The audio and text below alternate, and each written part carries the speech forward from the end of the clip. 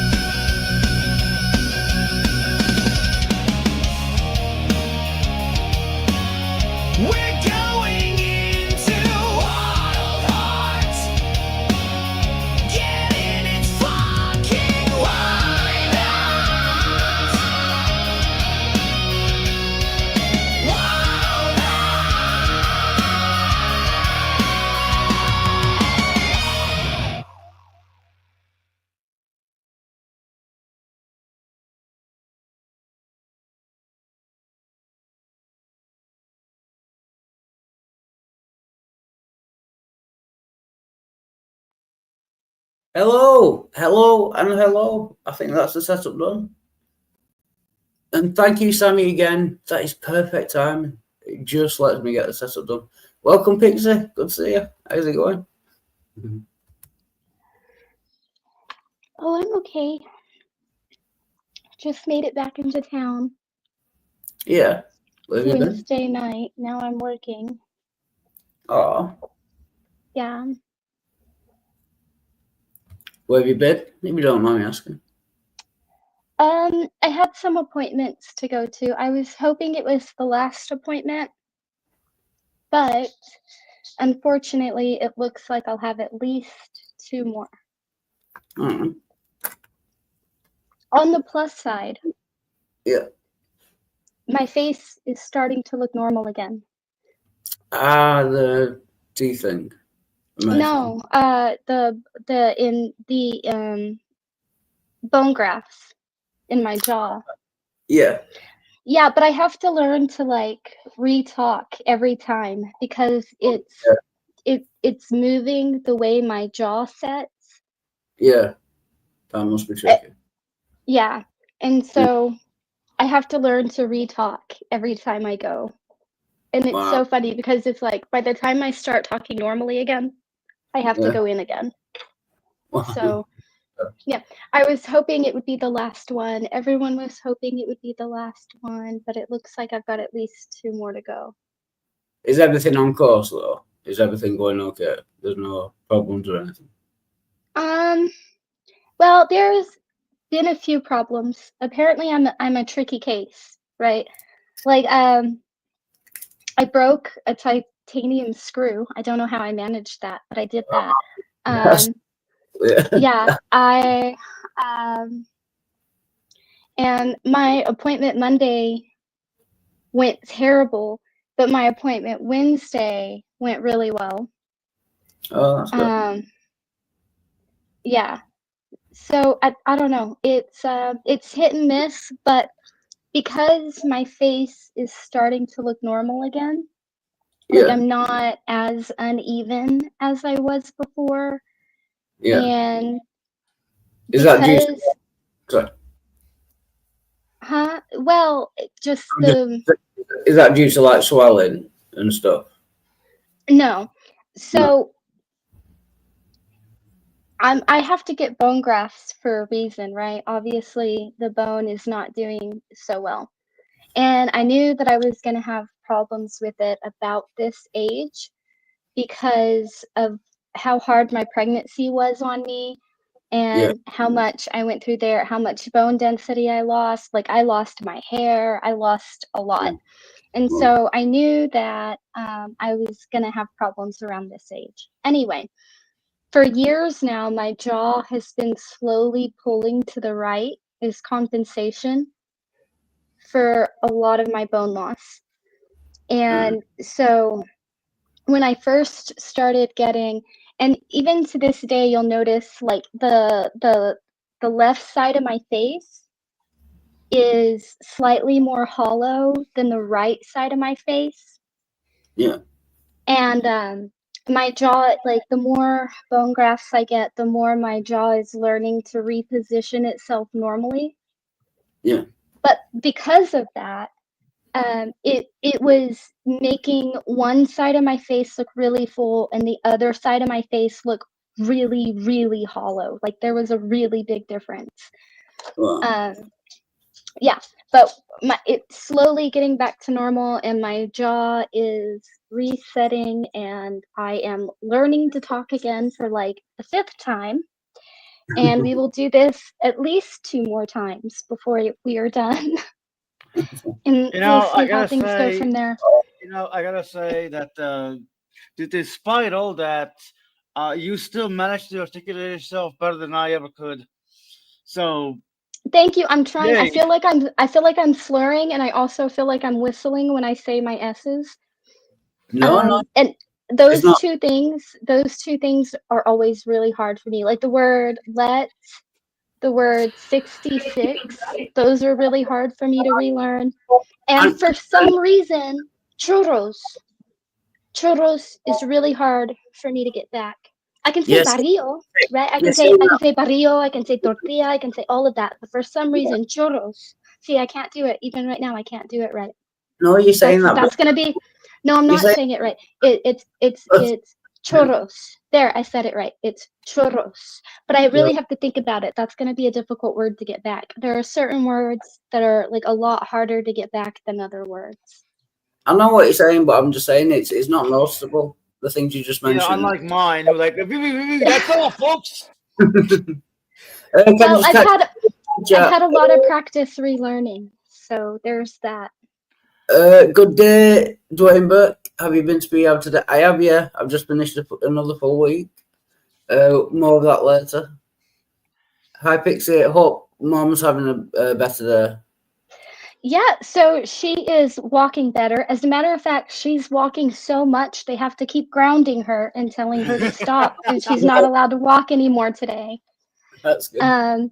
So she wants out pretty bad. So she's doing good. And I've got to go on a shopping spree and get her all kinds of snacks and all that good stuff and make sure she's all comfortable again. And I will go see her either this evening or first thing tomorrow morning. Oh, that's cool. Yeah. By the way, you didn't say hi to me, Wildheart. I came in. No, I've just done the setup. I've just done intros. I know. I'm just messing with you. Yeah. Welcome, Midnight. Great to see you. So I saw you on Aces a little earlier. Yeah, do you think I kicked ass? I think I kicked ass. You know, with the prepositions.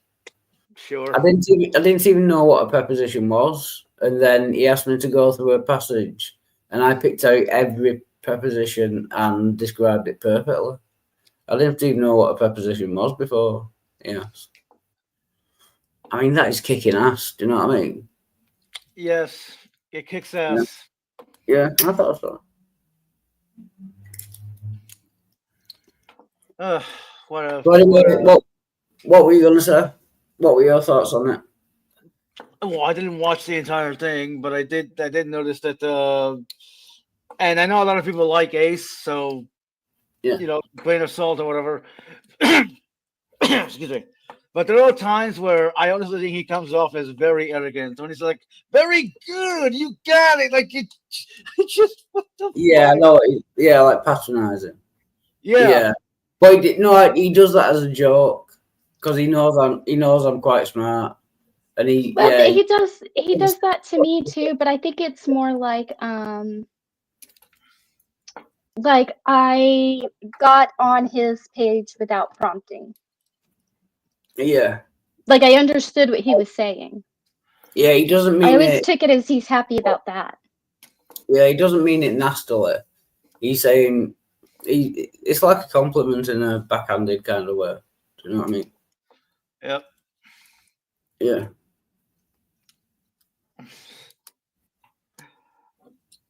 Hey, everyone, a lot of people like him, so it's like okay, whatever. Although Yeah. obviously JG definitely has an issue with them because he had a Yeah. stream last night. Will Ace Steel address something or other? And it was just him playing music. Most of his streams are titles directed at Ace. JG's obsessed with him. And I'll take Ace over JG any day of the week. I happen to like Ace. I mean, do you want to no know? contest, obviously, but Do you want to know what went on at Prehab today? sure. We had a little exercise, and I know feelings aren't for men and stuff, but we had to do it. How did addiction trick you? I put my addiction tricked me by making me think it wasn't a problem, by telling me I needed it and couldn't cope without it. It tricked me into manipulating and lying to people that care about me. And then the second question was, describe the moment that you realise you want to recover from addiction for good. And I put, it was when I started getting the stomach pain back after they told me I will probably die in 6 months if I carried on drinking. I started drinking more and taking cocaine. Then the stomach pain started again, and it made me remember how bad the pain was in hospital. That scared me into wanting to recover. Obviously, that didn't take all day. We did a quiz as well. Yeah. Just keep people updated.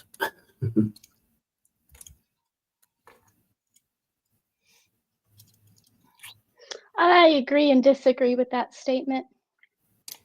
Which one? That one. Truth is more like most platitudes, it's awfully facile. Well, oh yeah. What does Dan Dennett call it? A deepiter. Yeah.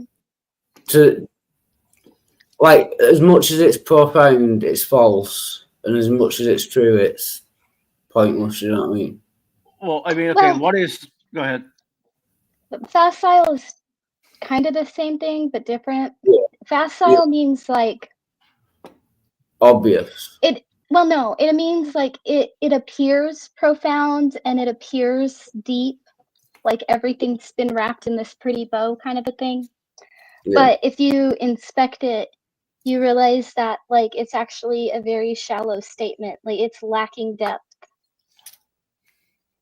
Plus, you need truth to have friendship. So truth is more important than friendship. If there wasn't truth, then you couldn't have friendship. Well, you need hold on. Is truth more important than friendship, though? What truth? Yeah. Oh, yeah. Is every truth more important than friendship? And whose truth? Are we talking about your truth or my truth? Is it a competition of truths at this point?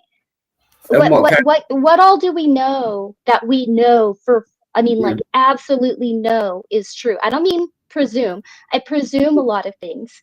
You're overthinking it, Pixie. You're supposed to be deep. Just don't. No, and I'm saying I presume a lot of things. I suppose a lot more things, but I can't say that I know many things. I've got in trouble with this before, but I say all I know is that something exists. Because brain in a vat, all I know is that something exists. I might not be me. If this is all a simulation, or if I'm a brain in a vat, everything could be false. So I don't know anything to 100% certainty, except Right. some Well, excess. even I have to doubt some of my own memories sometimes because You I should. remember something and my sister will remember the same thing, but we don't remember it the same way. Yeah. Right? We're even in the same order sometimes. And so I have to question my own memory. So Yeah. if like I presume a lot and I suppose a lot, but what do I actually know? Like actually know, right? And that's a much smaller set of information than Yeah. most people like to admit. For Yeah. example, if you have a belief in anything that is unfalsifiable, that automatically gets put off the table. If it's an Okay, unfalsifiable John, what thing, the? it's something you can't know. No, You can hold on. Hey, presume. atheist. God, go ahead. Sorry, I just hate. You just really have a Oh, I problem don't with care. this statement. You I can, know he's a troll, basically. I think no, Kanye. that I didn't say lie. I said whose truth. Because again, if you say there's a God and I say I don't have any gods, No, that's exactly what I was talking about, though, right? but You think you know something that's unfalsifiable, but you can't know it by the very nature that it is unfalsifiable. his statement, So you his can res- presume and you can but suppose and you can believe, but you can't know. But his statement is ridiculous on the face of it. Atheists, they will lie to maintain friendship, which means they have no friends at all. How can you maintain friendships if you don't have any friends? All on top of that, what is it that he's considering a lie is another thing I'm getting at. That's what makes the statement so facile, right? So, Yeah. for example, I'm friends with many believers, but I don't have any gods. So, Yeah. if they say there's a God and I say there's no God, then we don't agree with each other, right? Now, I'm not going to lie to you and tell you, yep, I also believe in your God. But on the Yeah. other hand, you may think that me saying there's no God is a lie. So, But in what, like, do you see how shallow this statement is? yeah, but this is another great one. The Christian God is not unfalsifiable. Well, that's testable, John. Can you give No, us that's not true. can you Sorry.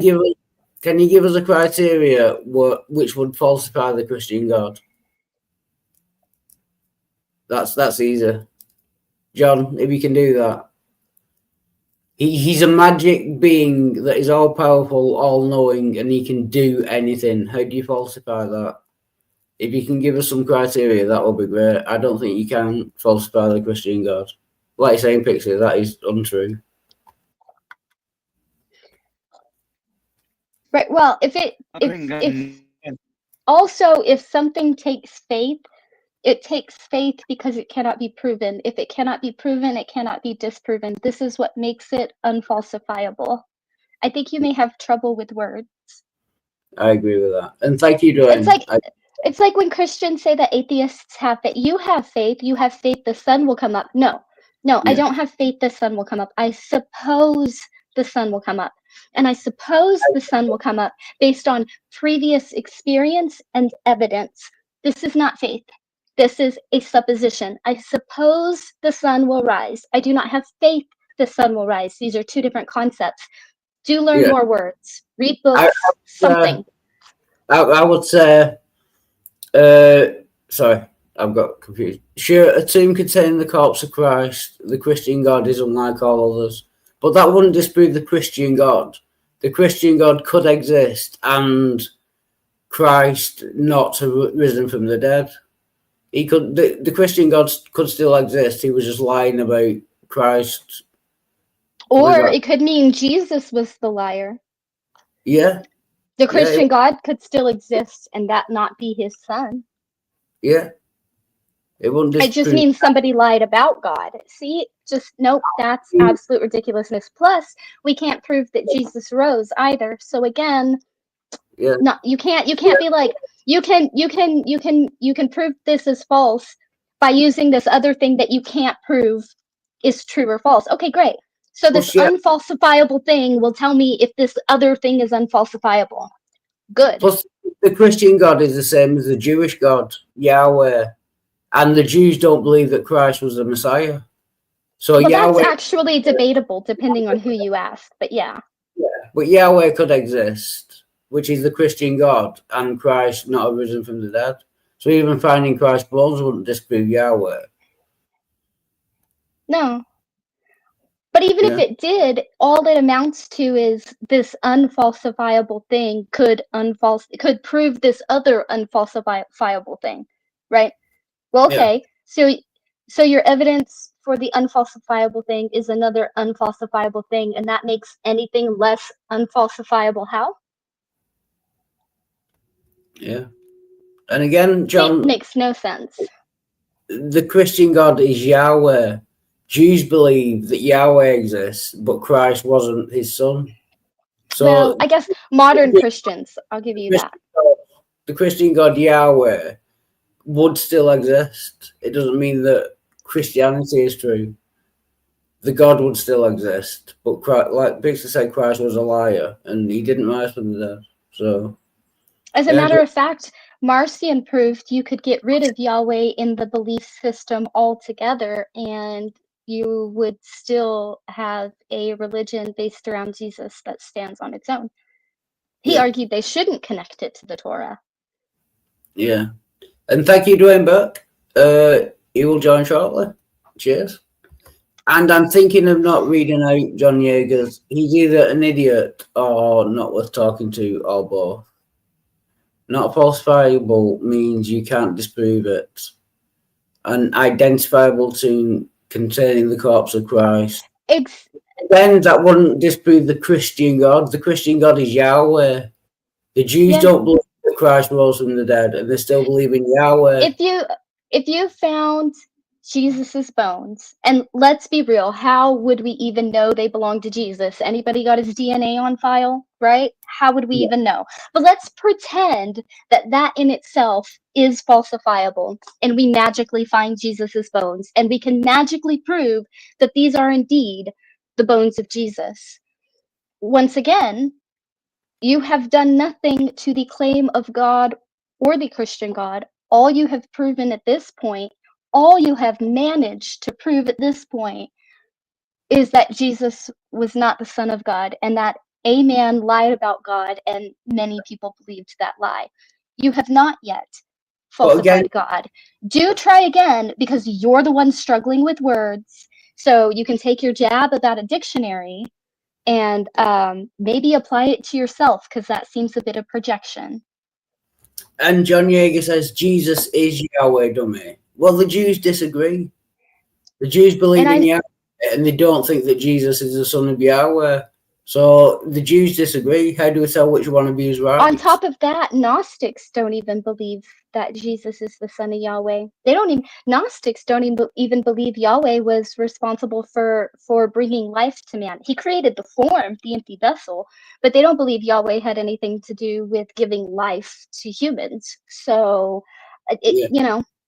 again, could we falsify your understanding of this particular God? Sure, but it doesn't falsify the deity itself. It just falsifies the doctrine you've built around the deity. You keep like mixing all of these things up and pretending I'm the one struggling with words. Do try to read more. Yeah. And I think I am gonna, because I want to sing again. I'm gonna. Sorry, Midnight, and everyone who's watching. I'm gonna do a karaoke. Yeah, John Yeager, either join or. All right, you bastard. Away, what's it? Away the lads. Away the lads. Spuggy. Spuggy. Biker Grove. Biker Grove. I'm just literally making a cuppa. I'm making a cuppa, lad, and I'll be on. Yeah. Right. No, I'll mute for the time being. I'll just make a cuppa. Can I interrogate you on the kind of cuppa you're making? I presume Yorkshire tea, the best kind. No, it's actually, I prefer PG tips. Oh, poor choice. I like PG tips, 2 tea bags, 2 sugars, and milk. Oh, you got No, the 2 milk, right? Yeah. I have to have lactose-free milk though, because I've got lactose intolerance. Oh, that's fair enough. Just the PG tips. It was made by monkeys. Have you seen That's the what I advert? like about it. Oh, Planet the Apes tea. yeah, removal, mate. They were monkeys. Yeah. Okay, I could go with that. Yeah. But Yorkshire tea is still the best, in my opinion. Even though I come from Lancashire, you know, War of the Roses and all that. But yeah, we'll forgive them. Because they make great tea. I should really say Tetley. Oh, Tetley. Yeah, Tetley tea, lad. as well, yeah. It's Tetley, PG Tips or Yorkshire. I can't think of another contender. Yeah, it's one of them. They're the main ones I can think of. Now, when it comes to Chinese tea, that is awful. It's just like flavored water. Yeah. It is. It's like cat piss. Yeah, flavored cat. 2 sugars, and they don't even put milk in it. You know, 2 sugars and cat piss. So they're full of cat piss. Then you flavored tea bags. No, don't do that. I know we stole tea off the Chinese, but you know what I mean? We improved it and made it better. Yeah. And John Yeager says he'll join later. You said that the other day. You said you join in an hour, and I kept going for 2 hours, and you still didn't join. So I'll believe it. I'll see it, John Yeager. Yeah. Oh, the guy in the side shirt. Yeah. He's gonna go find a dictionary. He needs to study. Well, I'll make you full screen. I'll make you full screen. Yeah. What's that? We got a shot of the tea. Yeah, I made you full screen. Can we get an in-depth, like over the top look? That is the right colour for tea, to be fair. Oh yeah. Milk. That's it. 2 tea bags. That's right. Yeah. Not enough sugar though.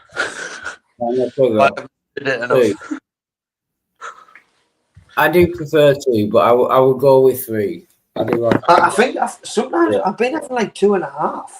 And Like I'm thinking like, because 2's just not doing it anymore. It does depend on the size of the mug as well. Yeah, it does. But I have it in a massive mug, so it's like 2 cups. One of those 2 direct coffees. ones. Yeah, 4 sugars, 2 coffees, and milk. Oh yeah. And it does depend on the size of the mug. To be fair. 4 coffees? No, 2 coffees, 4 sugars, Yeah. I have 4 coffees like double. Yeah. I like what do I have? Kenko. I think it's Kenko. Like the blue one. Smooth. Oh, I do like Kenko, yeah. But yeah. Nescafe. The blue one. Nescafe's got to be the best, though. I love that. Honestly, it's proper nice. It is a way to start your day. Yeah, definitely. Isn't it time that you woke up to a richer... A richer morning. The Americans will not have a clue what we're talking about, but this is like advertising jingles from the 1980s. That's it. Like I'd be lost without a coffee on the morning. Me, like I'm too used to it. Yeah. Do you reckon it's best to either have coffee all the time or not at all? But if you like coffee intermittently, yeah, it fucks you up, apparently. I think you're right. Actually, because like to be honest with you, I'll have one on the morning. If I have one later, it puts us to sleep. But they say if you've got potential ADHD, it does the opposite effect, and it does tend to put me asleep. Yeah. John Yeager, I've decided, I've made an executive decision. I'm not going to put up any of your comments until you join. It's too annoying. Do you know what I mean? So when you join, then I'll talk to you. So until then. How are you doing, Pixie and Midnight? You good?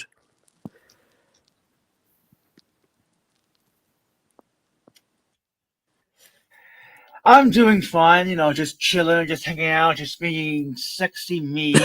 And who can deny that? Yes. No. yeah, who can deny that? Perhaps that simply means he has yet to unless you limit God to your knowledge of him. God Pixie is so savage. Yeah. But again, I presume that John Yeager thinks that the Christian God is all powerful, all knowing. He can literally do anything. That makes him by definition unfalsifiable. He also just told on himself. Yeah, but if he can do anything, then he can hide from humanity, which will make him unfalsifiable. So if John Yeager, you believe your God is all powerful, then he has to be unfalsifiable by definition. Also, he just told on himself because basically he's saying that the only reasons he believes in God or the Christian God, right, is because of man's doctrine. He couldn't believe in this creator God if man lied about Jesus being the Son of God, because if God hasn't sent a piece of himself to the earth yet, it makes God a liar for not doing things on the timeline Yeager and his little group has decided God must have done them by now, right? So his faith is so shallow, so vapid, and so small that one liar could kill all of it. All of it. It couldn't be that this one wasn't the Messiah or that the Messiah hasn't come yet. It couldn't be that the Messiah was completely overlooked in favor of this false doctrine. It couldn't be that somebody got part of it wrong, right? No. It has to be that God God doesn't exist. That's what it has to be. And I know that I'm making myself a liar by reading out his comments, but unfalsifiable means a statement or theory that cannot be proven false through any conceivable observation or experiment. That is true of a God. Again, any God that is all powerful cannot be disproven because he could intentionally hide himself no matter what. If he can't intentionally hide himself, making him unfalsifiable, then he would not be all powerful. That would be what's known as a deist God. Yeah. The point is though, like, what is the idea of the Christian God, right? The God that's going to sacrifice his son to save all of man, right? That's the God. But he's saying that if we found out that Jesus was not the Son of God, he would automatically not believe in the Creator God or the Creator God's promise, because it didn't happen in his understanding of the timeline. It can't be that we're still waiting for the Messiah, right? It can't be that somebody else was the Messiah that just got overlooked and we were wrong, right? It has to be that the deity doesn't exist. And I don't think that falsifying doctrine falsifies a God.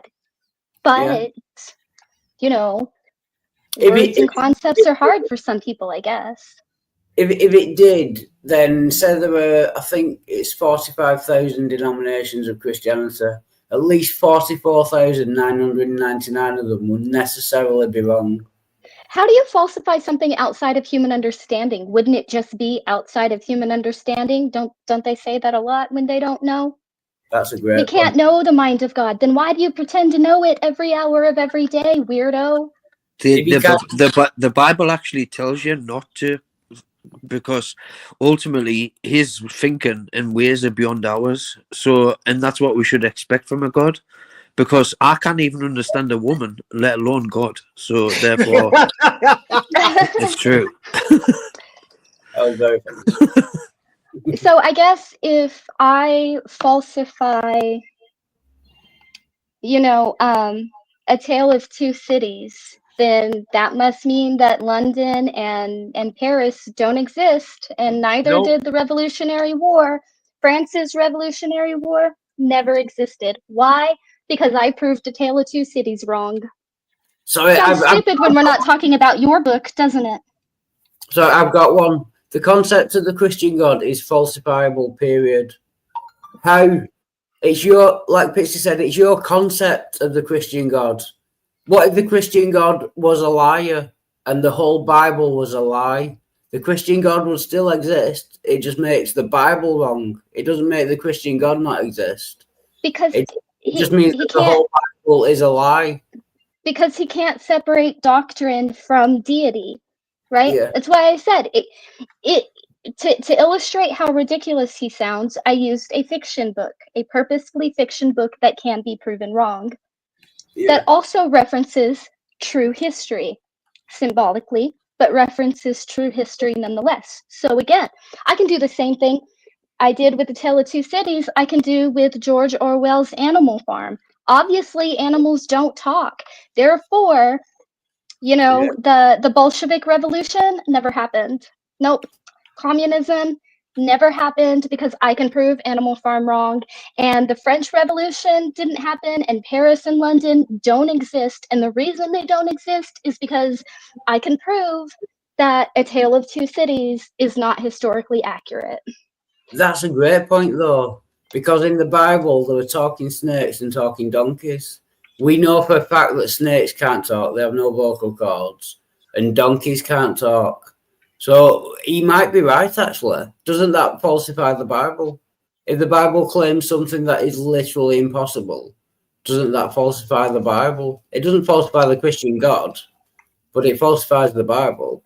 Sure. But if you take metaphor and symbolism literally, then whose fault is that? Again, the Charles Dickens' A Tale of Two Cities and George Orwell's Animal Farm both address real events that happened in history. Now, they are addressed in a fictional manner. They are addressed with fictional characters. And it is, and some of them personify animals. There's a lot of symbolism. There's a lot of pathetic fallacy. There's a lot of literary tools in there. But I can't say, because this is fiction, the real thing it's describing never happened. That doesn't make sense, right? I can say A Tale of Two Cities is not a true story. I can't say the French Revolution never happened because A Tale of Two Cities is a fictional story. Do you see what I'm saying? Yeah, and this conversation, because of John Yeager, is annoying me. So I'm going to stick to my initial principle. John Yeager, either join or I'm just going to ignore you.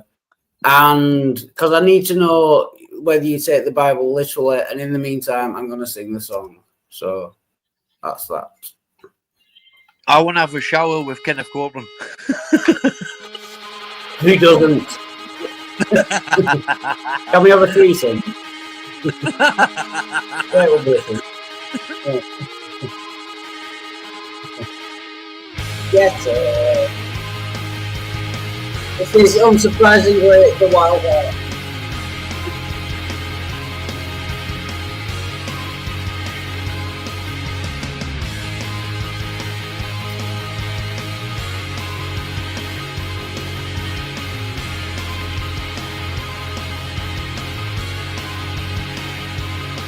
I forgot you. Well, I've been out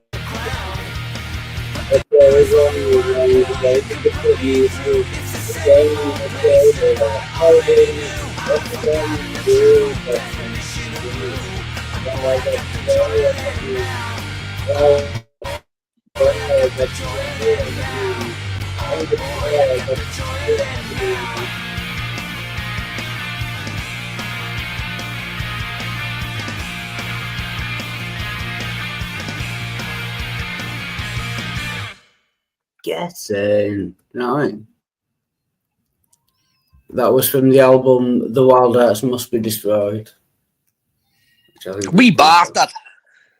Yeah, we bastard. And we got no viewers. We went from 3 down to 2, down to 1, down to 0. Yes. Not surprising. What an It's okay. I achievement. prefer not being watched anyway. I'm just here to visit. Yeah, I don't like being watched when I visit. Yeah. No, Well, I mean, yeah. people are gonna I'm- watch you anyway, considering you're on a live stream. If you don't want to be watched, why did you join a live panel? You could just, I don't know. I talk off air. didn't say that I cared if people were watching or not. I just meant like I'm not here to be watched. Fair I'm enough. here to visit. I don't Oh, care if they are there or not. Fair enough. I'm just, yeah, no, I'm the same. I'm just here to entertain myself. Is that my phone? that you're Crap. talking about? Yeah. Oh, your clicking's back again. I know you having Oh, problems with it. I'll just knock my Bluetooth off. No, it's not bad. You don't have to leave or anything. I'll refresh. It's not bad. It's just there's a little bit of clicking in the background. Yeah. I don't know what it is. Everything is success. I'll join in about 2 hours. Okay, are you gonna be live in about 2 hours? Right, maybe, but John Yeager, I shall read your comments out in about 2 hours. Then. Yeah, we bastard. Yeah.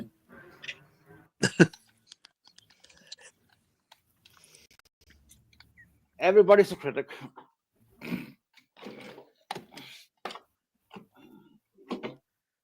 Let's get critical. But I it's want- warm today. Not physical. It is. It's boiling to- warm. That is why I've got this towel. It is roasting. Yeah. That's why I named me as a towel, because I'm sweating. It's red hot today. It's 25 degrees in my house. Yeah, 30. Oh no, 20. Yeah. But my house is like holds heat like mad, because it's a newish council one. So it holds heat like hell. Yeah. Mine's an old council house, so it doesn't hold heat. And we've got Yeah. storage heaters. They're just Oh. radiators with bricks. It heats Oh. the bricks up in a plastic box, basically. It's a Yeah. shit way to use a house. It's really inefficient and costs a fortune and doesn't really work. Might as well use them bricks to chuck through the window. Yeah. let's Oh, let's some good. fresh air. Yeah.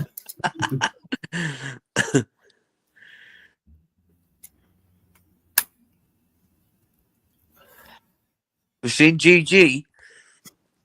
JG. Has he not been live or? He has been live, I think. Wasn't it midnight when you're saying that he just played music or something? Was it you, Oh, What? wasn't it you, Midnight, that said that JG was just playing music the other day or something? Well, I mean, yeah, he always does that. Yeah. Like, I will click on it just to see if anyone's talking, and I just see his avatar and then music. Or sometimes he will play, you hear the sound of a video he's playing, but not really showing. Yeah. Of course, the chat Right. is usually the more interesting thing there. Yeah, Greg Bonson is the one he always plays, isn't it? Yeah. Bonson. My He's up favorite memory of how obsessed he is with Ace is always going to be the day I was like, oh, look, JG is streaming and his title is about Ace. And so Yeah. I went over to Ace's channel, who was also streaming, and I clicked on, and I see JG type in the chat that Ace is obsessed with JG and all, like, And so I Yeah. went back to JG's room, and I kid you not, JG, they were all in there snickering, and JG was like, I typed this at him. And I was like, that would have slapped so hard, JG, had you not been in here obsessing over him for more than 6 months and you didn't run back here to obsess over him some more. Plus, half of JG's content is just him streaming Ace's live streams on his channel. Do you know what I mean? And he hasn't got. He says that Ace is obsessed with him. It's very much a look.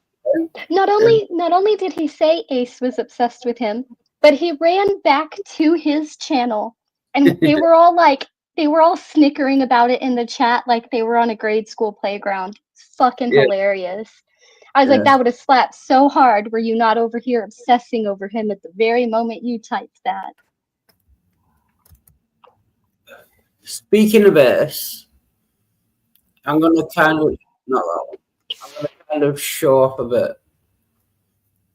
Not that one. I've got so many fucking tabs open. Not that one. Knock all that porn off, will I? Oh, no, I can't get porn.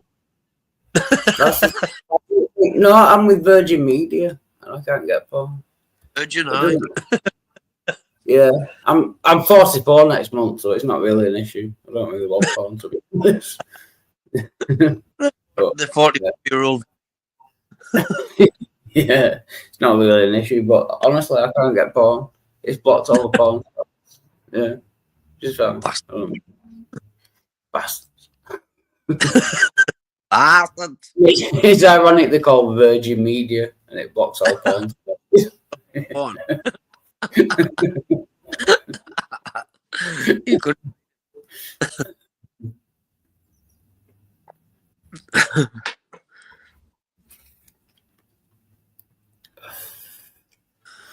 Yeah, but I was going to show me on Aces before. Like I said, I mentioned it before. I like kicked ass.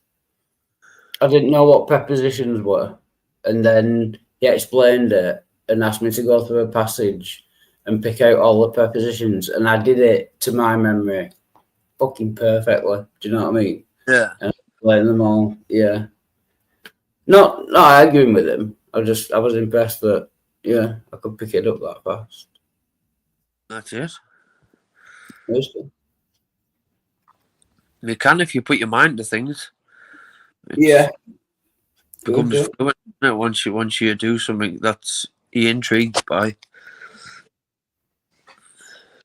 Although I still have a book report to do on Job. You know, the book of Job. Yeah. I told Ace that I would do a book report. But keep it to yourselves. I know we're live on YouTube. I'm thinking of cheating and just going through the Skeptics Annotated Bible and just pointing out all the fatal flaws in Job. And I know that, first of all, it was a book that was written before the Bible and the story was adapted for the Bible, which is why it ends kind of weirdly. Because Yahweh was never involved in the original story. It was an ancient story that they adapted to fit Yahweh. And I know that basically Satan only killed 10 people in the Bible, and it was all Job's family. And he only did it because God told him to. Whereas Yahweh, God, killed billions of people in the Bible. So who's the bad guy? Do you know what I mean? But I have to do a full report on it. I don't have to. I'm choosing to. Everyone's using that Chat GPT or whatever it is, AI thing. Yeah. Like, my friend even used it for like, for like his CV and for job interviews, all that type of thing. Oh yeah. Like what kind of questions are they going to ask me now? Yeah. Oh, Yeah. that's good. Yeah. Like, and it's quite clever, really, because it comes up with like really good questions and stuff like that, and it came up with like really nice words for his CV to put on, like really intellectual. Oh, could you do that? Like Chat GPT, can you tell me how to write a good CV, and it will just do it for you? Yeah, You just definitely put all the details. Oh, that, use it because me mate's done it, but he'd know better. I'll have to get him to come on here one time, and because he uses it like, all the time. and does anyone know? I don't know, but CV means curriculum vitae. I know it's Latin, but does anyone know what curriculum vitae means? Google is open. Isn't that just your record of achievement? Like, I Yeah. think What? Spell that second word. like Latin, isn't it? Vitae, VITAE, curriculum vitae, which translate to, of course. Oh no, which translate to course of life. Yeah. It refers to a document that outlines an individual's educational background, work experience, and skills. Oh, that makes sense. Well, Yeah. cricket is Course of life. what's taught at school, but not vital. Yeah, curriculum vitae. Yeah, course of life. Yeah. So it's basically all your educational history and your work experience. Well, I that's haven't brushed up my Latin skills since grade school. I should get on Yeah. that. I'm disappointed that I mean, that was workoutable, if that's a word, and it's not. It'll do. It'll do. Well, that's why I asked you to spell it. Because Workoutable. AE always came out A instead of Work I. That off. I sound confused me. Yeah. Curriculum vitae, yeah, VITAE, vitae. Is Yeah. it Latin or is it Roman? Ah, that's a good point. It might be. I presume. Oh no, it's Latin. Yeah. Yeah. Mhm. Yeah. The Wild Hearts channel, not just entertaining but educational as well. Better than CBB. Yeah. on the odd occasion. Yeah, sometimes. What's that dick called? That character of CBB's that bloke. He's just left, hasn't he? I forget what his name is. Oh, BBC. Mr. Well, Something. I'm not sure. I've not watched television since about 2010. Mind you, I don't watch telly. I only ever put music on. Yeah. I don't even have a TV license. Yeah. They came around. Look, I don't have TV. Yeah. I only watch YouTube. So That's it, yeah. I'm on YouTube majority of the time, like watching different things. I mean, as far as I'm aware, you don't need a license for it. I hope not.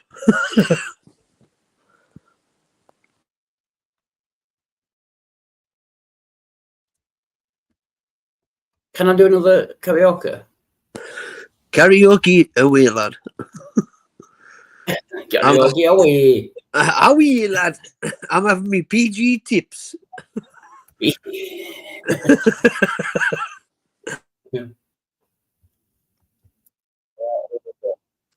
Cheers, lad. PG tips just sounds like a friendly hug. Friendly mug. You know, like rated PG, rated R. A hug in a mug. Yeah. Hug in a mug. PG hug in a mug. I'll get through this whole album. Maybe. No rated R tips over here. Yeah.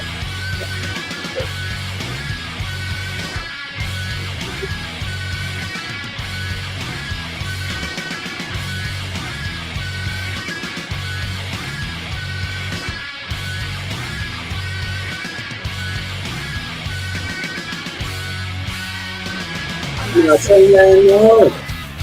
Just give me the car. I tell you things that start to feel and start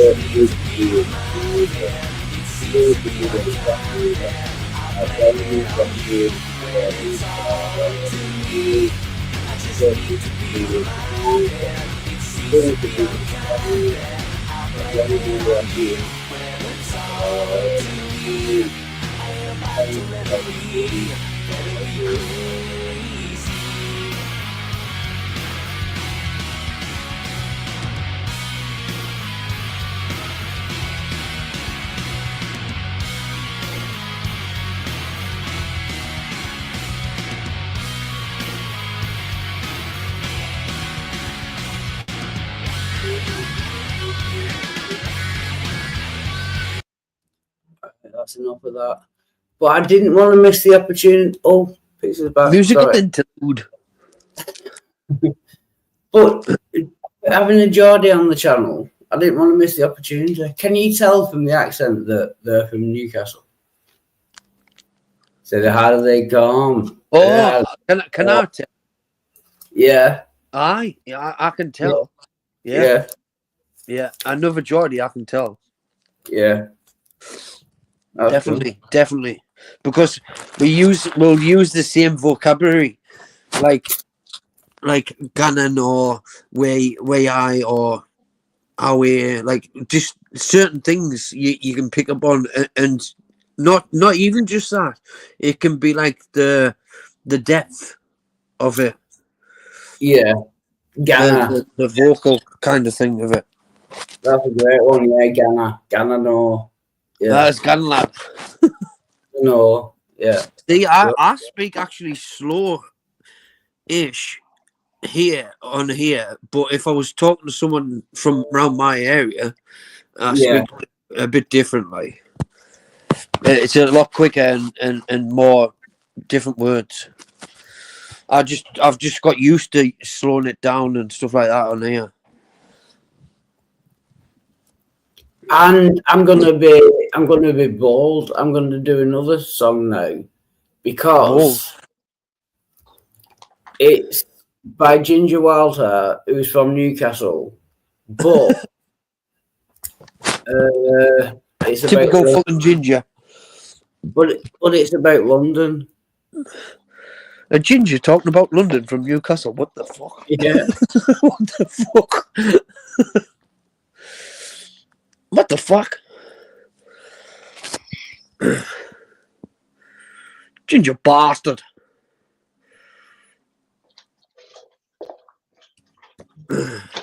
although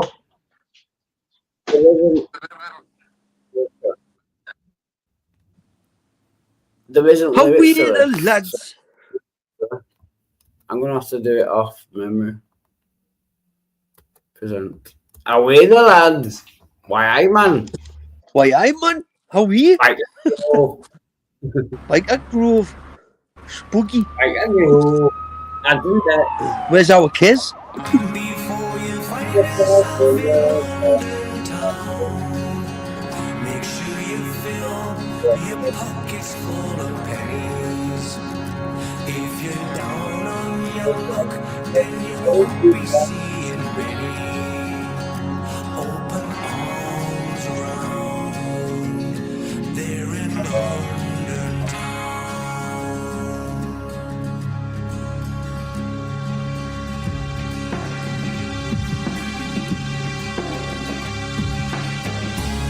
If you find yourself in London, Don't go following smiling strangers to the toilet. Our first one's free. After then you're gonna. I just have to point this out, just relax. It says, if you find yourself in London town, don't be following strangers to the toilet. Don't. George Michael won't listen to that.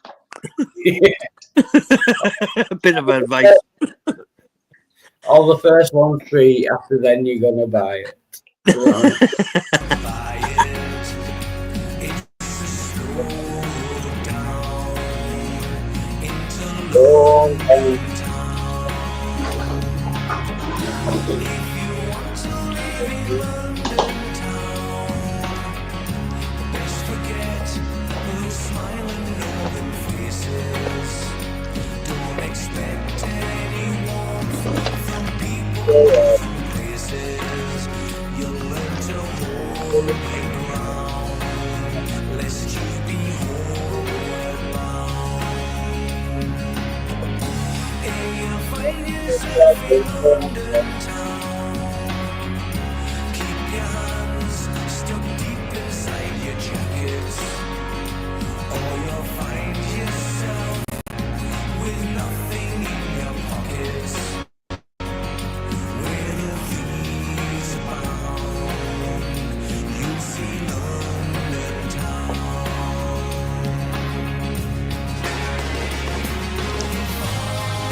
The heathen winds, they go. And I'm gonna go even further. He does New York. He does a song about New York as well. New York, man. New York. How weird. Get yourself to New York, man. Oh, what's it called? Oh, that's it. Yeah. How weird, lad. How are you, lad? How weird, lad. Up in New York. Hey, look at this little chava. Look at this little chava. Proper little chava. But a coconut is a welcome smell. Baby pigeon seat on the windowsill. Kitchen cupboard full of granola bars. Walking through the city beneath the stars. And loving every dog on the Lower East Side. Fighting for the bill in the taxi ride. Your pink knickers sit on the living room floor. Cause no one wants to clear them up no more.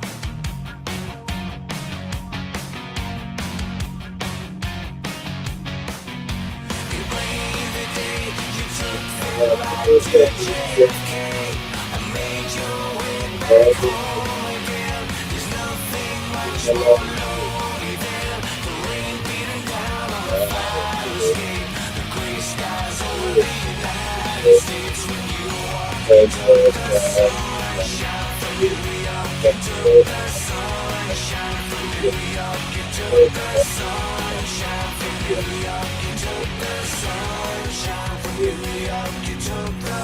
little squares of green and blacks, watching DVDs of Tess and Bess. Long summer days on Rockaway Beach, surprisingly hard and far to reach. Homies in a box for 50 cents. The squirrels kinda wonder where you went. The bathroom seems a little light on stuff. The bed's unmade and the TV's off.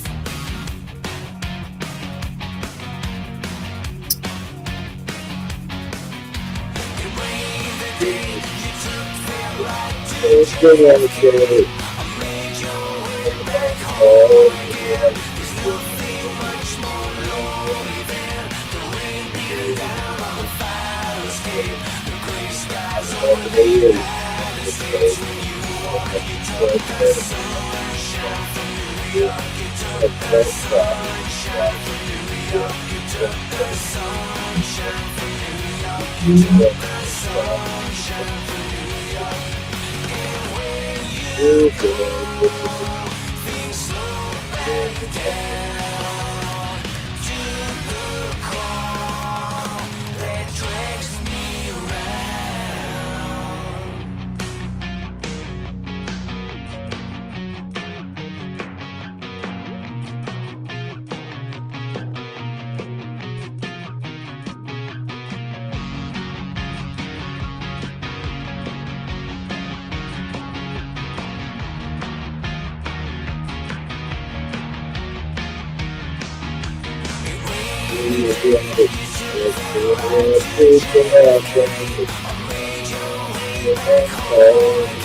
There's nothing much more lonely than the rain beating down on the fire escape. The gray skies over the United States. When you walk, you took the sunshine from New York. You took the sunshine from New York. You took the sunshine from New York. You took the sunshine from New York. You took the sunshine.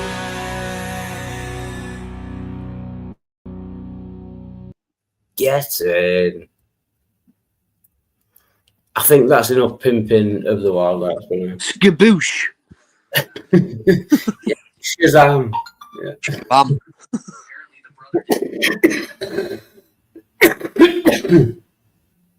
He's choking, lad, he's choking. Oh yeah, I've been doing that a lot recently. I need to cut down on the smoking. I Yeah. know, that's me, that. And having friggin' sore throat all the time.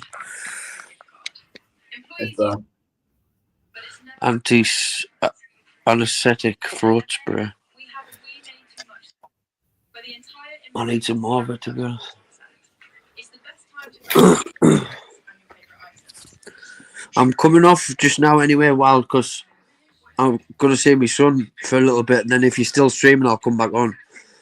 cheers, man. Thanks a lot. Good to see you. So, catch you in a bit, man. Cheers, man. Bye, Pixie. Salute there.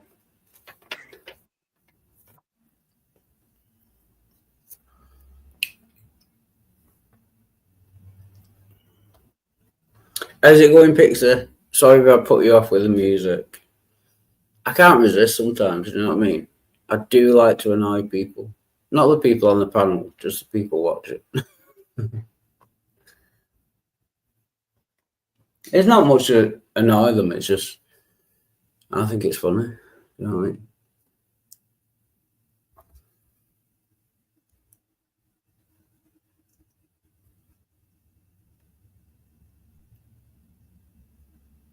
Oh shit, John Yeager's a mod on my channel. Oh, we gotta change that. Maybe a standard moderator. I'm not, so. Until he comes up and defends himself or makes a cogent argument.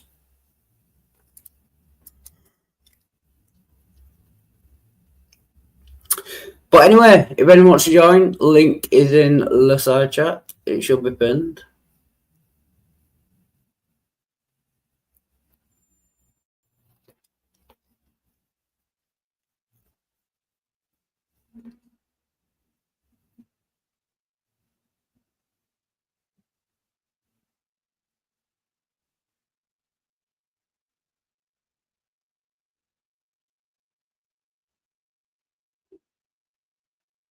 I'm guessing Pixie is busy with work. She normally is. She works way too hard and way too long. You know what I mean? Wow, I am missing Mod. Good to see you. Join if you can. Link is in the side chat. I think that means Pixie, she's missed you and good to see you. After the other day, I'm not sure whether Missing Mod is keen to see me. And just to clear that up, I have a weird brain, basically. When I get fixated on a point,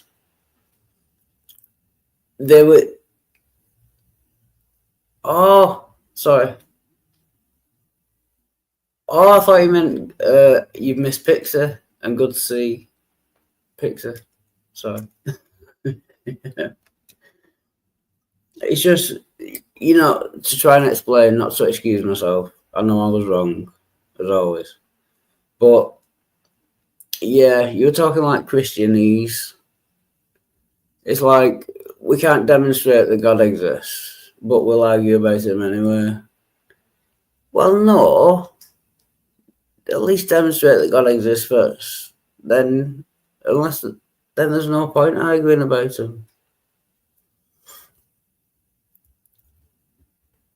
Yeah, and I'll shut up about it. I'm only joking, Missing Mod. I'm not joking, but you know what I mean.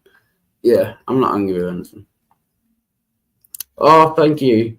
You're not a bitch. No, and sometimes you deserve to be a bitch. Do you know what I mean? Yeah. Some people deserve being bitch-like too, including myself on occasion. Yeah. Some people just need a slap. Again, myself included, so that's fine.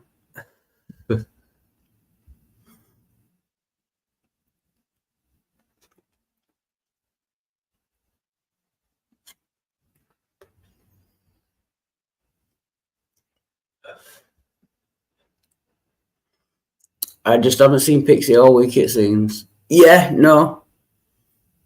Yeah. She's been busy at work, and yeah. But it's always great to see Pixie. I'm always surprised when she turns up. It's always a delight and a pleasure. Do you know what I mean? And in my case, often undeserved.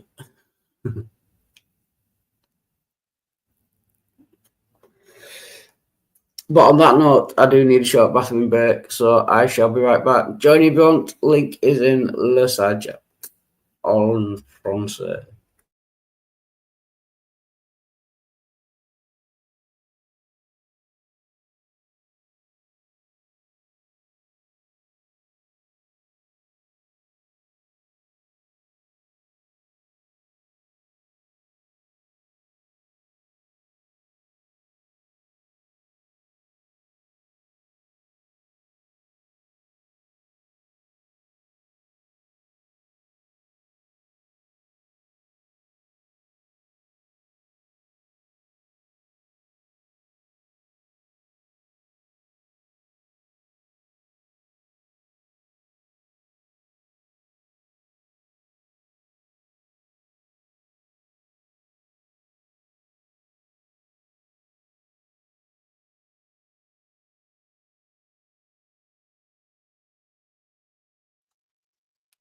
And we're back.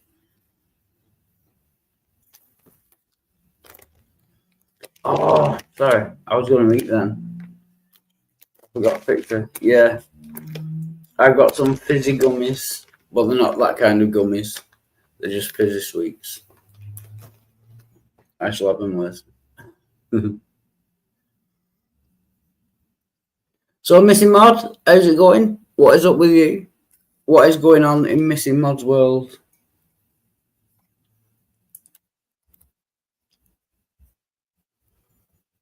I hope you missed my last 4 karaokes. Luckily, it was all the Wild Art, so I won't get copyright strikes for them because no one knows or cares who the Wild Arts are. So that's fine.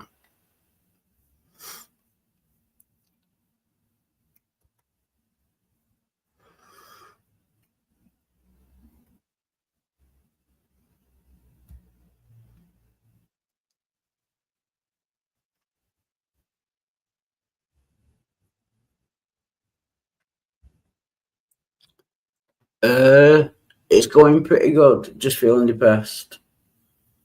Yeah, I know what that's like. And you might not want to talk about it, but if there's anything you want to talk about or anything idiot Mancunian from England could help with, but it's up to you. And I'm sorry. I know it's shit.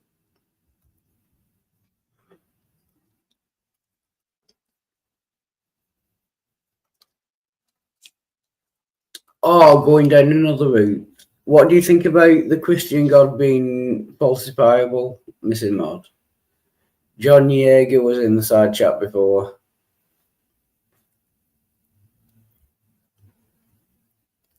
Oh, I'm sorry. I just missed my dad, but it's okay. I'll be okay. But it's odd you should mention that. And yeah, like British people don't do emotions, but it's just a coincidence that I'm going to have to mention it. I've been to Priad today and saw a psychologist, and they asked me the other day, when was the last time you cried? And I said like 3 years ago when my dad died. And they said, you might want to see a psychologist. So I've seen one today. But I'm just saying, yeah, I know what you mean. But it all went good.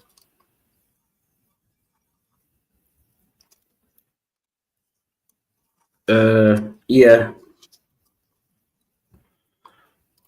And then we did a quiz and everything was fine. I actually knew some of the answers.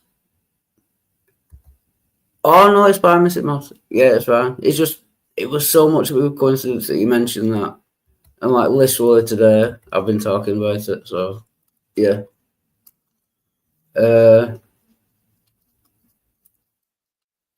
Yeah, I know.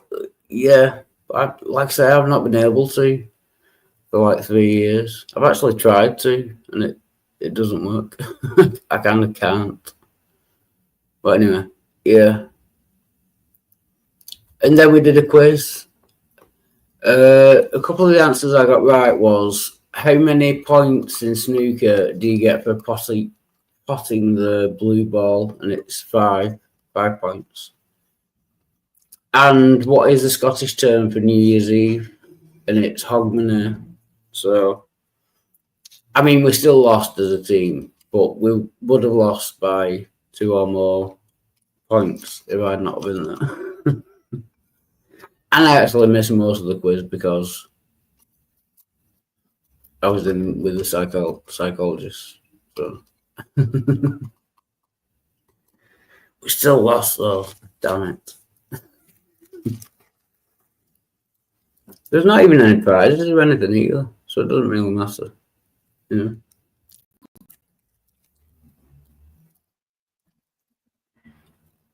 And one of the questions was, which I got wrong, what is the most famous, the best-selling duo in English history? You know, like band, like a duo. I put Robson and Jerome, and it's the Pet Shop Boys, which I should have thought of, but yeah. Apparently, the Pet Shop Boys are the most, the most wide-selling duo in English history. So, just a tip for if you're ever doing a quiz with that question, isn't it? You know the answer. You know the best-selling book of all time. Best-selling, I would guess the Bible, but I don't know whether that's selling because they mostly give it away. Is it the Bible? It must be the Bible, I think. Yeah, get in. Yeah. But I suppose, yeah, even though they give it away, they must buy it off someone, like the publisher or wherever they print it. Yeah. It's also the most stolen book of all time as well, yeah. Because they put it in hotel rooms, yeah. There's also a great game called Hide the Bible. So you don't steal it, but you know they put is it Gideon's Bible in all the hotel rooms and motel rooms. And the game is to hide the Bible in such a way that even the owners can't find where it is, so they have to replace it, even though you've not stolen anything. I thought that's quite a fun game. You like put it on the top of a high shelf, or like behind the toilet or something. I don't know, but yeah. Then they have to replace it, even though you've not done anything wrong and you've not stolen. It's all fun and games till someone loses an eye. You know what I mean?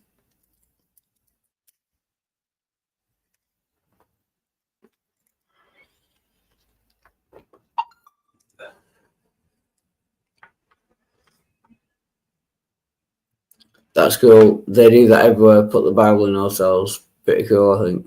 Yeah. I mean, yeah. Apart from the religion stuff, yeah, it's kind of useful. Do you know what I mean? But it does make me wonder who pays for it. I mean, the hotel owners can't pay for it because I don't think you go to an hotel to read the Bible. So it would be kind of worthless for them to buy the Bible. So the people pushing the Bible must give it to the hotels for free. But the people pushing the Bible must pay for it from the publishers. So I think I'm basically just asking who actually pays for it. Yeah, if anyone knows.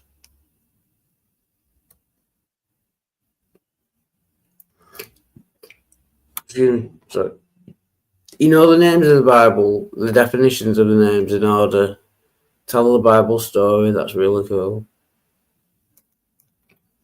No, Missy Mod, I'm going to have to call you out. I'm going to have to get you to join and explain it to me. I don't know. Do you mean the names of the books? The definitions of the names in order. Tell about. I didn't know that. Oh, I kind of did. I know what you mean, but I don't know them, if you know what I mean. Bible name chart. We shall do that. Thank you very much. Yeah, I've heard of it. Bible name chart. Yeah, because they all mean different things. I have heard of it, but I don't know them. Wow, I've got a lot of images.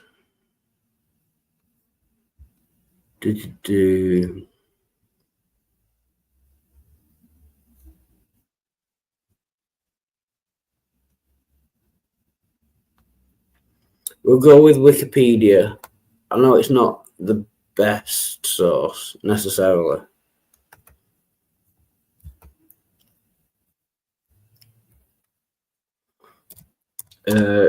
Uno second.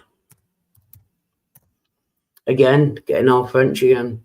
Uno second. I mean 1 second. Share screen. List of biblical names. Hopefully you can see that. Names play a variety of roles in the Bible. They sometimes relate to the nominee's role in a biblical narrative, as in the case of Nabal, a foolish man whose name means fool. Names of the Bible. Oh, I don't think this is it.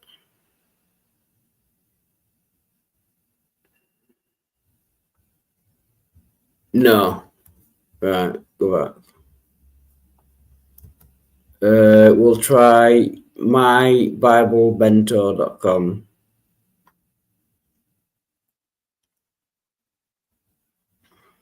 No, I think I know what you mean. It's the names of the books of the Bible. I'll try one of the images. Books of the Bible.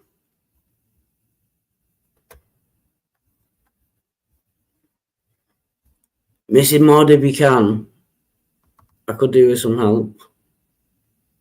Old Testament books. Law 5. Genesis, Exodus, Leviticus, Number. No, that's not it either.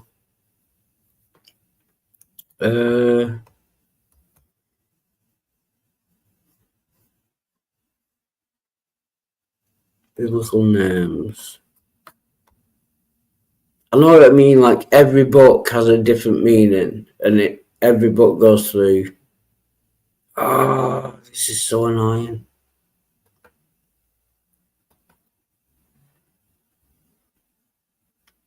Names of God. Bible name chart. Bible books. Name chart. Books of the Bible.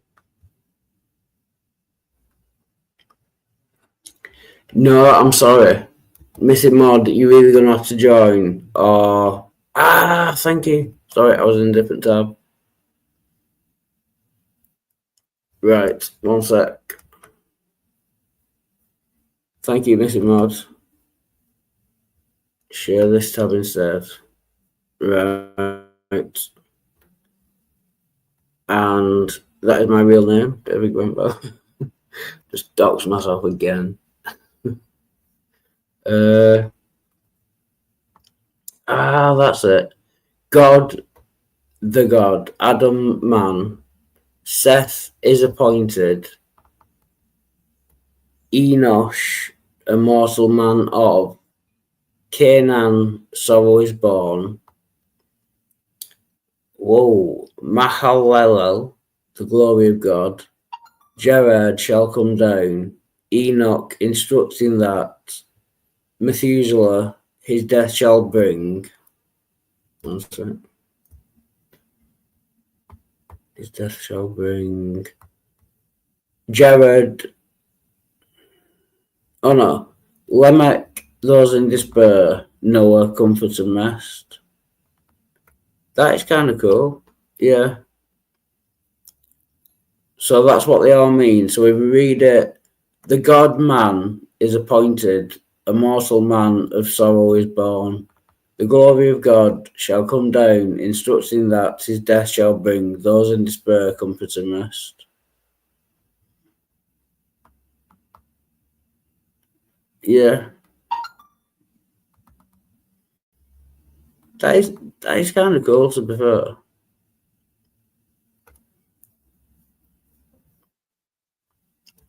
And now I've got so many fucking tabs open.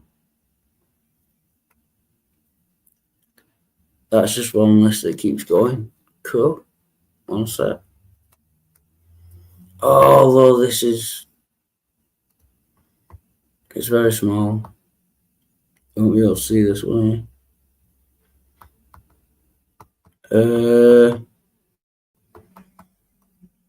Yeah. Oh, you posted a link. Try this one.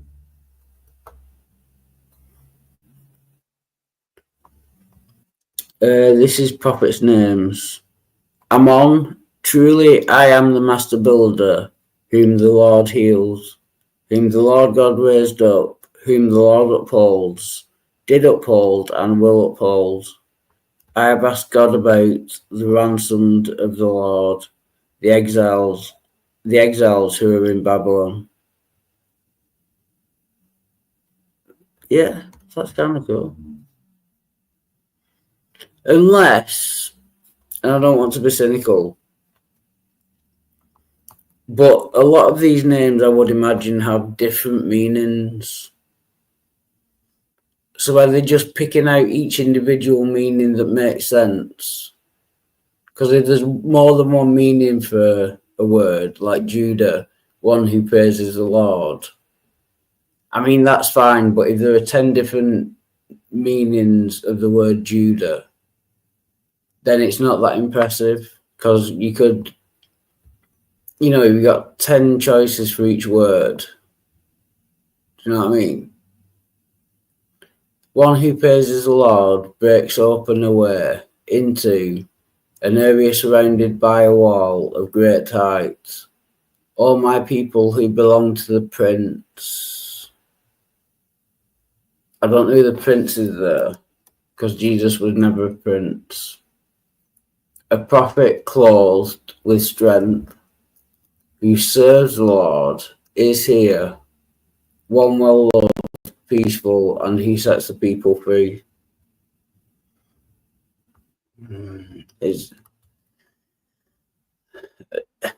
Sorry, Missy Maud, I don't want to piss you off again, but this is getting more and more spurious as time goes on.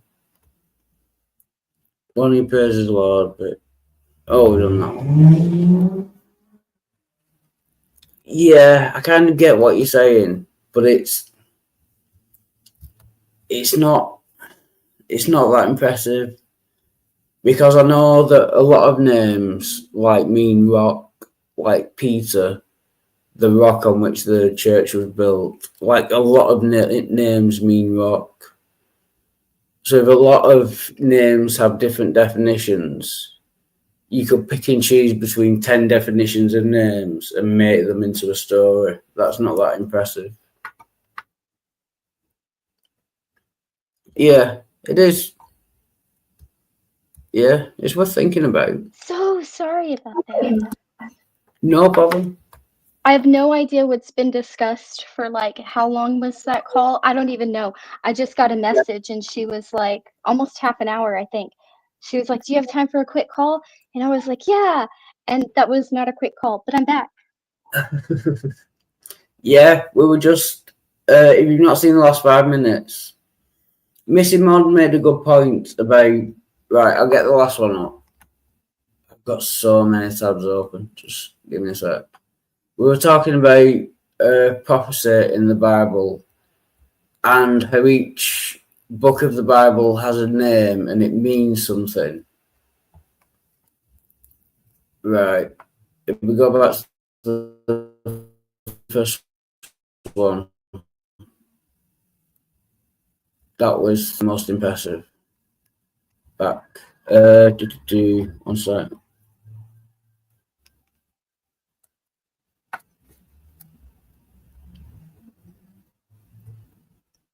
Right, yeah, the basic thing was, I don't know if you can see this.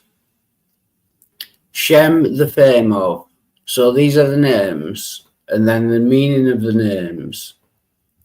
So it reads, the fame of Babylon's fortress, but I will make Babylon fade away, and sorrow extend like a plant beyond the place of division at the Tower of Babel. A friend also branches out enraged with fury. But it seems impressive. But like I was saying, if there were like 10 different definitions of the same name, and you're just picking to make a story, that seems quite easy to do. It's not just that. It's first of all, I don't know their naming customs, right? Like my friend has their name now, and their name was given to them based on their personality and stuff, right? Like their character, who they are. Prior to that name being given to them, they had like a nickname, like a placeholder name that people used until they were given their name, right? On top of that, you see many biblical characters whose names change, not just Saul to Paul, but what was the joke? The guy we all called Jezreel, Jacob. Jacob is referred to as Jacob and as Israel, sometimes as both within the same verse. And so like I can throw in these literary devices, but I don't know that that's not like a hindsight, like a looking back thing, instead of a, like it would be like counting and forgetting the misses kind of thing. It's like Jesus is called Emmanuel, what is it, Morning Star, like he's never called Jesus in the Old Testament. All the prophecies that relate to Jesus, none of them call him Jesus, which will be more impressive in my view. It's always Emmanuel. Well, that means God with us, therefore that means Jesus. Well, not really. Do you know what I mean? Like Morning Star. Well, that could mean anything. But like I say, it's like going back and kind of retrofitting. Do you know?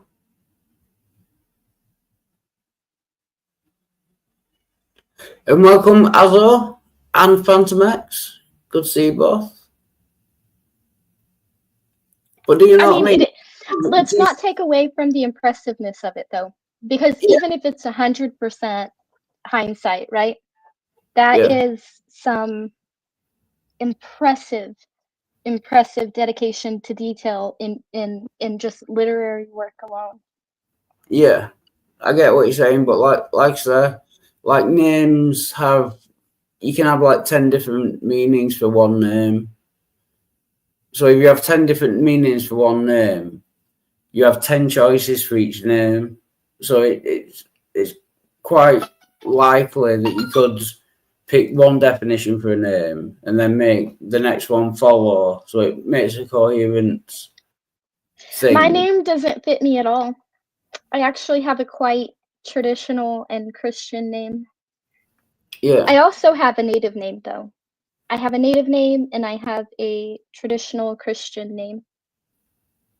Isn't the native name based on where you were born, or the first thing is that a myth?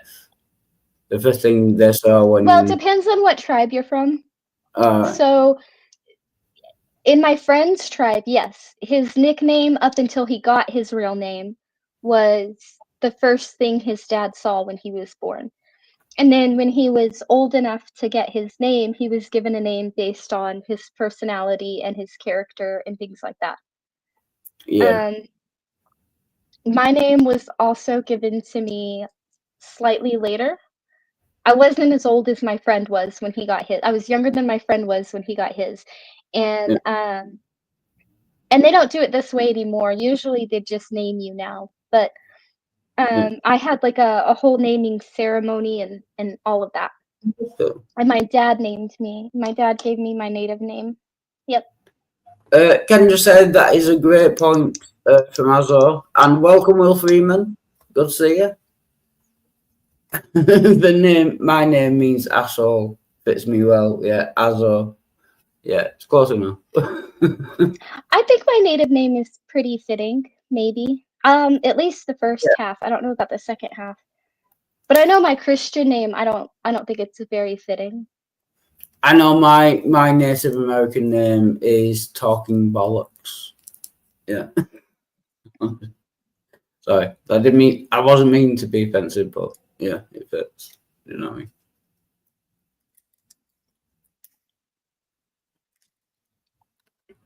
And my Christian name actually fits me because both my parents were Catholic. So my name is David John. Yeah, that makes sense. Both very biblical names.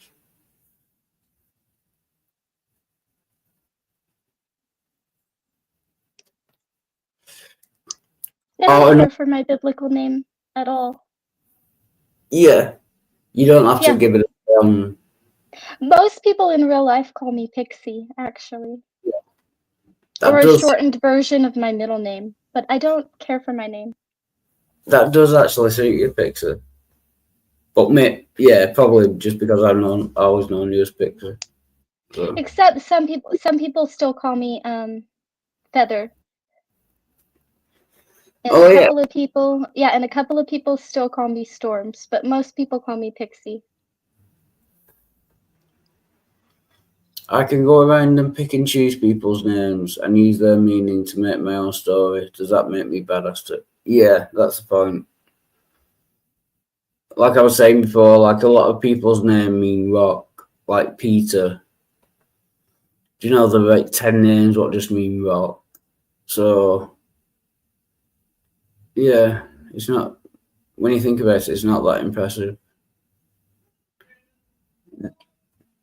Wow, someone's chasing that as well. So, this is what skeptics do: see things for what they are, not what we wish. Yeah, confirmation bias. Yeah. Mod hates me again. You get used to it. Yeah, she hates me. Hey, ASO. Hey, Maud never hates me. But I do need a I short don't bathroom. think. Not that I know of yet. I should be careful saying that. Sorry, I do need a short bathroom break. I'll be right back.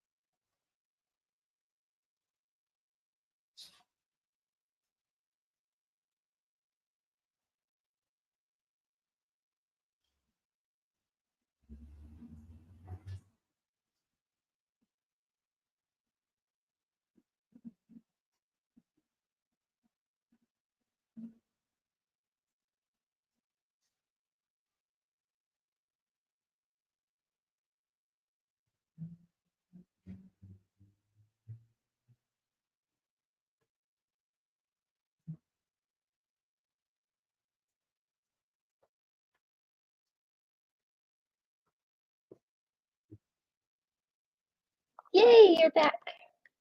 And we're back. Oh, sorry, I didn't put mute on. Could you hear me tinkle? I have no idea. I was locked in on my work bullshit. Thank God for that. Richard Madsen pulled me up because I went to the bathroom once and didn't mute my mic, and he said he could hear me tinkle. So I didn't mute my mic then either. I've heard somebody before, but it wasn't on your stream. Dang it, I said that funny. I'm really trying. No, you're fine. Again, I think a lot of it's in your head. Not to, but No, I don't think it's in my head. I think I can hear the difference in the way I speak. Yeah. And I have to relearn after every one of these appointments. Yeah. And certain words are easier to get back than other words. If you haven't noticed, I'm also talking slower than normal. I have noticed that. Yeah. So it is because when I say I have to relearn to speak, I'm not exaggerating. I literally have to relearn to speak correctly after every single one of these appointments. And I was so hoping that this was going to be the last appointment. There was a whistle in that S. I was so, there it did again. Apparently so is going to be a word I struggle with. Anyway, I was hoping that the last appointment was going to be the last appointment, but it's not. I have at least 2 more appointments. But okay, but across the internet is not coming across. Just don't worry about it. When I say, no, when I say it's fine. But when I say so or let's, there's a slight whistle in my S, and I have to figure that out. And can I just comment on this? Similar techniques have been applied to other texts, including Shakespeare's plays and works by Isaac Asimov, and similar hidden messages have been found. I know about this. They went through Moby Dick, and they found like people who have been assassinated, like leaders of countries that have been assassinated, and it's amazing how accurate they are. It's like, oh, I've got to find it. I can't remember exactly, but it's like something dictator and their exact name. Not just like the actual description as well. Like communist dictator thing. And they found about 20 of them just going through using the Bible code, just going through Moby Dick. Like Azor says, you can find it in any sufficiently long text. You'll find patterns and weird things. Any accurate predictions in Shakespeare? Humans are built Yeah. to recognize patterns. Yeah. Yeah, we are pattern-seeking machines, basically. Which comes from evolution. Yeah. Basically, the man who... Two men.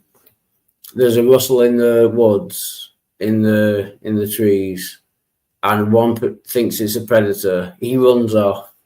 The other one doesn't think it's a predator. He stays there. The one who runs off is going to live longer and pass on his genes more often than the one who doesn't. So we come from a long line of people who seek patterns, basically. It's an evolutionary thing.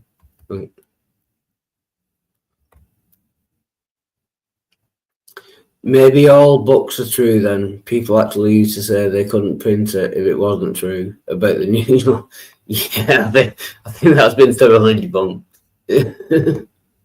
Yeah, they can print shit that what's not true in the news. The psychological term for seeing patterns in... Yeah, apophenia. Oh, no, it's something similar. Oh, it might be. Ah, I know what you mean. Yeah, I think it's a different word though. Specifically when it comes to visual patterns. Pareidolia, that's one I was thinking of, yeah. But it means the same thing. Yeah. Yeah. You made me think I was wrong. Then I agreed, and then you proved me false in the same sentence. That's impressive. They both mean the same thing, yeah. Pareidolia is how I know it, but I get what you mean. Encompassing the tendency to perceive meaningful patterns in random or meaningless information, while pareidolia specifically focuses on seeing shapes, spaces, and all objects in random visual stimuli. Yeah, that's what yeah. But I suppose, apophenia must be when you see it in like text or, yeah, I get what you mean. That's cool. I was wrong, then right, then wrong again in the same sentence. That's pretty cool. That's that skill.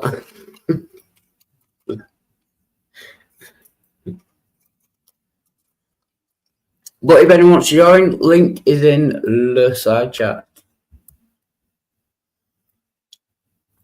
And almost on command, say midnight 3 times and he shall appear. Midnight, midnight, midnight. I'm black, y'all. I'm black, y'all. I don't know. Just, how you do? Okay, so how you doing? Yeah, but can you do me a favour? Depends on what the favor is. Can you change your name from the empathetic narcissist? Nope. Because it reminds me of an argument that I don't really care about anymore and don't want to have. I mean, if you really feel strongly about it, you could just change the name yourself. I know, but then you can change it back. I want you to change it voluntarily. Go on, I've always liked Iron Man. Or Midnight. Plus, your picture doesn't match your name either now. Because we don't know that Iron Man is an empathetic narcissist. He might not be. I mean, if you watch the MCU, you would see that he puts on this facade of narcissism, but he cares more. He cares more than most people do. Yeah, but that's your interpretation of a film. Do you know what I mean? Not just mine. I know, not just yours, but I mean, there could be opposite or opposing interpretations of that film. I mean, that picture is definitely Iron Man. There's no denying that. But with empathetic narcissist, you know what I mean? It's disputable, is all I'm saying.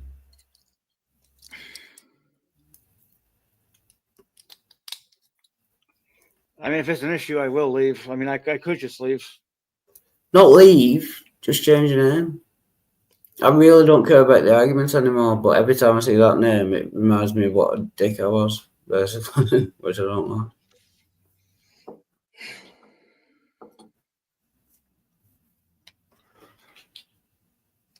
That's up to you.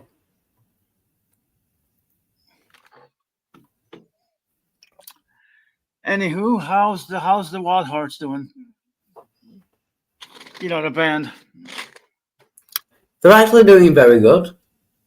I think they've got a new album coming out this year. I didn't know they were still going, but apparently they are, yeah. With tours to follow, apparently. That's a good question, actually. I mean, they are your namesake, so you should really keep up with their. Yeah. Let's see. They were put out tour, the Wild Hearts tour. Yeah, Thursday, July 24th, the Picture Dome. So they must still be going. The Wild Hearts, if I put out discography, yeah. That's it, the latest album, 2025. Satanic Rites of the Wild Hearts. Get in. See whether it's out yet. Yep, Satanic Rites are definitely a good thing to have. Oh, look at that. Hillary's email is here. How you doing, buddy? How you doing? Hillary's is here. Your Halcyonic, Kaiju. You know, a happy giant, a happy monster. I always like the name. Welcome Halcyonic. Using multivalent logic, one could argue that all statements are true. No, you can't. What's right? I won't dive in feet first as I normally do. What's multivalent logic? Because if two statements are contradictory, they can't possibly both be true. So you can't say that all statements are true if they're contradictory. Sure. But I don't know what multivalent logic is, so I could be very wrong about it.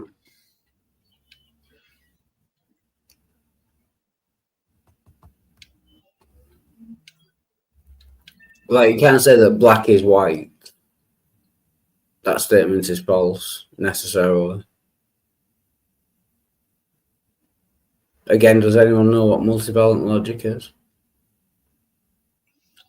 Hillary, get your ass in here. Explain yourself. Yeah, that would be nice for him to join. Yeah. Right. Multivalent logic. Has anyone heard of that? Multivalent. Nope. I've got so many fucking tabs open. Multivalent logic. VALENT.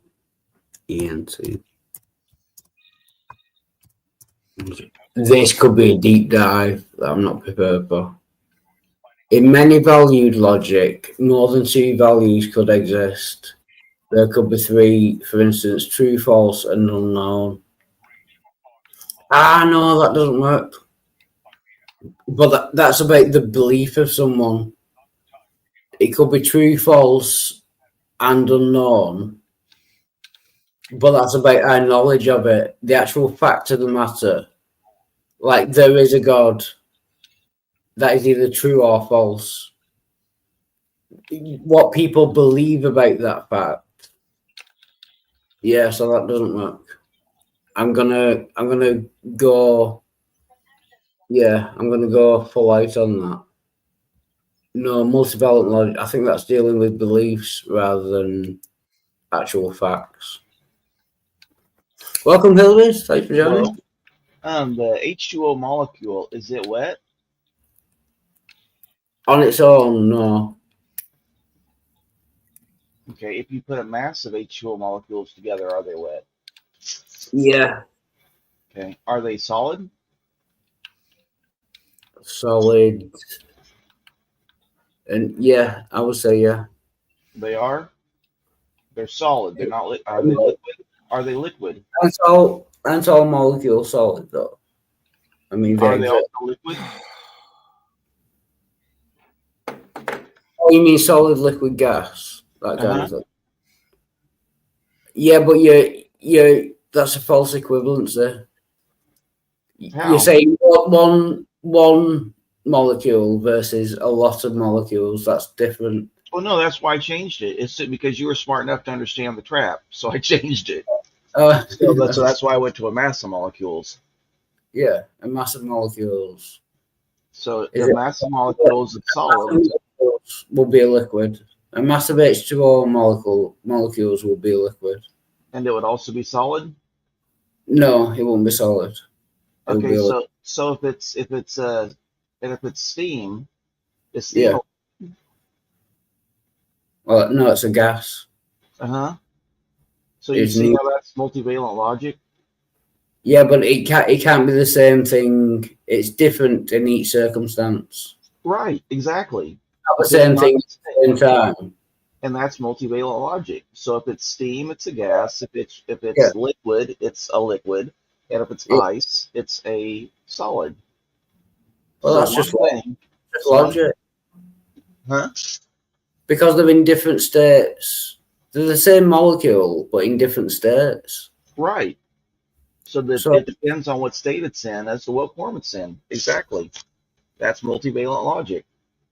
Something can be both true and not true at the same time. Well, you said using multivalent logic, one could argue that all statements are true. No, you couldn't. Yeah. You can't say that, like, water in a gas is a solid. Sure, you could. You couldn't, because it's not a solid when it's in a gas. Individual little flecks of it could be solid. Don't think so. Yeah, because you didn't say that it was a uniform gas. You just said in a gas. Not hard. Think of snow. Okay? Think of snow and rain. Exactly. Right? Thank you. I'm going back to my game now. Well, they're in different states. But you didn't say that they weren't. You just said in a gas. And snow is a solid ice molecule, a solid ice, grouping, crystals, falling through a gas. But your Sometimes your statement was, using multivalent logic, one could argue that all statements are true. yeah. So And if okay, now I've got it. So if I made the statement that water as a gas is a solid, that statement would be false, wouldn't it? So not all statements are true. Well, using multivalent logic, you could say that because all statements are true, that also means they're all false. But that doesn't matter. You can't say that all statements are true. Sure, If I make the statement that when water is in a gas form, it is in a solid form, that statement would be false, wouldn't it? So not all statements are true. Using multivalent logic, you could say that all statements are true and also that they are all false. They may be false at different times and under different conditions. So how can the statement when water is a gas, it is a solid? Did you look it up? Yeah, did you look it up on Wikipedia? How can that possibly be true, though? Did you look up multivalent logic on Wikipedia? Read through that article and then you'll see. In fact, I'm planning on doing a stream on this sometime within the next week. I already put the video up so that people can watch it. It's like a 2+ hour video of this guy discussing this. But I'm just asking the question. If I make the statement, I'm not an expert in this. Water at a certain temperature is a gas, how could I also make the statement water at the same temperature is a solid? Both of those cannot be true. Sure they could. Not all statements are true. Sure they could. They could both be true. And you know why? Because under enough pressure, it would be a solid, and lacking that pressure, it would be a gas. Then I could just change the statement to... Yes, that's the whole point. But if I change the statement to at a certain temperature, under a certain pressure, it's a solid. And at a certain temperature, under a certain pressure, it's a liquid. And then as soon as you do that, you might say... You couldn't say at the same pressure, at the same temperature, it is both a liquid and a solid. Sure you could. They You can't. are. Just listen to me. You keep making that assertion, but you don't want to listen to the answer. Sure, you could, because then I could say once you add in a catalyst, the same chemical at the same pressure and temperature could be a But liquid then, in one condition and a solid with a catalyst, or vice versa. but then, but Statement then you you just, but then you just ask, then you just add the thing without a catalyst. And then if you do that, I can add some other condition, because again, the statement is true. It's the condition that changes to make it true or false. That's Right. multivalent logic. Let's say God exists and Uh, God doesn't exist. Could both of yes, those be- that yes, that goes against the law of identity. So both you're God right. and God Look it doesn't. up. Wildheart, you keep talking. When you're in class, I assume you've been to class before, right? Do you keep talking while the teacher's trying to explain something? Yeah, but you're not explaining it. You're just saying look it up. You're not Right. explaining Well, no, problem. I am. When I say yes, because under this condition, it makes the statement both true or false. But And when under you add this condition, a condition, that's changing the statement. no, the statement's still true. It's just or false or both. It's just the Right. condition modifies it. But without the condition. Right. You're right. I'm, Without the I'm gonna condition, oh, I've got it. I'm gonna make a statement. Without any conditions added, God either exists or he doesn't. and then Without multivalent adding logic fails. condition. Right. And at that point, because you said without any condition, now multivalent logic fails. You're Right. correct. So it's pointless. It's No, it's useless. not pointless, because computer science needs multivalent logic in order to work out the algorithms. And I'm- physics I'm- needs multivalent logic. But your statement was that all statements are true. I said using multivalent logic, one could argue that all statements are true. So there are three premises built One could argue, but would you be correct? in some situations, yes, in others it wouldn't apply. So it would be no. Exactly. And that's the So- whole point. You so have to have not- all three premises in order for it to be correct. If you remove any one from the three, then it becomes invalid. But that's just taking a statement that is either true or false and adding a condition that will make it true or false or unknown. Okay, if you were a No. physicist, You're just changing the statement. no, it's not changing the statement, it's changing the condition. You're adding a condition. No, that's the difference. The statement remains the same. It's the condition that changes. And that's why this is so valuable and such a powerful tool in computer science and physics. The statement remains true no matter what, but the condition changes. No, if you change the condition, then the statement changes. No, the statement's still the same. It's the condition that changes. If I move you from England to America, are you still a wanker? Am I still what, sorry? A wanker? Oh yeah, Yes, I will you're be. still a I will wanker. be a banker in all places in all. Right. Yeah. But if you were born in America instead of England, then you'd be a loudmouth punk, right? Or a masturbator. One Or a community. masturbator, yeah. So see how the condition changes even though you're still performing the same action? Yeah, but the statement changes as well. No, the statement doesn't change. When you are a wanker in England, it means you are someone who masturbates. Yes. If I was someone who masturbates in America, I would still be a wanker. You're still changing the Yes. condition. You're That- changing the statement, not That's just just what I said. You're agreeing with me, you just don't realize it. No, you're changing the statement. No, you don't. I'm not going to argue with you because it's pointless. Okay. You can read the Wikipedia, or I could drop the link to the video, but it's over 2 hours long. And unless you got a college education, it's going to be very difficult to follow. I'll just warn you. Right. Yeah, I'm not arguing aggressively. I'm just saying it doesn't make any sense to me. And I think I'm Right. But if you were a computer scientist or a physicist, you would see how powerful a tool multivalent logic can be. Oh, yeah, I don't disagree with that. It could be useful, but it doesn't make it correct. Things that aren't correct can be useful. Like as a thought experiment. Do you know what I mean? Okay, you can claim that it's not correct, but if they're getting good, if they didn't use it, then computers would not work the way that they do.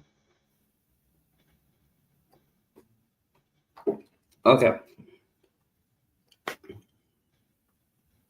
So what's up? What's going on? I think this is time for a new topic. I'm obviously too dumb to understand what's going on again. So It's magic, Hillary's. You don't have to explain shit. Yeah, there we go.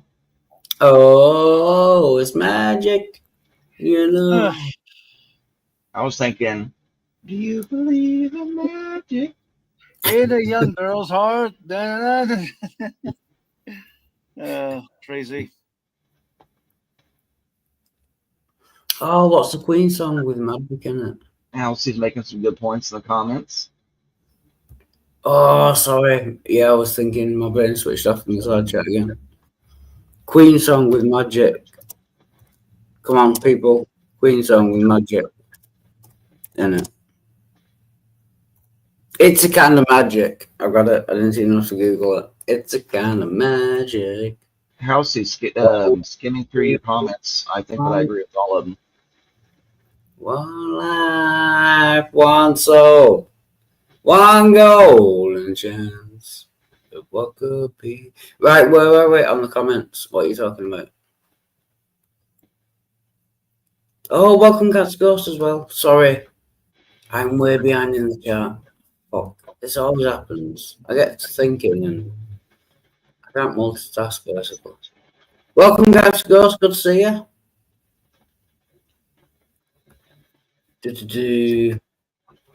Imposing this kind of logic on things that are meant to be dichotomous in nature is just making pointless complication. Yeah, she's agreeing with me. They don't need to be. Walar, did you not hear what I said? I said skimming through her comments, I think that I agree with all of them. And no, she's not agreeing with you. She's stating another point. And that is a third point. And there you go with multivalent again. So do you believe that dichotomies exist? Sure, I believe the true and false dichotomies, both of them exist. But you said that everything is either true, not true, or unknown. That would mean that there are no dichotomies. Again, there were three premises. A dichotomy is either true or not true. So then that would violate my first premise, wouldn't it? Yeah. There you go. So what you're saying every statement is either true, not true, or unknown. No, that's not at all what I'm saying. I'm saying you have to have all three premises to be correct before it's correct. If any of the three premises are incorrect, then my claim falls apart. And so if you invalidate the first premise, then my statement is no longer valid. But with it's the unknown part. That is what people believe about it. It's either true, not true, or unknown. But that doesn't affect the fact of the matter. Which is irrelevant. Not known. It's not irrelevant. Either God exists or he does not exist. That is a dichotomy. Whether people know whether he exists or not is a separate question. That is a dichotomy. Either God exists or a God does not exist. That's a dichotomy. If the God exists in this universe but not in the universe, no, that's adding stuff that doesn't need to be added. Universe. Okay, so that's just it. You don't realize, but you're making my point for me while I'm agreeing with what you're saying. Yes, if you want the most parsimonious and say in this universe, or even as far as humans are concerned, no God exists. Fine. And as far as belief, I don't know why you're throwing belief into this, because that's not even part of my statement. Because unknown implies belief. There is a fact of the matter. Either a God exists or a God does not exist. If you throw unknown into it, that is about belief. That is about whether we know God exists. And so why are you throwing belief into it? Whether someone knows whether God exists doesn't change the matter. I'm more than happy to leave if you'd like me to, but you just keep repeating things doesn't add anything to the conversation. Why are you adding belief into it? Because that was not what we were discussing. We weren't discussing whether you believe that snow exists. Snow exists. What once you add unknown to it? Why? Why are we adding any unknown? Nowhere in anything that I said was unknown or belief. You said true or false or unknown. No, I didn't. Comment. It was. Where? I didn't say that. You did.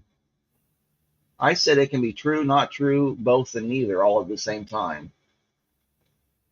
I'm sure. And Dwayne is backstage. It says, All right. Sorry. You retard."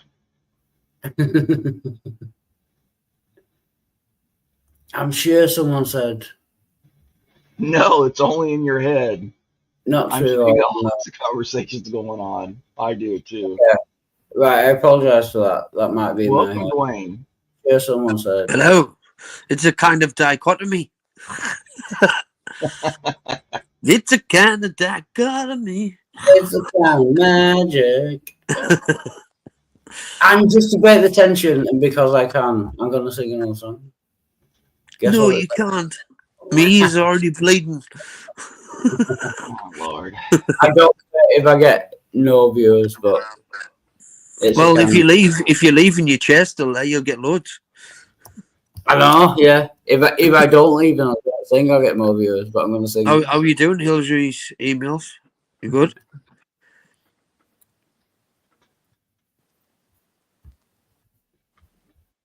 Anyone there?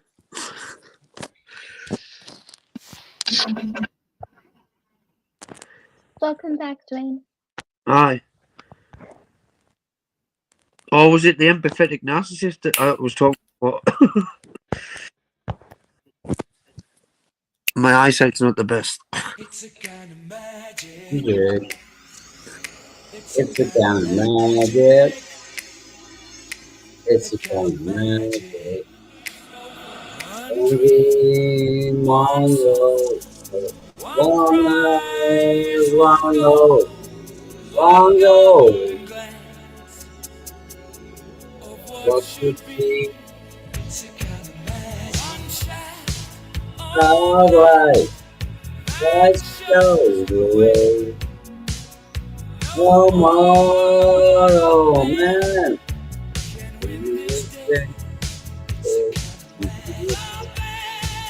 The ring inside your mind is challenging.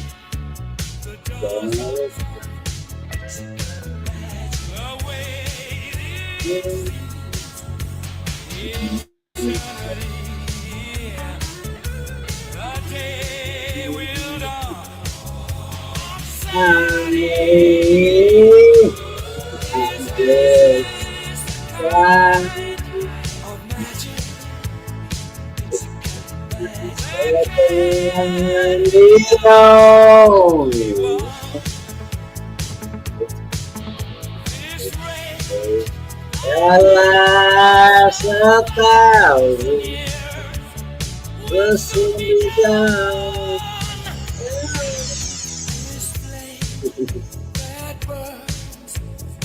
Inside of me,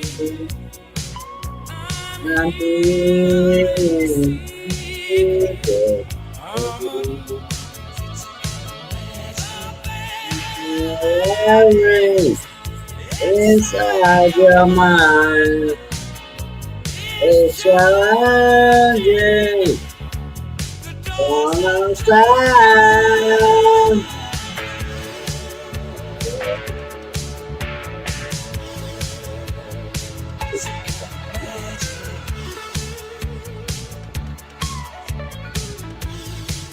It's a dichotomy. It's true.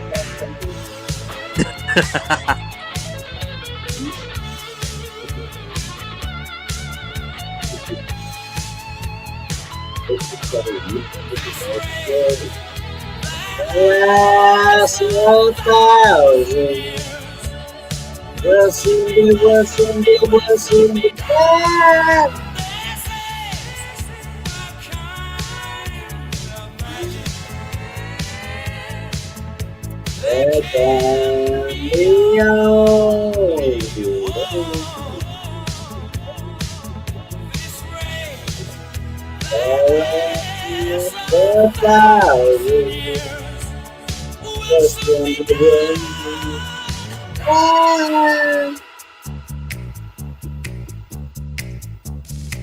It's a Freddie Mercury. If anyone ever accuses Freddie Mercury of being homosexual, they've got a problem with me.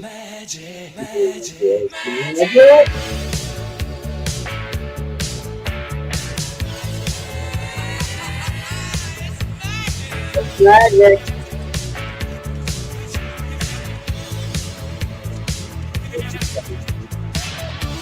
It's a dichotomy.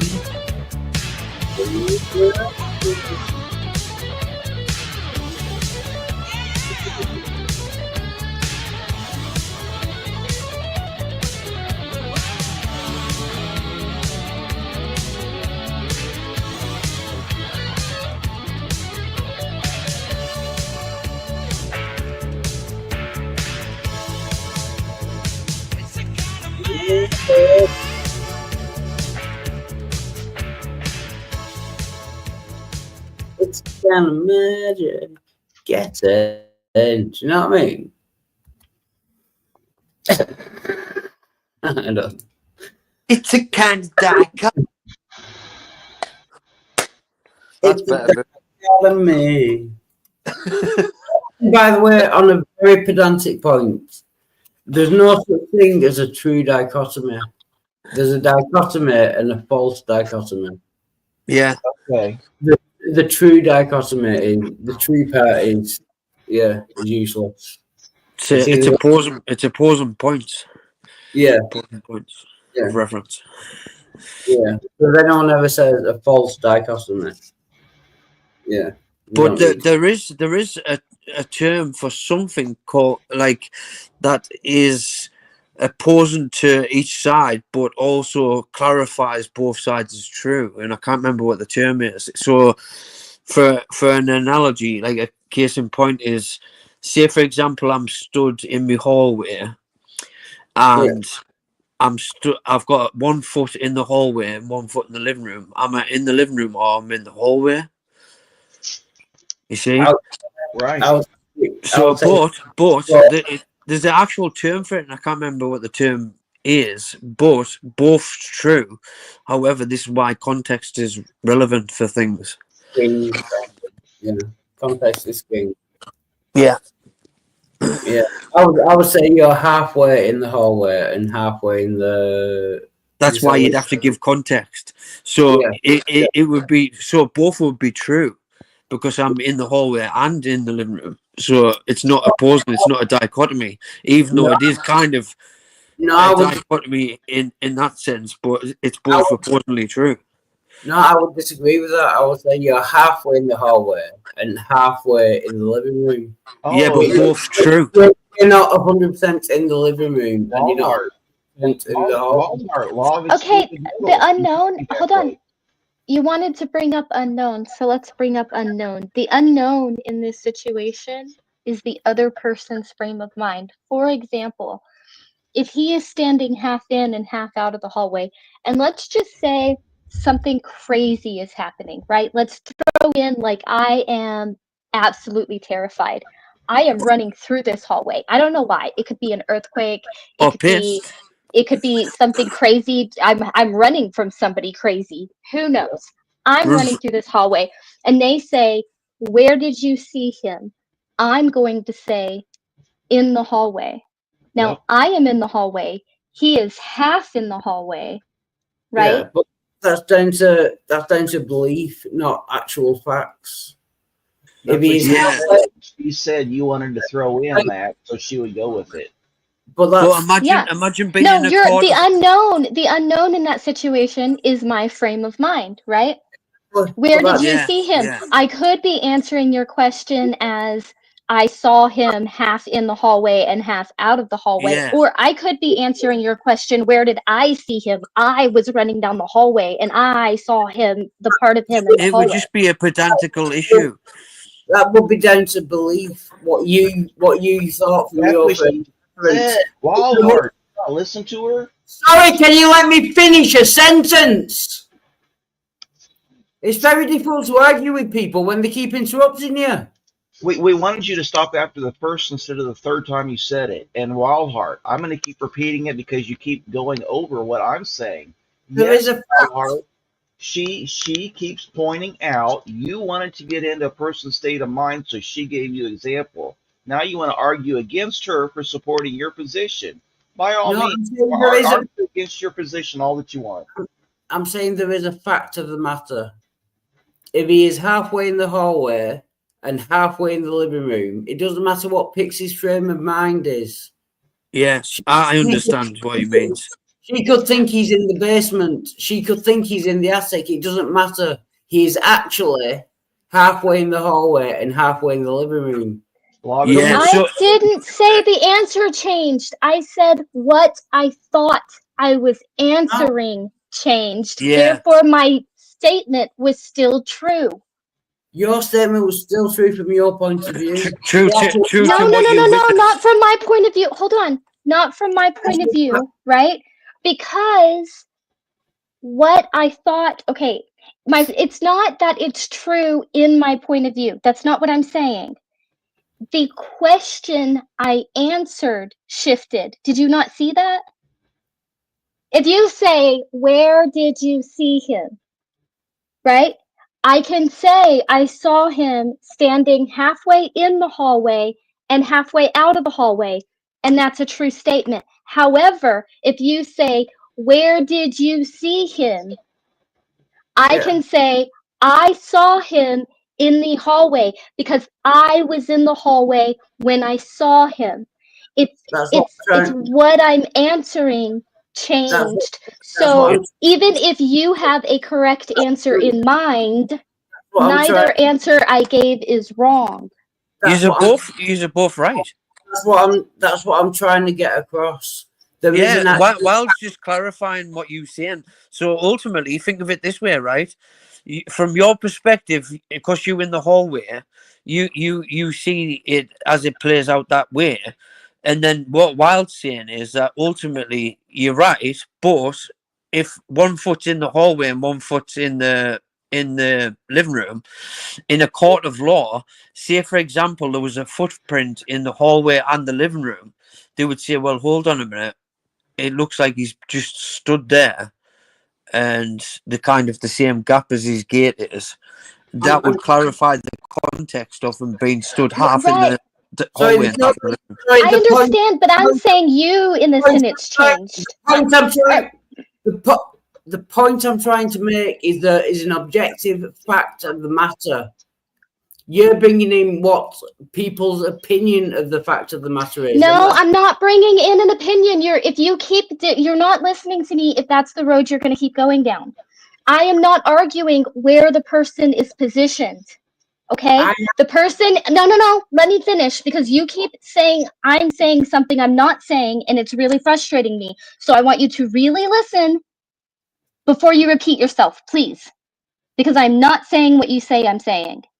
All right, now, again, I'm not arguing the position of the person. They are half in the hallway. They are half out of the hallway. The end. Fuck everybody's perspective, including mine. Are we clear so far? Yeah. All right, now, the question is what changes things, not the position of the person. The question. If you ask me, where did you see him? I can find the important word in that sentence to be him, and I can tell you I saw him half in the hallway and half in the room. Or I can read that sentence as, where did you see him? I was in the hallway when I saw him. Sorry, I get what you're saying now. But my point is there is an objective fact to the matter. What you perceive as a question and whether the question changes doesn't change the objective fact of the matter. You're both agreeing with each other. That's what I was saying. You're both agreeing with each other, but you're just speaking over each other without understanding. But you're both in agreement, ultimately. I'm saying there is, without any human mind. Yeah, ultimately it's true that he's half in and half out. Dwayne, without any human mind in the universe, something could be halfway inside the hallway and halfway outside the hallway. Outside of human mind, that will be objective. If something's objectively true, I can explain it myself. That would be the objective fact of the matter. So it doesn't matter about which question you ask. It doesn't matter about your perception. It doesn't matter about what you think about it. All I'm talking about is the objective fact of the matter outside of human minds or any mind. That's what I'm saying. See, that's what I'm saying.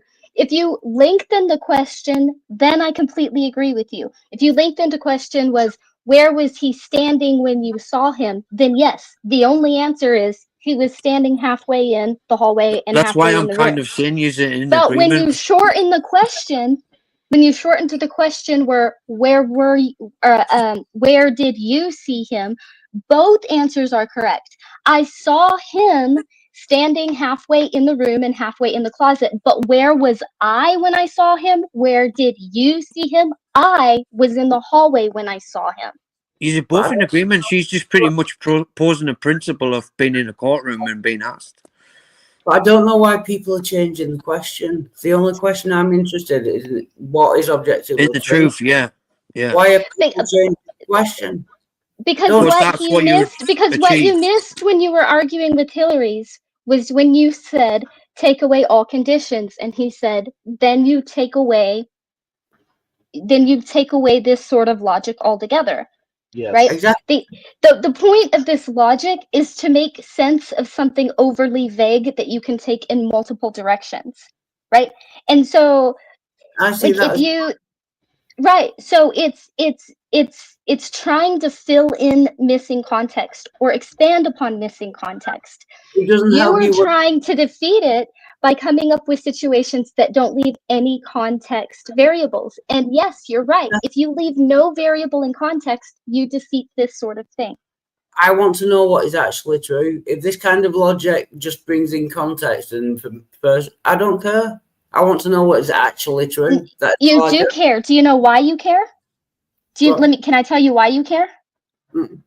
Because all those search engines you use when you pull up Google rely on this kind of logic, rely on being able to pull up the good information, the bad information, the arguments for it, the arguments against it, anything at your fingertips, all this learning you like to do. All this research you get to do on Google and online that you don't have to go to libraries and teachers for these days relies on this kind of logic. But what I believe about what is true doesn't change what is actually true. There is one fact of the matter. It's like a filter. Do you not? It's like a filter. Never It's mind. a dichotomy. Wildheart, where is the electron around the nucleus of an atom before it's observed? In a dustbin? It's everywhere. It's in an indeterminate state. So where is the fact of the matter? There is no fact of the matter. It's everywhere. Is that a matter of fact? No, it's not. I think we need to be a bit more laid back and not I think argue so. over silly things.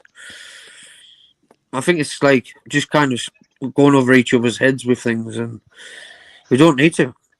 It's not. I think it's interesting that while it's not something you would employ in typical conversation in any helpful manner, it's something we rely on to inform ourselves, and I find it fascinating because it seems counterintuitive. It seems like something you would want to argue against.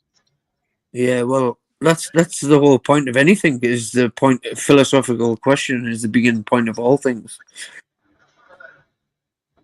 If we didn't have the laws of logic, reason, understanding, and the very mere fact that we can philosophically question, nothing would be possible to achieve in terms of finding out any truth. That's the whole point of why we have science, because we can philosophically think and reason and understand, and that we understand at the very least that there's some achievable truth to get from it.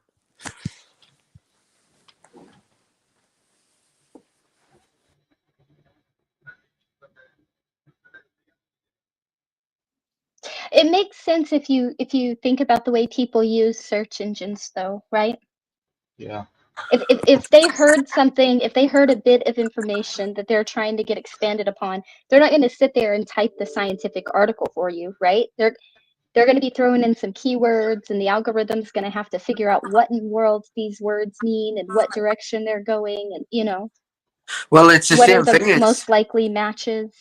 It's like what you said. You get like a lot of wrong answers. You get a lot of right answers, and you've got to kind of shift through a lot of stuff to kind of make out what's really true and what's not.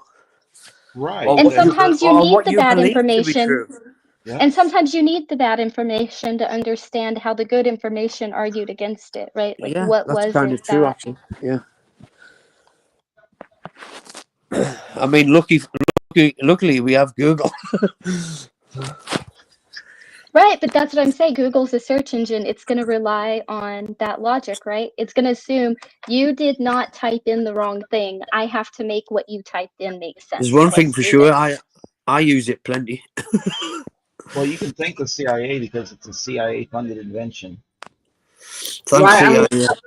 Sorry, I'm going to try one more time to explain myself. It's not that I get frustrated with people disagreeing with me. It's that I get frustrated with... Wildheart, the thing is, you're getting frustrated with people agreeing with you. It's that I get frustrated with people not understanding what I'm saying. We all understand. You're the one that's angry that we're agreeing with you. So We that's agree fine. with you. We agree with you. I agree it's counterintuitive. I agree it's counterintuitive to discussions. I agree it doesn't fully make sense. I find it fascinating that the tools we employ absolutely fail without this. I'm not saying it's counterintuitive. I'm saying there is a fact of the matter. A or B is a fact of the matter. What people believe about it doesn't matter. Why do you keep bringing up belief when we aren't? We've never talked about belief. First of all, we agree with you when you account for all the variables. This logic is absolutely obsolete. It depends on filling in missing context you don't have. Like I said, it is not going to be used in conversation between me and you, not even the way we have attempted to here. What's fascinating about it is that tools we use to inform ourselves absolutely need this. You both agree with each other, actually. Yes, that's what I'm trying to tell him. We agree with him. He doesn't understand that we agree. What I'm saying is, you're right. It is absolutely impossible to have human discourse this way. However, well, if you type into Google something, Google needs to assume you are right and give you information. Correct? Even if you type it in wrong. Google's a dick. It seems to me that you're arguing that it's useful, and I don't care whether it's useful or whether it's interesting or whether it's fascinating. I don't care. I care about the actual fact of the matter. Yeah, she's just saying how you get to the fact of the matter, mate. That's all she's saying. Well, that's about beliefs. It's not. No, it's about witness content, mate. So she's basically saying like, no. What someone believes about it doesn't change the fact of the matter. We're not saying it does, mate. She's saying it's a witnessed event. Like, so if you're in a courtroom and someone said to her, "Look, how did you perceive the event? Where were you stood?" To make sure she knew. And then, say for example, they found out there was 2 footprints. Then you would achieve the point that you're saying, which is factual truth. Exactly. But also this is why I say it is useful to us, why we use it. And I'm not saying we use it in discourse. Let me finish. We don't use it in discourse, but we do use it to inform ourselves without even thinking about it. When you type something into Google... Pixie, I know what you're saying. I'm not arguing whether it's useful. I'm arguing whether it's true. It might be useful to think about it. I think that doesn't change the fact of the matter. Wild, let me finish, please. I'm telling you how it leads to truth. Not that it is true, how it leads you to truth. If you let me finish. I don't care whether it leads. When you type into Google, you can type in a combination of words that's not quite accurate. Google is not going to assume you are wrong. Google is going to assume you are right and get you as close to any information it can consisting of these words. The fact that you can explore the good arguments, the bad arguments, how the bad arguments were defeated, all of that, how you educate yourself on what could or could not be true, depends on these things. But you're talking about brain states and whether you believe something. I'm not Oh talking my about. God. Oh, Lord. I I'm just not- talked about Google and you went back to brain states. I give up. I give up. I don't know how many times I can throw different metaphors at you to make you realize it's not about one specific metaphor or one thing you want to pigeonhole me into. Oh, But man, I'm all just she's done. all she's I'm saying done is on the merry-go-round. how you get to a truth, how you get to the factual truth, and you're saying that ultimately you want the truth. Yeah, I want the truth. But that's what she's saying. She's saying that you can get to the truth by that way. I don't care how you get to the truth. But you shouldn't matter how you get to the truth. Because Dwayne, please. you should. Why would you not matter to how to get to the truth, mate? No, I'm saying how you get to the truth doesn't change the truth. We're not saying it does. We're saying what matters is how you get there, mate. That's it. Right, well, we're talking past We're each talking other. over each other. That's all, mate. That's all it is. We're just talking over each other. It's not good. But can you agree with my point that what any human being or any mind Yeah, thinks, regardless. We all agreed with you ages ago, so many times. You just didn't care because you decided we didn't. So what's the argument about then? Exactly. You wanted to keep arguing. Argument. Yeah, you arguing is the only argument. It's a false dichotomy. No, but You couldn't stand You didn't Pixie say- helping you out by agreeing with you. While Yeah. my For some reason. exact words like 20 minutes ago was I agree with you and fuck my perspective, fuck anyone's perspective. This is the absolute truth. I said that. Right? Then why You just I don't know why you want to keep arguing. I'm not the one carrying on. You are.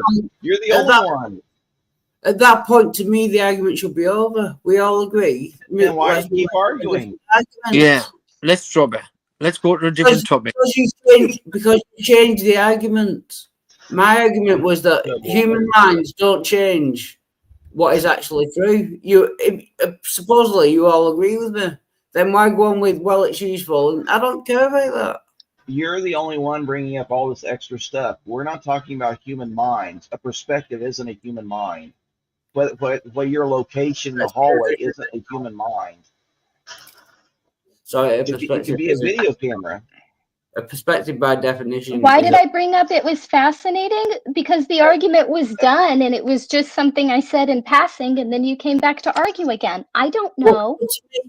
But to me, you carrying on the subject, you could just say, yes, I agree with you. It doesn't matter what.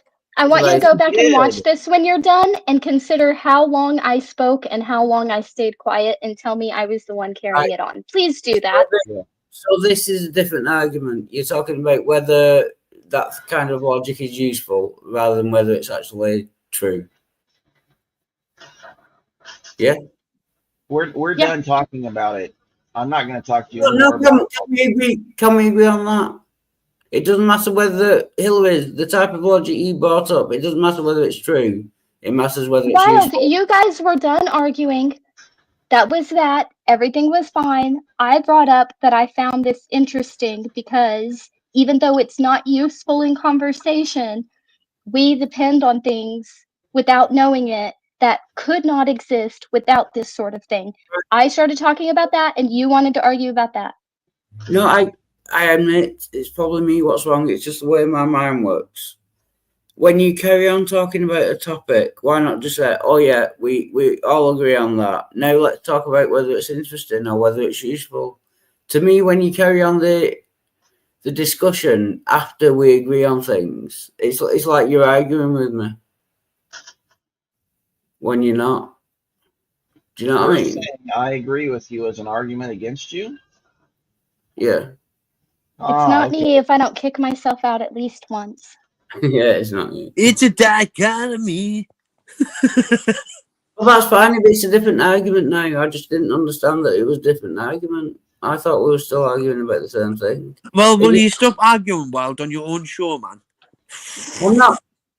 I just didn't understand. If we're talking about whether it's useful, then yeah, I can move on to that. But I have Yeah, to it's get useful. No, okay.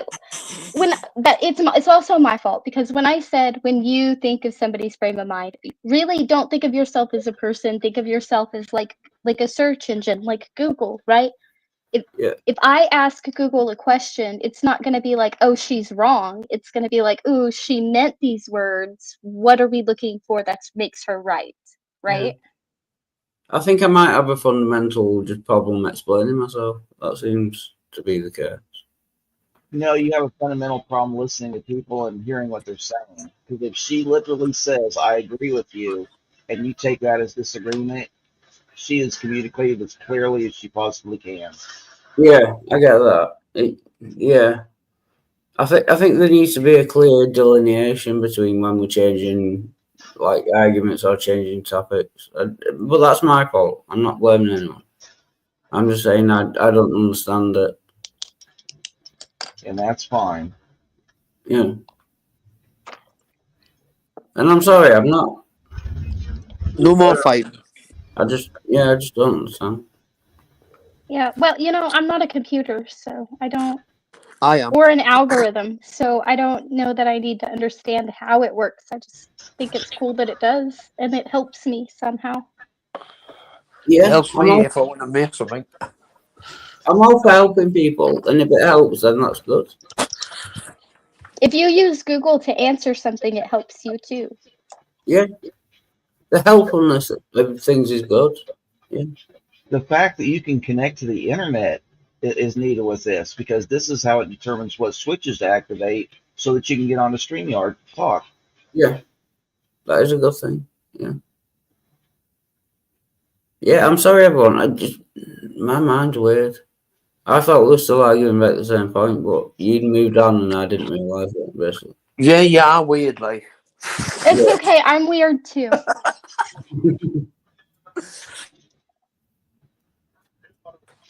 Yeah, you might get an award from Prehab for being the weirdest person there. Oh, no. I thought that when I joined. No, I've been to Prehab. No. You've been outclassed. Yeah. By far, yeah. I think I'm probably the least weird person there, ironically. Yeah. You need to invite me, like invite a friend to. Yeah. Phone a friend. Yeah.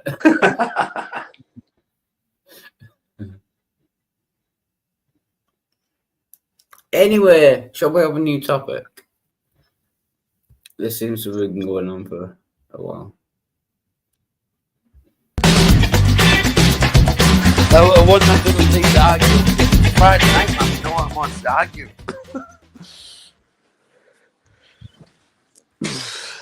So what's going on in people's world? Is there anything interesting anyone wants to talk about?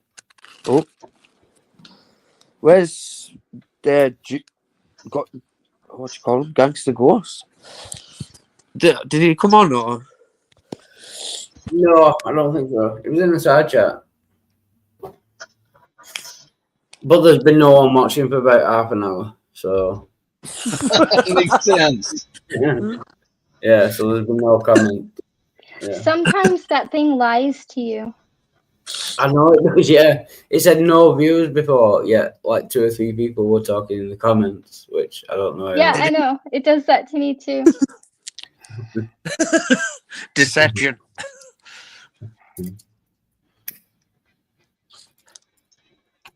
See, that's a false dichotomy. Yeah, deception. Yeah. Beauty. Either you're lying or you're not lying, or you don't know. Oh, that's true. You do. Maybe you could not know. You know, because lying includes intent. That's why context is key, mate. Yeah. No, Context is important. Are you lying or you're not lying? You could be wrong and not lying. Yeah. Yep. Yeah. You could just perceive it in a certain way, however, not be lying. Yeah. Yeah, you could just be wrong. Yeah. Yeah, you could name the wrong identical twin. It's like if I commit a crime. Yeah. If I commit a crime, I say it's wild, and that's it. Oh yeah, I get blamed for fucking everything.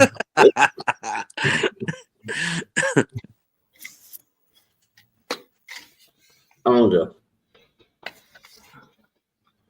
Who wants a musical interlude? Nobody. Look, I'm not going online, though. I'm just asking. what song did I mention to you ages ago? Wild. What was it? Can you remember? Was it a Jardy song? No, it was like a good ballad.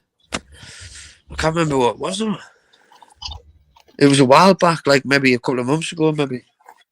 Oh, I won't remember that. Then again, you might have been intoxicated. Wait, I might, yeah. I should remember though, but I can't. I want to pick something that everyone will know.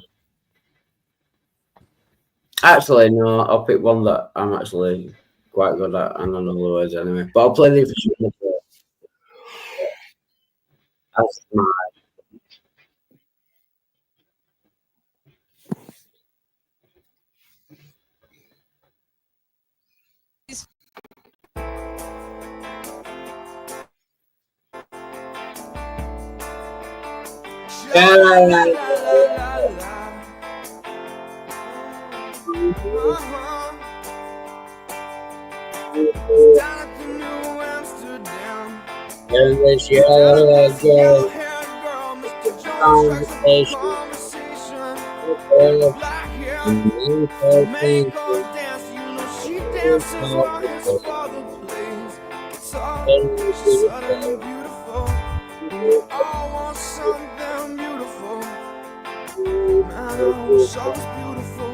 So come dance the silence down through the morning.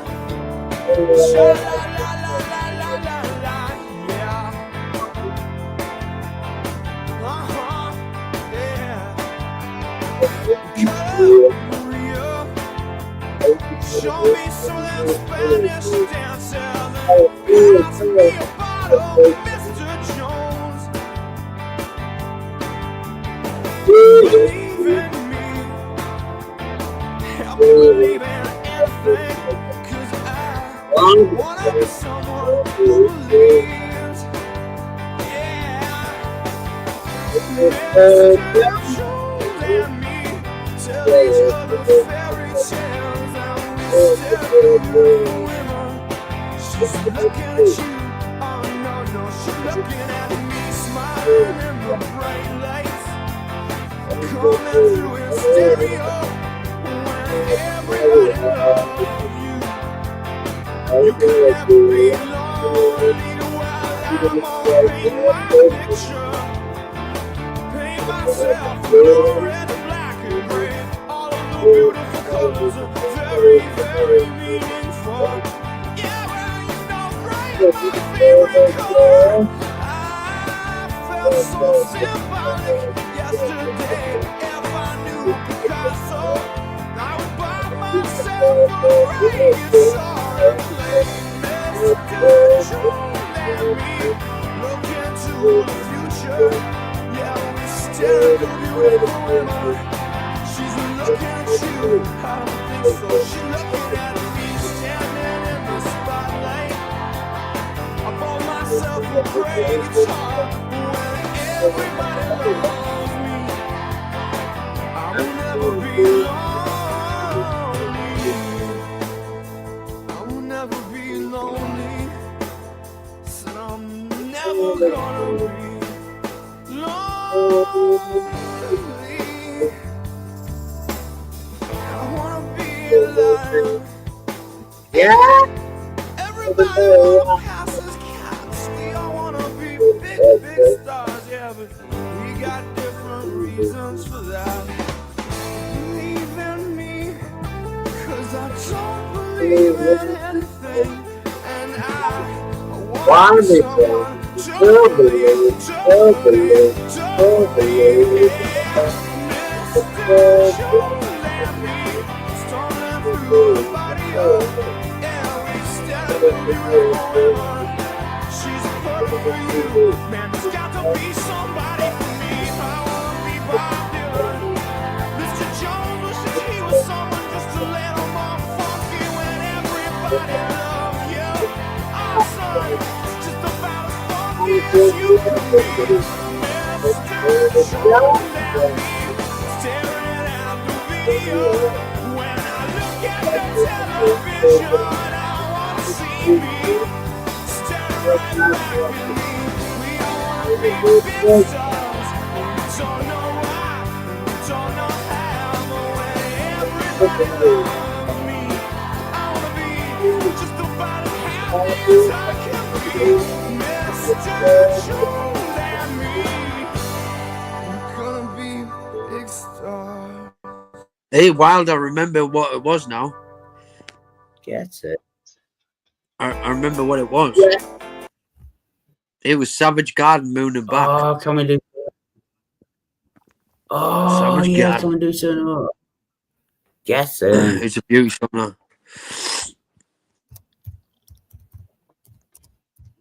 Oh, I don't know the rest of this. We'll try and find one more.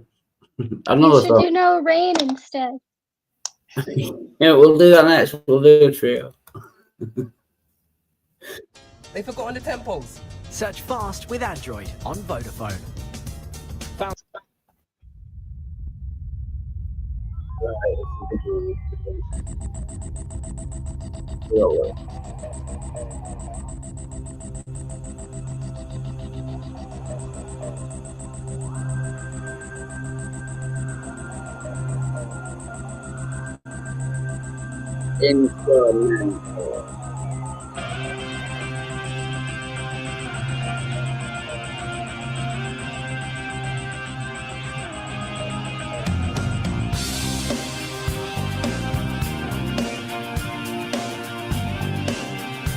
I know. She's taking time making up the reasons to justify all the hurt inside. Guess she knows from the smiles and the look in their eyes. Everyone's got a theory about the bitter one. They're saying Mama never loved her much and Daddy never keeps in touch. That's why she shies away from human affection. But somewhere in a private place, she packs a bag for outer space. And now she's waiting for the right kind of pilot to come. And she'll say Into the moon and back, it will be gotta take it forward where we belong. So would you be my baby?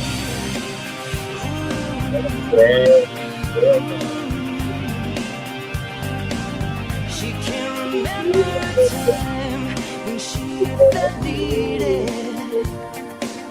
If love was red, then she was colorblind. All her friends, well, they've been tried for treason and crimes that were never defined.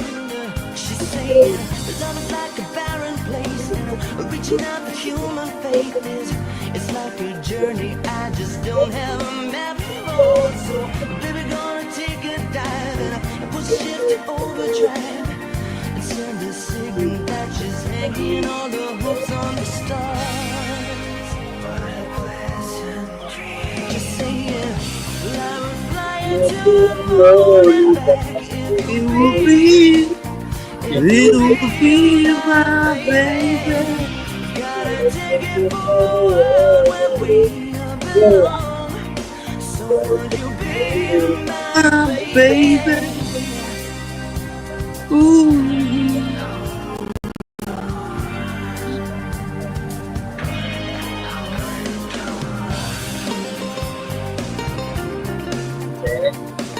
Mentor. Good tune that.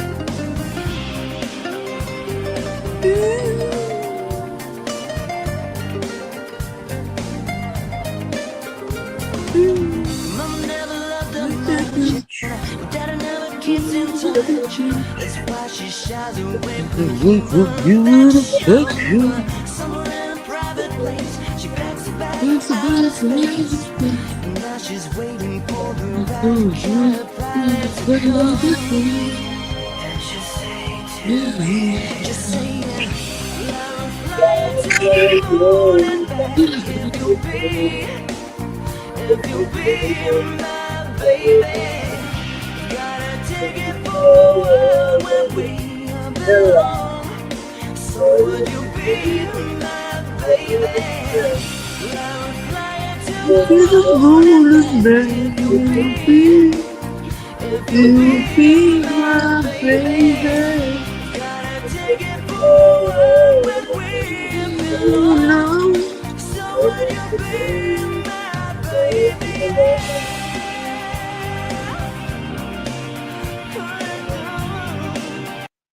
Right, I'll do the third one picture.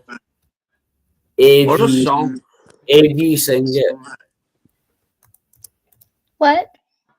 I'll do the third one, the Blind Melon one, if you sing it on your own. No, I will do that on Google Hang. Oh, it's not good. Right, we'll do it anyway. What's it called? No Rain? No, man. It is a good song. I don't know it. So someone's going to have to sing it.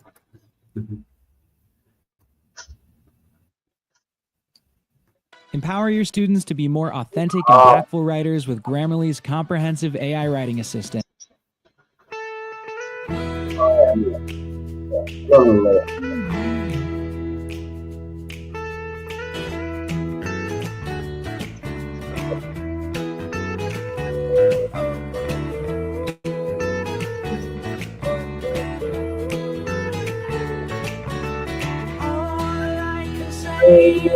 My life is pretty plain. I like watching the bubbles gather rain. And all I can do is just pour some tea for two and speak my point of view, but it's not sane. It's not sane. I just want someone to save me. I'll always be there when you I like to keep my cheeks dry. So stay with me and and I don't understand why I sleep all day. And I start to complain that there's no pain.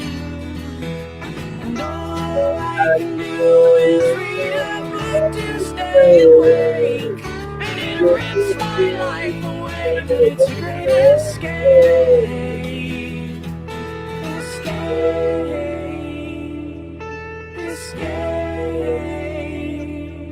Escape.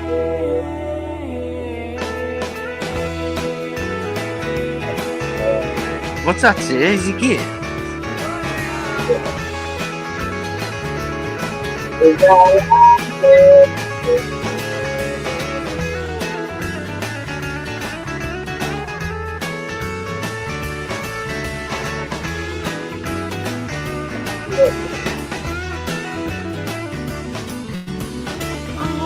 I can say is that my life is pretty plain.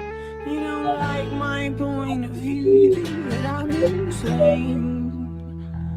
It's not sane. It's not sane. I just want someone to save me. I'll always be there when you wait. You know I like to keep my cheeks dry. So stay with me and I'll have it made.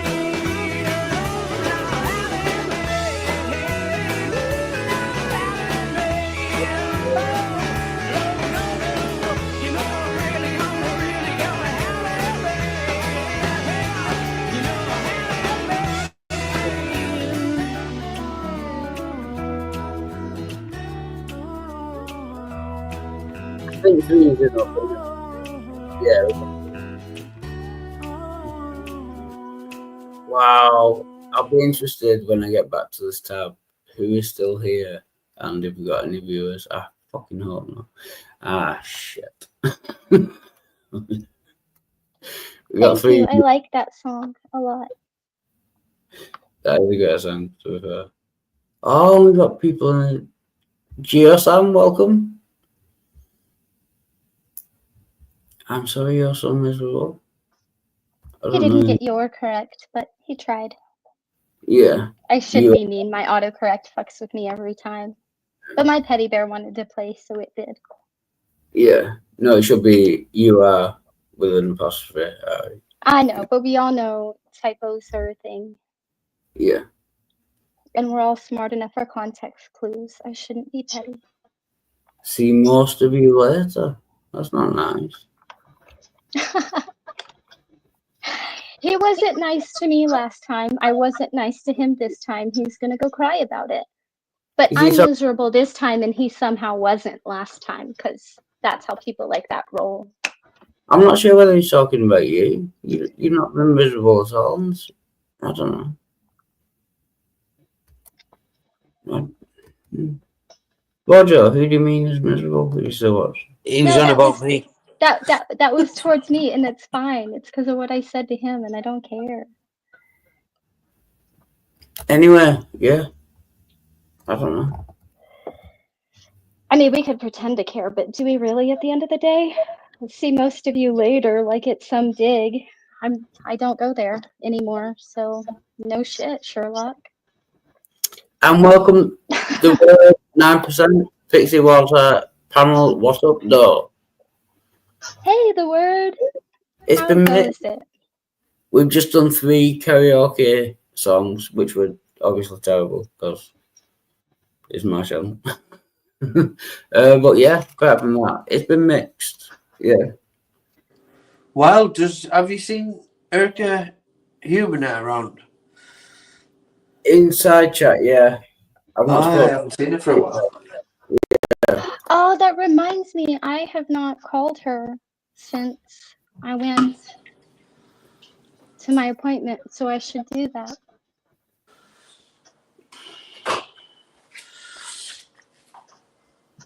Oh, bad news. Bad news. What time is it? Your time? Yeah. I very nearly run out of tobacco. Yeah. Do you have the vape you hate? Yeah, all the shops shut, and I've just run out of tobacco. Do you have the vape that you hate? Sorry? Do you have the vape that you hate? I have the bit that I hate. Sorry, what did you say? Oh, for goodness sake.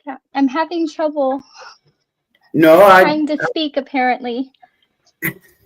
Sorry. It's okay. No. I do have to relearn after every one of these appointments. So let me slow down. Yeah. Do you have the vape that you hate? Yes, that's a good point. Yeah, I can manage with that. I've got a few more cigarettes. Yeah, that's a good point. Yeah. Yeah. Okay. It does set my throat a bit, like, but I did say you hate it. But the cigarettes do that as well, so that's fine. Yeah. I'll manage someone. Yes, so if anyone wants to join, link is in the side chat. Does anyone have a topic before I sing more songs? It's a Friday now. Oh, think about it, Dwayne. Topic or me singing more. Think very carefully about your answer. Yeah, you're right, like.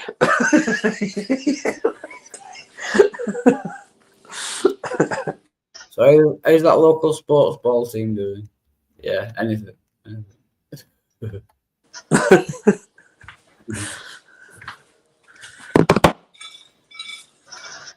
I'm in the middle of tidying up. Sorry, you're too late. I found another song. Everyone can leave at will and stop watching at will, but I found another song. And it's good. But no one will know. Well, thank you for keeping me company while I work. Middle of the night.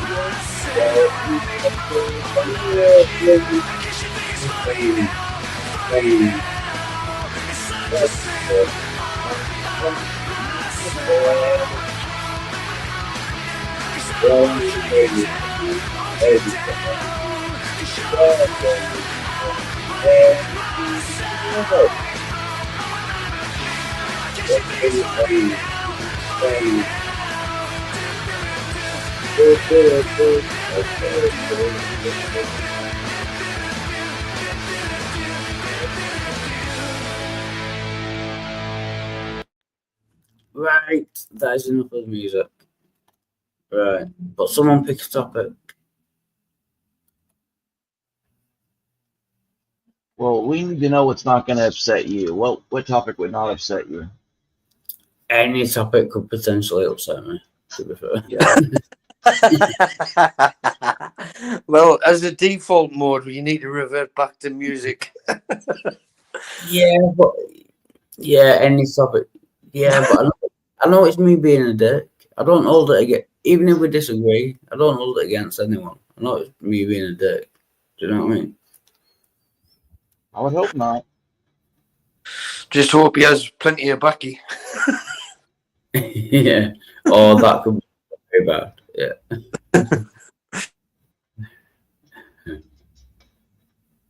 We could talk about the Israeli-Iran situation. That's going on. Oh yeah, that going down is a big surprise. I need a break actually, only because I don't know anything about international politics. So I'll get something to eat and I'll be right back. Well, maybe Dwayne can give us a British perspective on this.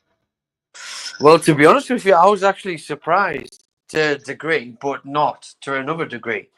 So I didn't think that Israel would go and attack them right now when they've got so much on their shoulders already. But it's obviously a preemptive strike, and they've thought that obviously they're going to use or attack them. And so to me, it's just a preemptive defensive strike.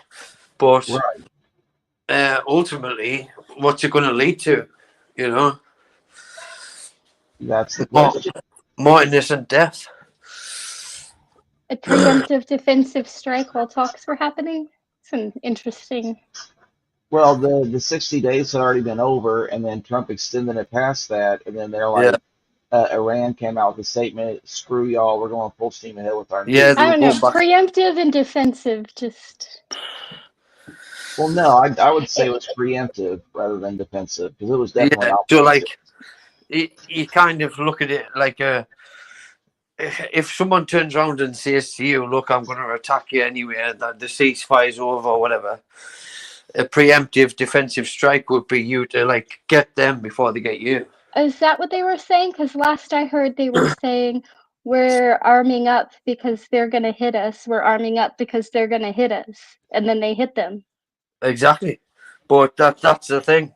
It's like what is truly being said or what is propaganda. That's the difficult part. And especially now with AI.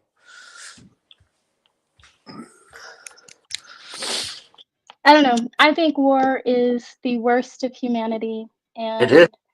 The more I'm exposed to it, the more I hate all humans in general, and the more cynical I become.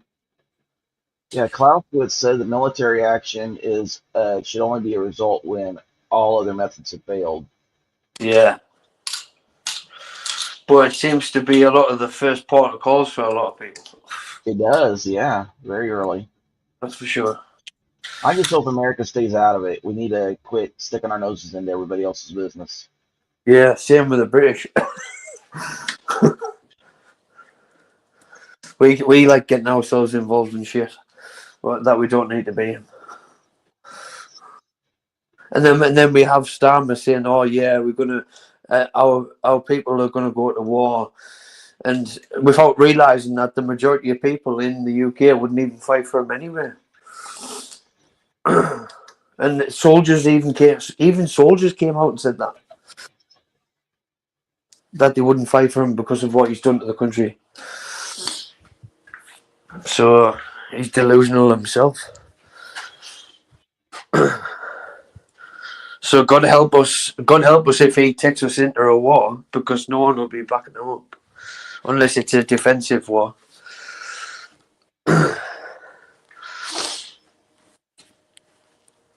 But anything like in terms of the 2003 invasion of Iraq, nah, definitely not.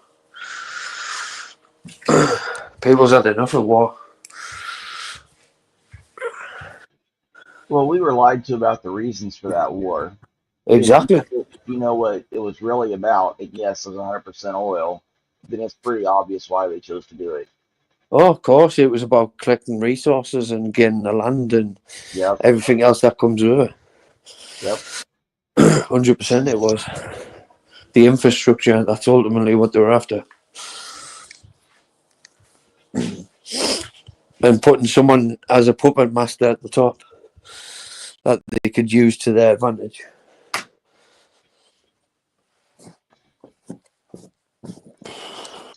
Oh.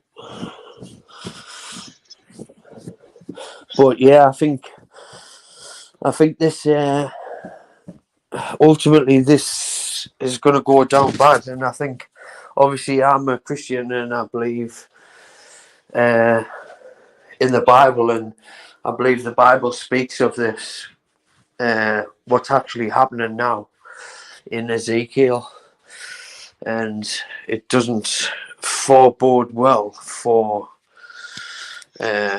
numerous countries in that area. Which flavor of Christian are you? And non-denominational. Okay. Yeah. Do you have any modifiers that you can give us, like Nestorian or Preterist or anything like that? No, definitely not. Definitely not. Sola Scriptura, that would be it.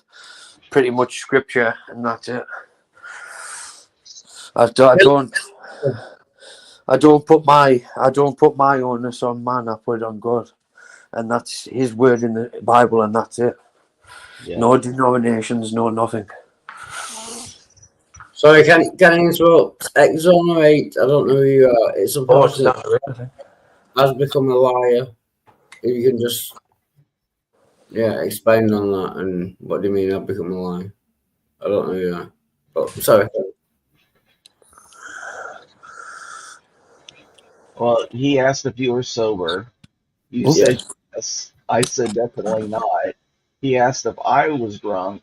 I said I'm not, because I rarely drink. But look back 40 minutes ago, and he should be able to get the answer for himself.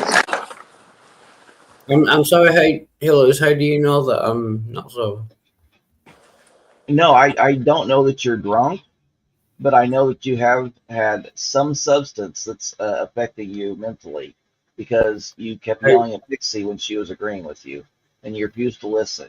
And then when you cut people off and accuse them of over-talking you, then that makes me think that you're not in full... No, he can get there when he's... hyperfixated? That when he gets... It's a combination. It's like he gets hyperfixated, but he gets overstimulated at the same time. Like he's like that on a good day. All right. It's a stress. I think I don't. Yeah. But I mean, Hillary's for you to accuse me of not being sober, unless you can back that up, that's kind of slander. Do you know what I mean? Well, it's not a slander if I just got done saying that I apologize, is it? Yeah, the original statement will be slander. Yeah. Well, you did America. No, well, slander is knowingly. Yeah. You said no, definitely not. You said Hillary's email. He said no. Walter is definitely not sober. When you were yelling at Pixie, would you say that you were being sober-minded? Do you mean intoxicated by drink or drugs, or being rational? Non-specific. You could have been drunk on rage. You could have been drunk on happiness. Drunk on love. Thing, but you weren't. But you weren't sober-minded though. And his question was, "Are you sober?" Okay. I think sober means like sober as in intoxicated or not. If you mean sober-minded. You're thinking rationally. You know? I think he was drunk in love. He could have been drunk in love. This is a song for Pixie because I remember the story of the guy in the fairground. You'll know. Nick Hucknall. What in the world is this? Yeah. You can spank me when I I'm actually, he said I would understand, but I am severely confused. No, the guy in the program. This guy was. It's almost like no one can hear me. I'm mute. It's almost like no one can hear me talk. There's a delay. That's why they keep starting to talk and then they stop, because we hear you. Okay. No, Pixie, you know when you said you went to the fairground and there was a guy with a really southern accent? Oh, yes. Yes, when I was in Arkansas. Okay, continue. I understand the reference.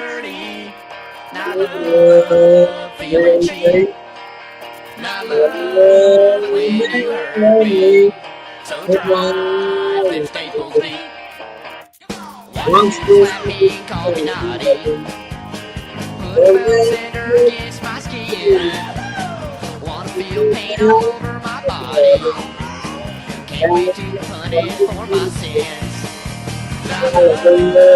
Feeling dirty. I love feeling cheap. And I love when you hurt me. So drive and staples deep.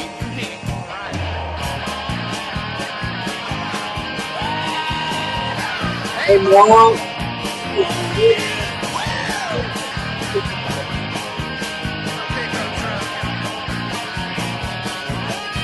I love feeling dirty. And I love feeling cheap. And I love it when you hurt me. So drive.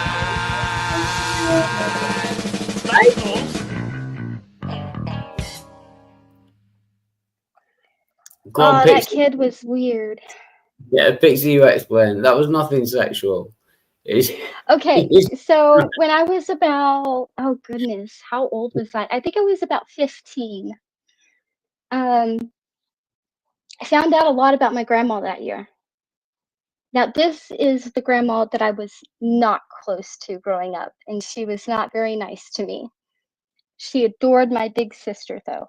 Anyway, so me and my little sister accompanied her to one of her class reunions, and I found out that my grandma, on my mom's side, is from like backwoods Arkansas, like backwoods.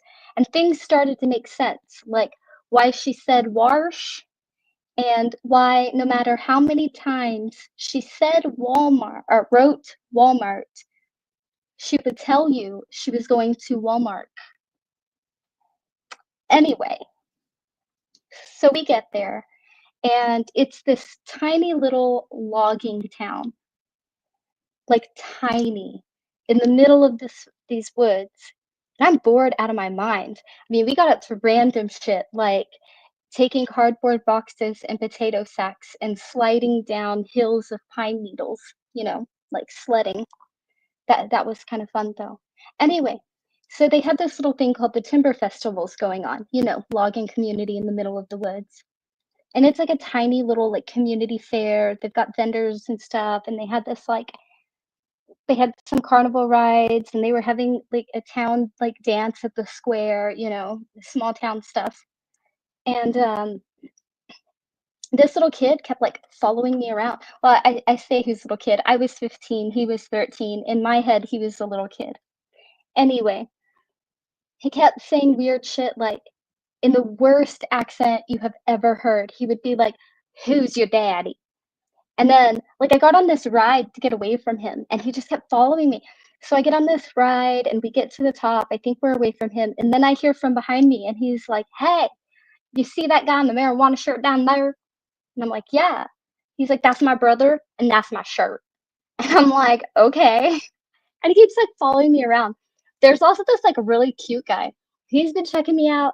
I've been checking him out, you know. Anyway, this guy, he comes up to me, and he asks me to the dance. And the second he started talking, I lost all attraction to this guy. Just lost it. I was like, no. Just no. Just, you, no. Just don't talk to me. Worst accent ever. I don't, no. Anyway, that's what he was making fun of. Yeah, it just reminded me of that accent, the way she described it. Down there, you know. That is how he talked to me. I can't even do it as bad as he did it. As hard as I try to sound as ridiculous as he did, I can't. That's as close as I can get. But he did. He talked to me like that. He was like, "You see that guy in the marijuana shirt down there?" And I was like, "Oh, please, please stop talking to me. I don't like that sound." I felt bad. I honestly felt bad. I remember having like this mini internal crisis because like I hated that sound, but I also felt awful for hating the sound. Yeah, so that's what that song was about. It just reminded me of that accent that Pixie did. Angry Days of Great Band.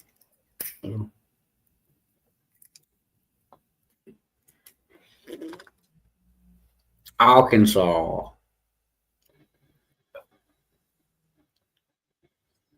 Right, so we are here for serious theological debates. Has anyone got one?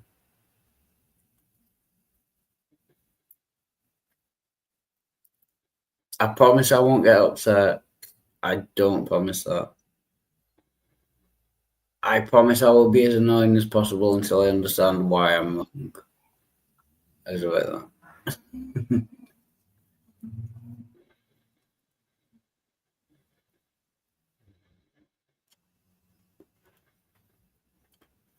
What about the utility of religion versus the truth of it?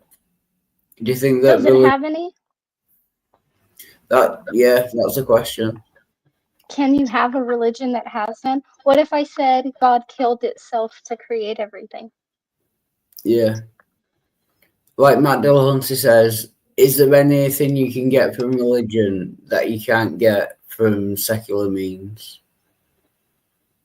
Is religion useful? Even if it's not true, it's useful in eternal life. But that's only if it's true. I mean, presuming that it's false.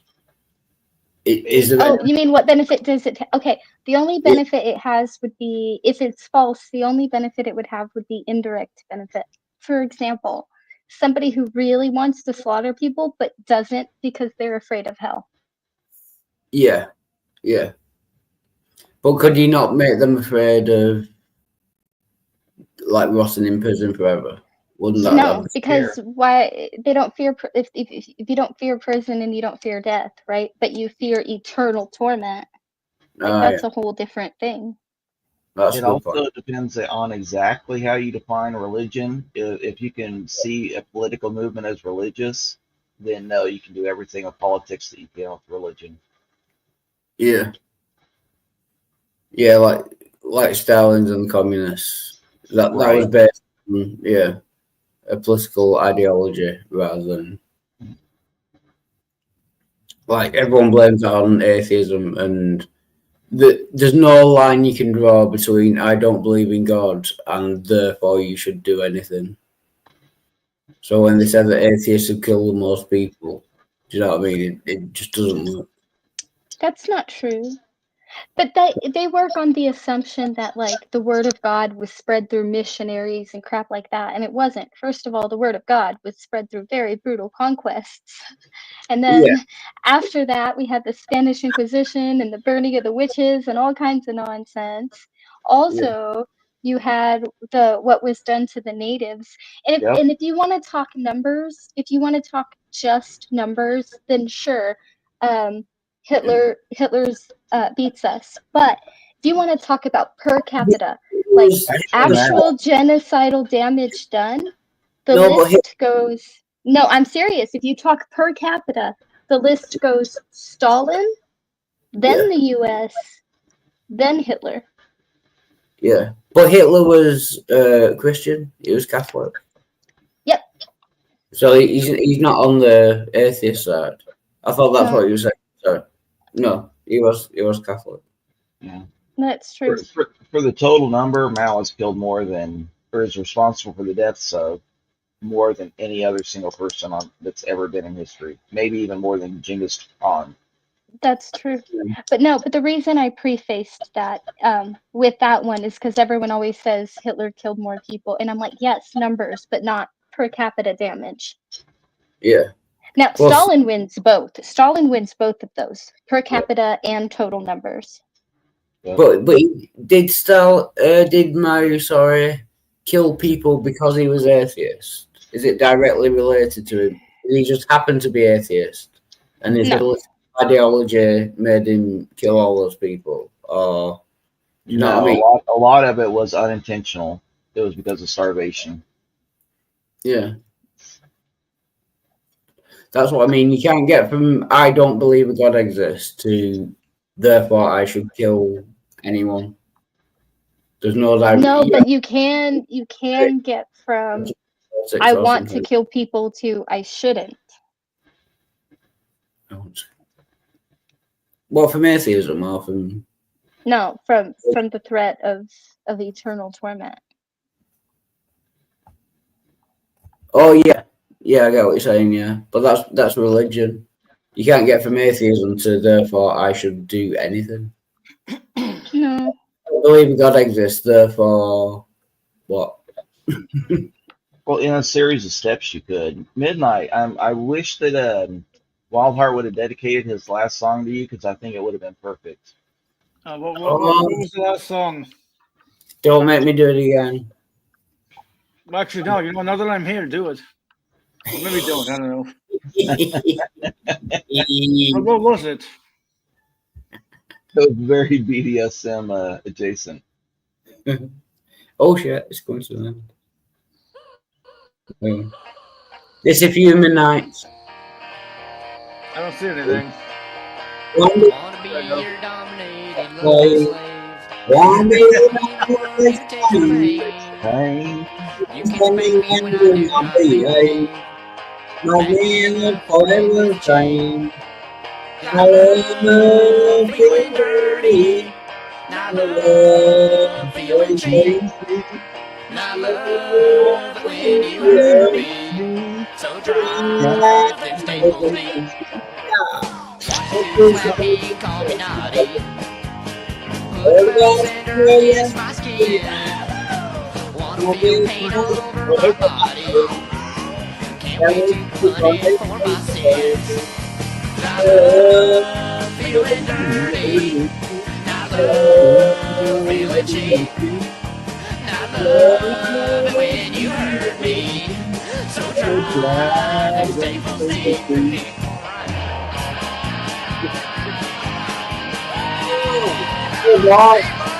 Come on, baby. Woo!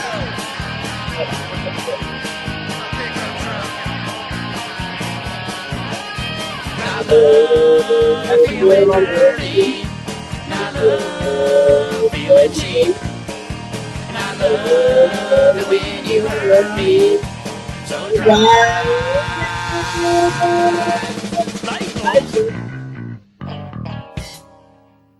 That's for you, midnight.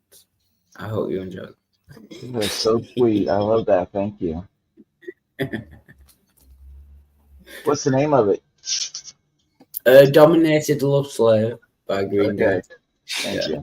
Wait, Green Day wrote that. Well, you know what? It's cool. It's good. It's yeah, it's good. What's their Nuking Bridges song? Oh yeah. Oh, yeah. Let's nuke the bridge we've torched 10,000 times before. This time. This time we'll blow it all to hell. Oh yeah, it's something about a bomb vest or something, isn't it? Blowing people up. I know what you mean. I'll have to look at lyrics. I was just going through songs in my head and I realized I don't know the name of that one. So now I'm asking. No, give me some lyrics again. Let's nuke the bridge we've torched. Is it 2,000 or 10,000 times? It might be 2,000 times before. Yeah. The bridge. Oh, I should know this. I know every Green Day song. That's how I was feeling. I'm like, I know all the Green Day songs. Why don't I know this one? Body. Fuck off and die. Oh. Yeah. Got it. Oh, I've got to do that one now. Sorry. This is a great song. Oh, and it's come up for us. Cool. That one has reminded me of the same person since I was like 25. Something's on my mind. Don't focus on something.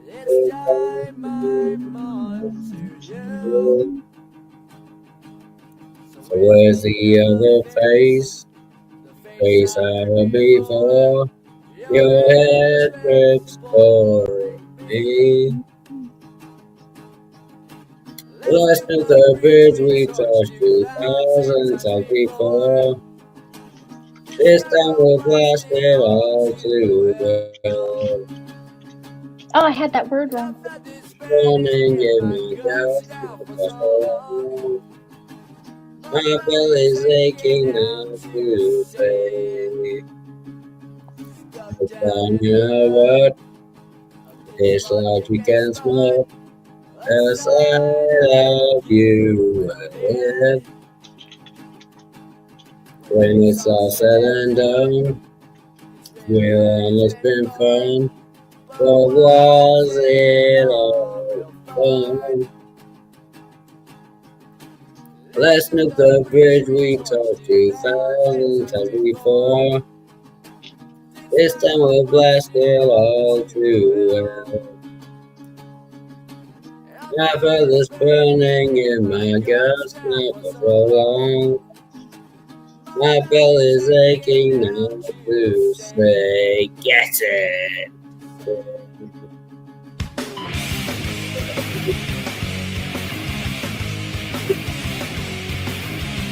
Because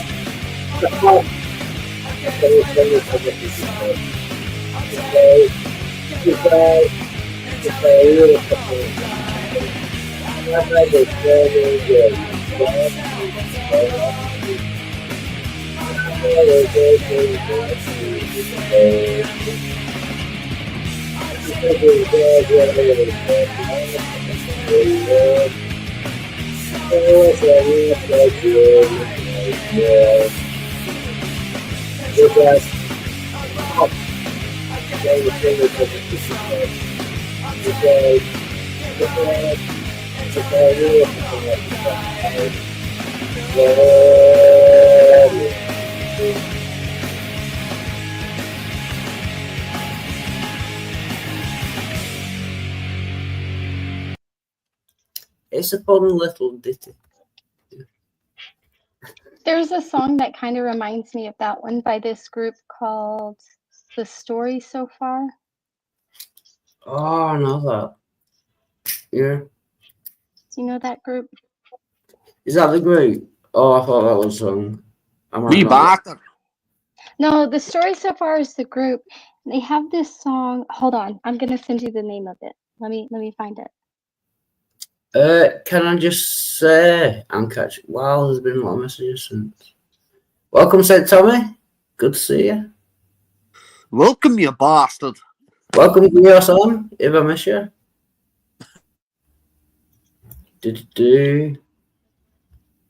Constitution rules over YouTube side chat blockers in America. Wouldn't that be against the Constitution to block people? Isn't there free speech? It's called 680 South. That's what it's called. Is the name of the song. Right, what's the band again? Sorry. The Story So Far. The Beatles.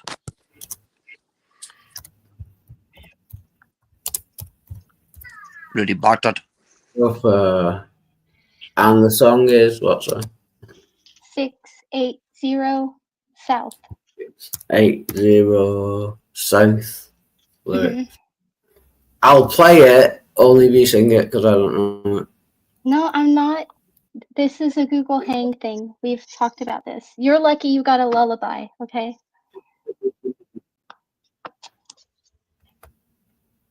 But I can't. Yeah, someone's got to sing. Does anyone know the song? Nope. Pixie. Pixie. It's not really a singy song so much as a shouty song anyway. I'll play it just so I know what it is. Well, we'll sing it. They do have some singing ones though.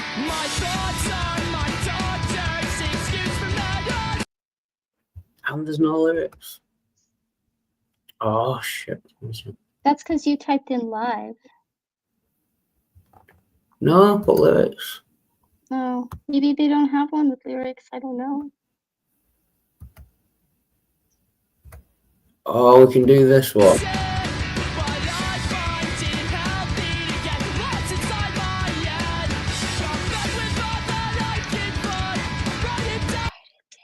Right, we'll start from the beginning, but I'm not going to try to sing this. So. 680 South.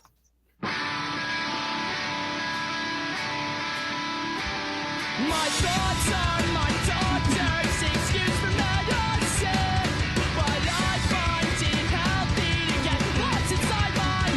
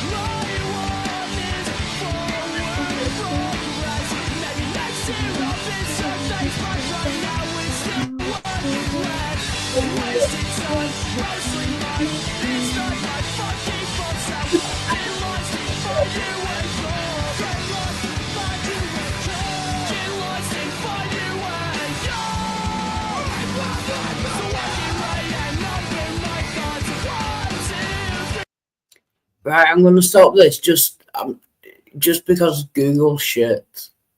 I think they're replacing all the swear words with letters.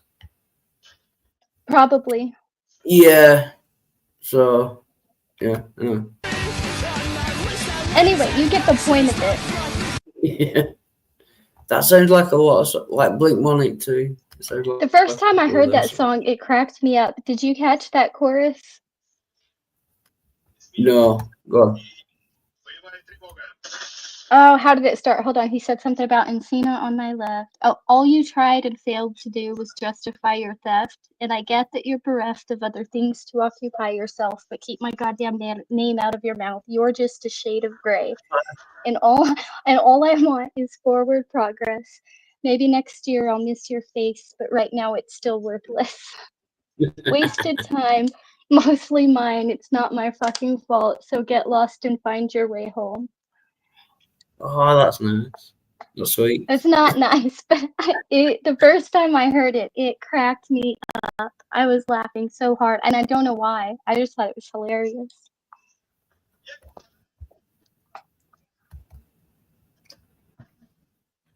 Oh, I'm going to do a country and western one.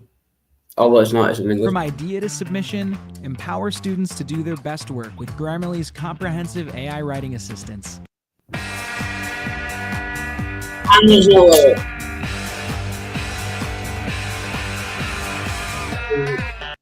And just That so reminds me of a totally different song. I know, not this one. It's Madonna. They ripped the video off. No, it's not Madonna. I'll send it to you later. I've told you this before and I forgot to send it to you. I really will send it to you later.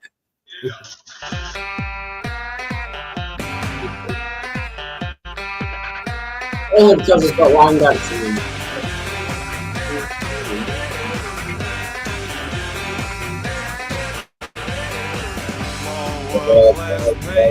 Everybody says it's all that I deserve.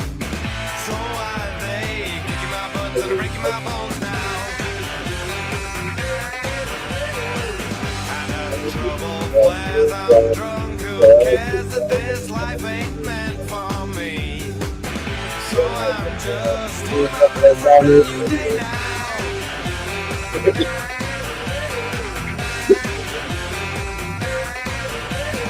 Oh, I'll be down.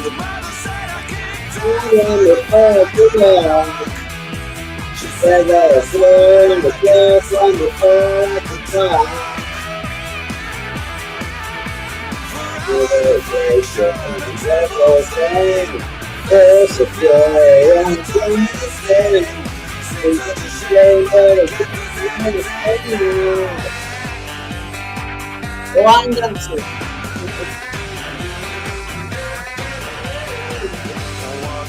To say that for $1 a day, it's not my job or my concern.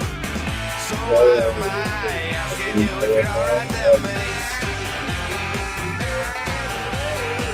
You've got to dial 9 to get an outside line to dial 999 from here. Rest, what if it's urgent?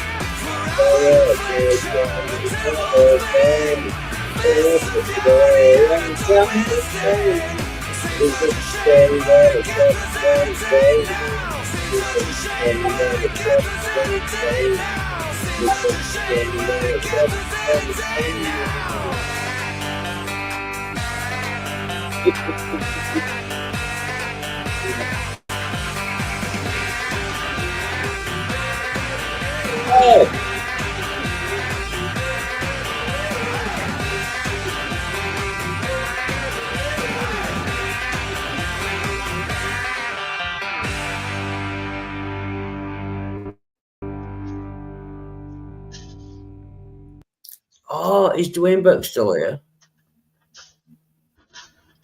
Yes, he is. I have not him, but his avatar is right there.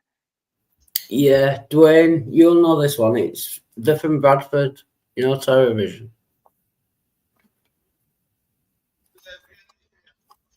No.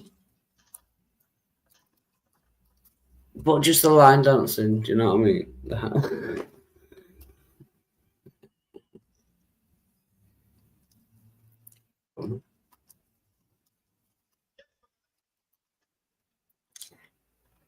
Oh shit. I'm way behind the side chat. Sorry. Okay, one moment. It's a valid question. Slander is unconstitutional on American YouTube. Maybe, but probably not. It's only try and report what you're finding, whatever. Well, yeah, that's what I thought. Cool. If anyone wants to join, link is in the side chat. It's kind of gone a bit sideways, but you know, it's Friday night, so. And I like singing badly to music. So, okay.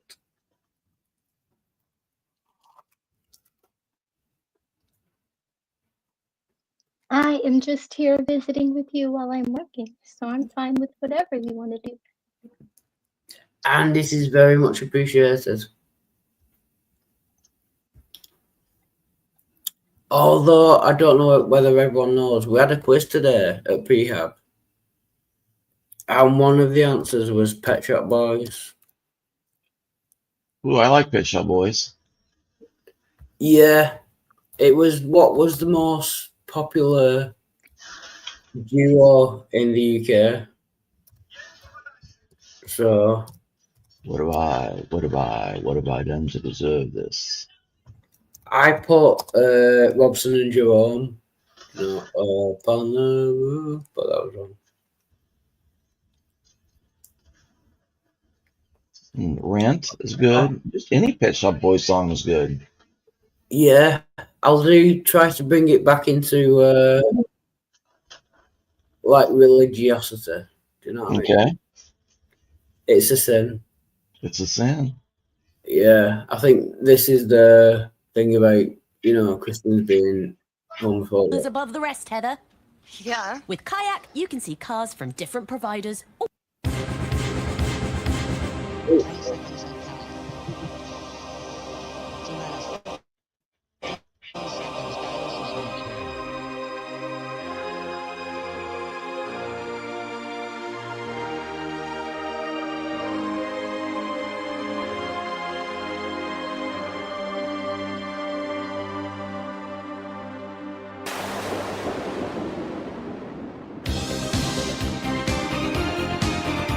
Can I just say from the opening, yeah, that's very anti-Christian.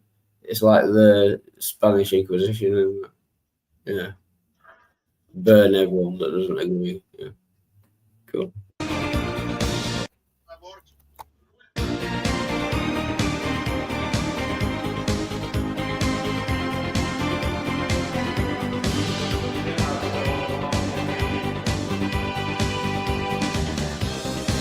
When I look back upon my life, it's always with a sense of shame. I've always been the one to blame. Right, what I'm going to do, I'm going to back, because YouTube lyrics thing is shit. You know what I mean? But I'll start it from that same point. No.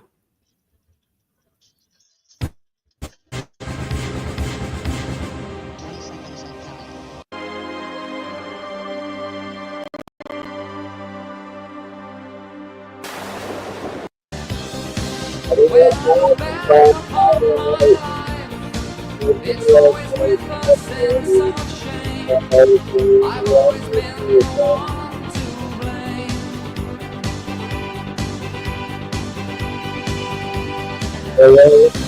For everything I love to do, no matter when or where or who, has one thing in common too. It's a sin. It's a sin. Everything I've ever done, everything I ever do, every place I've ever been, everywhere I'm going to, it's a sin. At school they taught me how to be so pure in thought and word and deed. They didn't quite succeed. For everything I love to do, no matter when or where or who, has one thing in common too. It's a sin.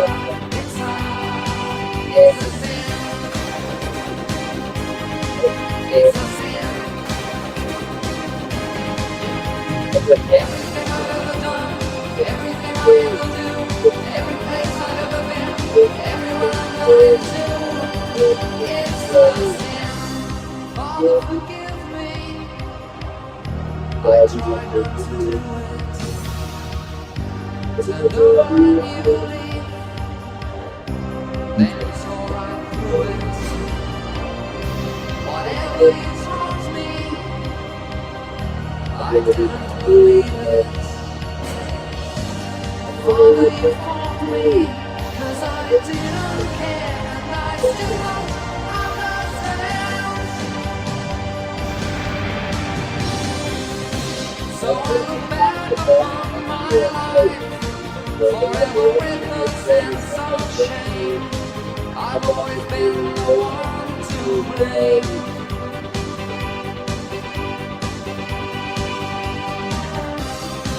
For everything I long to do, no matter when or where or who, has one thing in common too. It's a sin. It's a sin. Everything I've ever done, everything I ever do, every place I've ever been, everywhere I'm going to, it's a sin.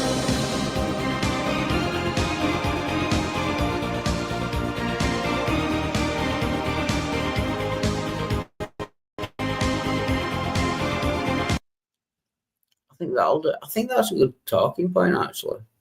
If anyone's still here. Wow, there are people still here. Yeah, like with religion, everything's a sin. Is that just Christianity? Or is that all religions? Well, it's now with politics too. Yeah, but if we stick to religion, like, Okay. I mean, you might be right. I'm just saying with religion. Yeah, Is I that just think it's a control mechanism for all human contact. Like someone wants to always blame somebody instead of just saying. And no, under Buddhism, I don't think there's a sin. Under Buddhism, it's just like everybody chill. Yeah. So what happens with Buddhism in the afterlife? Is there an afterlife in Buddhism? I think the goal is annihilation. Like you're subsumed into the great whatever. And that's the goal. That's the best you can do, isn't it? Oh. Yeah. So what's the worst you can do?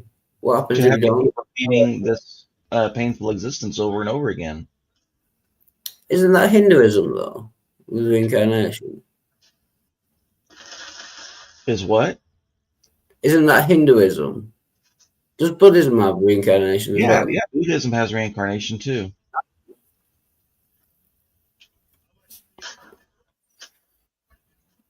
But when it tells you things Even like, Buddhism has a form of control.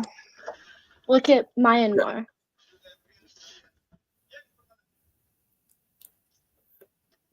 But I mean, like with Christianity, like everything's wrong, although there's no backup for it being wrong. There's no reason why it's wrong. Is it the same in all religions?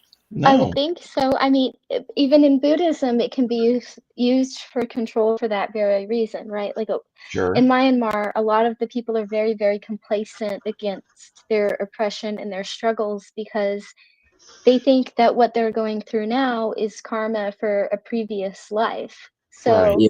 even if they're good in this life, it doesn't affect the karma that they're receiving in this life. And so Yeah. that in itself can be used as like a form of control, right? To steer people's behavior. I think the only religion that could, it would have to be where everyone gets annihilated. There's no good or bad. There's no heaven or hell. No matter what you did, everyone will get annihilated. I think that's the only one that wouldn't be basically using the carrot and stick. If you do this, you'll go to a better place. If you do that, you'll go to a worse place. I think if there was a religion where only everyone got annihilated, that would be the only one that wasn't trying to control people. Does that make sense? Well, in mainstream Judaism, I think they believe that everybody goes to sleep and it's only your memory that lives on. So as long as people remember you, your quote soul continues. But as soon as the last person forgets you, then you're gone. That would count. Yeah. Yeah, I think so. So basically, everyone ends up in the same place. Yeah. No matter what you do. But then that gets rid of the thought of like eternal justice and, you know, the Christian thing of, you know, what you do matters. I mean, it would be fair in a way, but do you know what I mean? It still wouldn't matter what. Like if you go to heaven, if you're a good person, and you go to hell if you're a bad person. I don't know. I'm trying to work it out. Isn't that all very gray? Yeah, it's like, but that's not what Christianity. How good is good and how bad deserves eternal torment? Yeah. And what separates it? And what good is the separation from good and bad if the only separation is your belief? So can we come up, if we were starting from scratch, could we come up with a religion that is fair when it comes to the afterlife? What would be fair? And I hope I didn't offend Dwayne. I'm sorry. I didn't mean it like that. I just meant based on his proposition. No, he might just have internet issues or something. He often has trouble with his phone. Yeah, I think you could come up with that type of a religion. All you have to say is whatever you do in this life, you have to experience it from every other person's position in the afterlife. Yeah, but then if he did good things, then you'd so be did more good. Yeah. If you did more good things than bad things, you would have a better after. Yeah, I can go with that. That makes sense. Yeah, if you're a better person than you're a bad person, you will get a better afterlife. Oddly, that's the theme of one of my books. Kind of. It's more like what comes next is what you build for yourself here. Kind of like your energy continues, sort of a thing.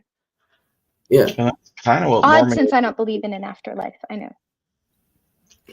that's kind of what Mormons believe too, that you build a like a kingdom or a state or whatever in heaven based upon what you do here. Yeah, but based on the premise of my book, you got to be careful because, as one little girl in my book says, yeah, but people create bad things and people create monsters. True. And what if the only thing you want is to not exist? Yeah. It would have to be based on purely what you did, not what you wanted. Welcome, Tommy. Excuse me. Wildheart, did I hear you make a request for a good religion? Yeah, a just religion more than a good religion. Or good religion. A just religion. What would be just? Oh, yes. I've got one for you. Yeah, cool. Actually, I have two for you. Cool. Two. Is that more than enough? Two? Or would you settle for one? Well, one would do, but if you got to. Okay, one will do. Take care of orphans. But what would happen to you in the afterlife if you did? I'm more talking about the afterlife. If you didn't take care of orphans, what would happen? You want a religion that's good for ultimate universal reconciliation? Not real, just. It matters what you do, not what you believe. Would you settle for salvation, or what do you want a religion for? Just justice. Justice. Well, I've got the one for you. Take care of widows. Take care of what, sorry? Widows.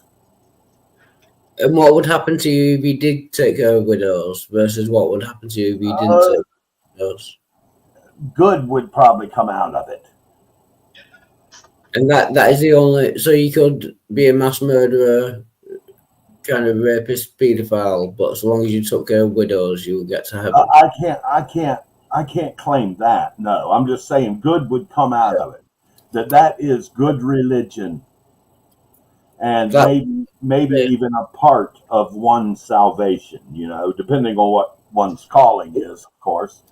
But that wouldn't be a good religion. If you could be a mass murderer and look after widows and you get to heaven, and you could not be a mass murderer and don't. Oh, it wouldn't be a just religion. Yeah, that's what I'm looking for. So now you like torture. Yeah. A just religion is believing on the Lord Jesus Christ being crucified, entombed, and rising from the dead. No, again, that wouldn't be a just religion. Yes, you could be a mass murderer, a paedophile, rapist, and as long as you believe in Jesus, you will get. That's just tough titty, isn't it? Not be a mass murdering. That's just tough titty, isn't it? I mean, I'm not implying that you're a mass murdering pedophile. What else was it? No, not me. I'm just saying. Yeah, not you. Yeah. I'm not implying that you, but that religion, But it wouldn't be a just religion, would it? If you can do whatever you want in your life, and so long as you believe Jesus rose from the dead, you get to heaven. It sounds like you want double just arts religion, where you're going to be tortured for everything bad ever. No, that's what I'm saying. I think the only just religion could be a religion where you get annihilated no matter what. How would that be justice if everybody gets the same, whether you're good or bad? Yeah. Well, that's kind of how Christianity is, I heard. No, if you believe in Jesus, no matter how bad. Everybody gets an equal reward. No, everybody, and if you have a crown at the end, you cast it at the feet of the Lord Jesus Christ, where glory is due. So do you believe you're going to get a double wide with the garden sauna package or whatever the equal reward is, but it's not going to be based on your good works. It's going to be based on His. That's unfair. His one act of righteousness by which many were made perfect. To me, that's unfair. If it goes off what you believe, not what you do, that is unfair to me. That's tough titty. That must be tough. No, you're not getting my point. I'm not saying if that is the case. I believe you, Wildheart. I believe. I'm asking what would be a just system. That clearly isn't. Well, can we come up with a just religious? I can't help you. I would refer you to the throne of grace in prayer. Pray about it. Pray to the ceiling about it, or wherever you can imagine God might be listening. No, but it's him what a just religion is. I want just religion. but it's a hypothetical. I'm saying starting from scratch. Say that no God exists. Can we imagine a hypothetical just system? Forget Christianity and all the religions. I don't know about that. Imagining things is an individual phenomena. It's not a collective process. We can't imagine a goddamn thing. Well, that's what I'm. Only Yes, we can. We collectively imagine pieces of paper have value. But it's not the exact same neural pathways and imaginations. Therefore, we cannot imagine a goddamn thing. No, I can imagine a universe where paper has. What did you say, Pixar? I mean, Hillary will back me up on that one, right? There are no two identical imaginations anywhere on Earth, are there? That's different from saying it's unimaginable. If one person can imagine it, then it's imaginable. Yeah, You're right. We all have a different imagination, but I can get everyone to picture a pink elephant charging them, and we can collectively imagine that. The same way we can collectively imagine that $20 bill is worth $20, despite being printed on the same paper as that $1 bill. Tommy, how big is your pink elephant? 6 inches. Over 2 U.S. metric tons. Wow, that's it's only 6 inches big, so that's 2 different elephants. Yeah, that's a massive pink elephant. If you don't Right, but then again, but if I broke it down further into descriptions, we could all get on the same page. Particularly if we had an artist in the middle of the room, right? Well, the point is, we can collectively imagine the same way we do with money and all kinds of other things. Yep. Well, that depends on the simplicity of one's caricature of aforementioned imagination. We can all imagine 2 + 2 = 4. I mean, whether you use Roman numerals or the other ones. Up in jets. But the simpler it gets, the more simplistic the imagination is, the more community may be entailed, if that makes sense. Yeah. Now, if you want to talk about going back to the original question, can we come up with a just religious system? You have to define what you mean by just, because a lot of people say just as being tortured forever. That's definitionally unjust. Being tortured forever for a finite crime is definitionally unjust. How about not being tortured forever? Is that definitionally unjust too? No. But see, that's mercy. Good. That's So mercy. Mercy is the opposite of justice. Is justice retribution or is justice restitution? Answer that. I disagree, Hillary. Restitution. You're right. Mercy is not the opposite of justice. Yeah, Well, it that's is. what a lot of people No, say. I can do this. I've got this. Justice is getting what you deserve. Mercy is not getting what you deserve. It is literally. I thought justice was making right what was wrong, what was made wrong. That's why I asked you: is justice restitution or is it retribution? Yeah, but if we can stick on, I'm fairly sure I've got this. If we can stick on mercy versus justice, justice is getting what you deserve. Mercy is not getting what you deserve. Yeah. Justice is getting what you deserve. We can all agree on that, surely. Some say that mercy is justice.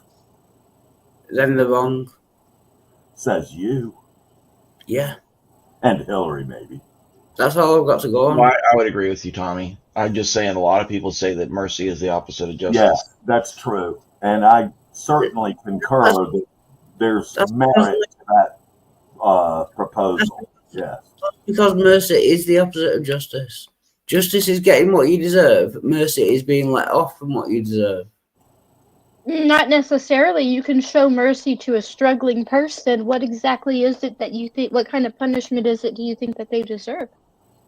But then they wouldn't be On getting. top of that, I ask again: No, is justice restitution or retribution? Don't change it. Don't change it. I've got this. Justice is, no matter what, justice is getting what you deserve. Right? That's justice. You get what you deserve. No. Why not? Look, mercy is getting what's warranted. No, that's just. Wouldn't you agree, Hillary? No. He's not going to agree with your definition of warrant. Okay. Sometimes justice is getting you as close to whole as possible because you cannot be made whole. But then again, that's if you're looking at restitution and not retribution, because justice for the victim isn't always about punishing the other person. What good does punishing the other person do? They don't get their shit back, right? So what is justice to you? Is it restoring or is it just vengeance? Right, sorry, I think I'm going to just bow out of every conversation. It seems perfectly obvious to me that justice is getting what you deserve. That's the definition of justice. And That can be a form of justice. Don't ask. Next time, don't ask. There's clearly something wrong with my mind.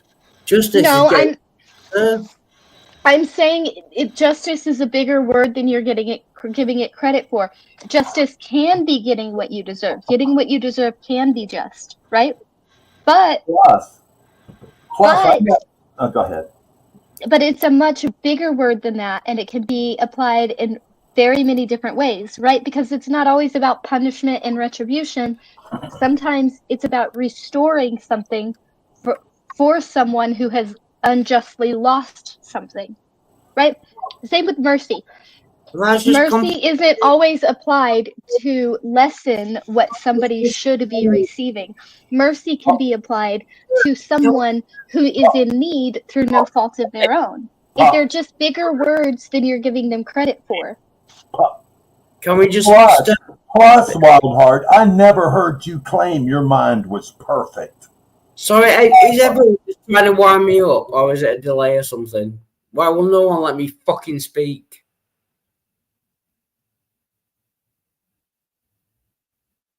Right, I've just looked at the definition of justice. Just behaviour or treatment, a concern for justice, peace, and genuine respect for people. The quality of being fair and reasonable, the justice of his case. The administration of the law or authority in maintaining this. A judge or magistrate, in particular a judge. Justice must mean getting what you deserve. When you go to court and there's a judge who dishes out justice, if it's justice, then you get what you deserve. Yeah, but you asked about religious justice, not civic justice. What's the Did you difference? not? What's the difference? That is the question. Is it what they deserve? Or is it what somebody decided they deserved? Because you can get way different sentences for the same crime in different locations. Who deserved which one? I'm trying to start off with the more simplistic, and then you just keep complicating things for no reason. Careful what you ask for, eh? It's not no reason. I'm gauging your idea of justice. My idea of justice is getting what you deserve. Can we all agree on that? Justice is getting what you deserve. Is it fair to say that if I agree to that, is it fair to say that makes justice unattainable for a lot of people? It doesn't matter. Can we agree on that first, and then you can bring in objections? I'm trying to. Well, no, because I'll sign off on it, but I ain't agreeing to it. I'm saying I will skeptically grant it. However, that means that I cannot give justice to any victim ever. I can only deal justice to the perpetrator. That means no victim will ever have justice. That's what I'm saying. But again, that's complicating things. Justice is getting what. If we just focus on the perpetrator. Justice is the perpetrator getting what he deserves. Can we agree on that? No. Why?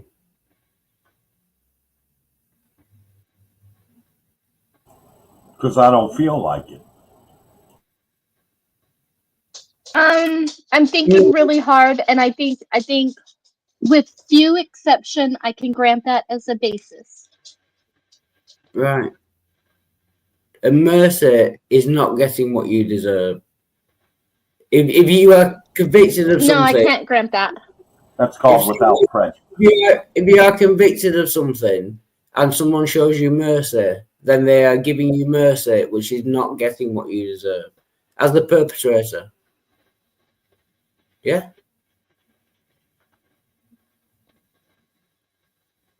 I don't agree with that. Why? Let's say because the law says I can lock you up for 20 years, but I decide to show quote unquote mercy against the law, and let's say I don't give you the minimum of 5 years and I don't give you the maximum of 20 years, but I show a little bit of mercy and I give you 15 years. Are you not still getting what you deserved? Are you not still being locked up for how many years of your life for whatever it is? Let's say stealing a car. It wouldn't be perfect. What's the difference in justice in those 5 years? Tell me that. Right. If it's between 5 and 20 years, there must be a perfect justice, which will be getting what you deserve. If there's a range, then that is not getting what you deserve. There must be an actual case, fact of the matter. This is just for you to get 18 years, or this is just for you to get 15 years. Even if there's a range, there must be a perfect justice. Who decides what is? How do you know that it is what is deserved and how it's being done? It doesn't matter who decides it. There must be a perfect justice. You must be a closet Jew, Lionheart. I mean, Wildheart.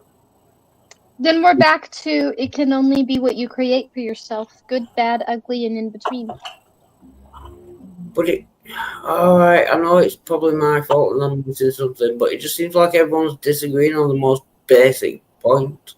No, I'm saying then we're back to the beginning in that the most just afterlife I can think of is one that you create for yourself, good, bad, ugly, and everything in between. Alright, let me think about it. Sorry, carry on. It just seems obvious. This is the problem I have. It just seems obvious to me. I'm making the most basic statements that I don't think anyone can disagree with, and everyone disagrees. No, it's not that. It's like I said, these words are so much bigger, and I'm trying to look at how you're using them. Right. Like you said, mercy is less than one deserves. But if I show mercy to the homeless person on the street and I give them money and a meal, is that giving them... Should I not have done that? Is giving them mercy, are they undeserving mercy? Should they be punished in some way? Like, it's not always... It's changing context. I'm talking about crime and punishment. Let's start off with that crime and punishment. If someone... Right, and we separated that with the victim versus the perpetrator. That's what I was getting at. Let's not do that. Let's not complicate it. If someone commits a crime, there must be a perfect judgment on that crime, no matter what crime. There isn't. There can't be, because circumstances blur the line. Did you steal a $500? Did you steal a $500 necklace because you thought it was pretty, or did you steal a loaf of bread because your kid's sister is starving? Right? I'm not saying that every case will be the same. I'm saying that in one particular case, there must be a perfectly just sentence. In one particular case. Not if you stole a loaf of bread to feed your family, or you stole a £500 watch because you wanted it. I'm saying if you just take one particular case, there must be a perfect justice for that one particular case.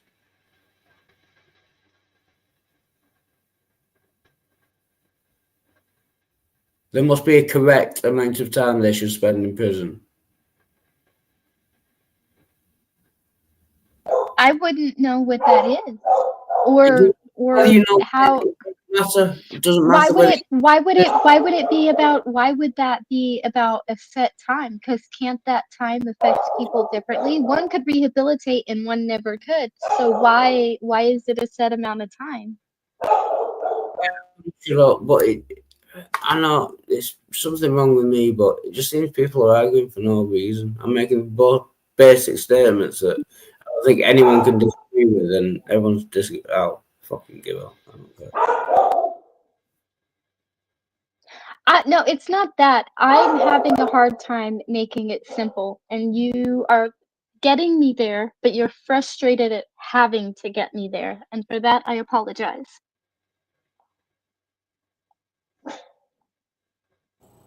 Oh, it's my favorite antinomian brother in Christ, Jill, or one of my favorites. Yes. Welcome, Jill. Saint Jill, I mean. I think that Wildheart was being a Platonic idealist, saying that there is some out there absolute justice, and I think each case is going to vary, and I don't think you really know what that is. Right, but he said that already. I've started out too broad too, and the thing is, he's been narrowing it for me, and it's taken him a while, and he's frustrated. But he's saying, don't look at the victim, don't look at any of this. Look at the perpetrator alone, and only this specific case. There must be something that is justice in this one specific case for this one specific perpetrator. Yeah, and you can do that for one, but you can't do that for each and every, though, and that seemed to be where he was originally going. No, that's not what I'm saying. I'm saying we agree. I'm saying for each specific case, there must be a perfect sentence. Right. Okay, then that's when I disagree. You can't like mix two cases together. If you steal a loaf of bread, you get the same sentence as if you stole. Right, I agree. But what you're saying is that for each individual case, there must be a perfect resolution, right? A perfect punishment, yeah. Okay. Even if no human knows it, there must be a correct amount of time. Even if you don't know what it is. That just sounds like Platonic idealism to me, the perfect. I think we can get good enough, but not perfect. And there could be several good enoughs. Yeah, I kind of agree with that as well. Yeah, I'm just trying to boil it down to its basic thing. Justice is getting what you deserve. I don't know if anyone can disagree with that. That's the definition of justice, is getting what you deserve. I literally don't know anyone can disagree. It doesn't make sense. We put several things in the side chat. Because I think it's some. Sorry, go ahead. I pointed out that in Freemasonry, we consider justice to be a balance between mercy and wrath. So in that case, justice would be what you're saying, the correct result. Yeah. I think mercy is letting you off from what you deserve. Justice is getting what you deserve. They're complete opposites. I think when we. Sorry, go ahead. You can't have a perfectly just God and a perfectly merciful God because they're in conflict. A perfectly just God would punish everyone as much as they deserved it. A perfectly merciful God would let everyone off them no matter what they did. He can't be both. Ace thinks he does both, but that's beside the point. Here's my thing. When just and mercy is talked about, and this is why you had to whittle me down to one side of the argument. I can agree with you if we are speaking of one side of the argument. The problem is we are only addressing half of the equation here. Because as much as we want to make justice about the perpetrator, justice has as much to do with the victim. And the definition you are asking me to accept is the definition that says justice is absolutely impossible. Because while I can make a victim monetarily whole, right? I cannot give a victim, not any victim, what they deserve. I cannot bring their loved one back. I cannot unwreck their car. I cannot give them the leg they lost. I cannot do any of these things. All I Yeah. can do is make them monetarily as close to whole as possible. I'm not saying Right. you can. So while half of the argument is retribution, the other half of the argument is restitution, and nobody ever wants to bring that part into the equation. No, I'm saying before we start complicating things and bringing both parts in, can we agree on one part first? Is what I'm saying. Because I agree, if you bring both parts of it into it, you're never going to come to a 100% conclusion. I'm saying, can we agree on one part of it first before you bring in the other part? And it doesn't seem we can even do that. No, I can do that, yes. I agreed with that in the beginning. I said, if we bring it down to this, then I can grant you that.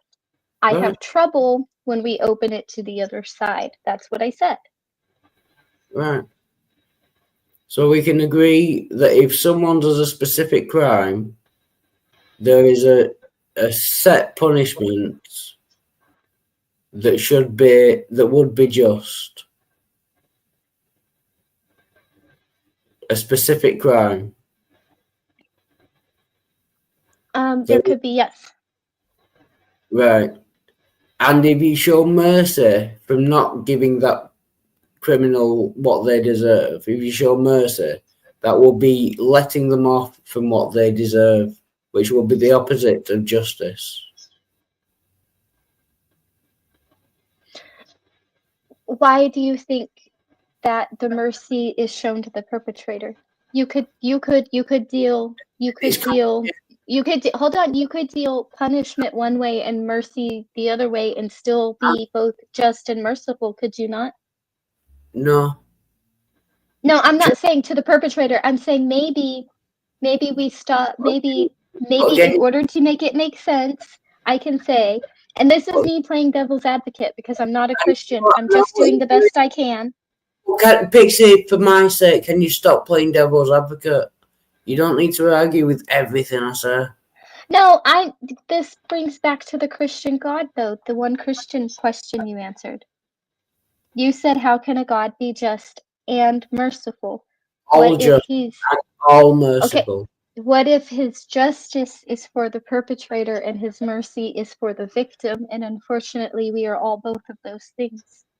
But because if he was all just, it will be for both the criminal and the victim. And if he was all merciful, it will be both for the criminal and the victim. That, again, is impossible.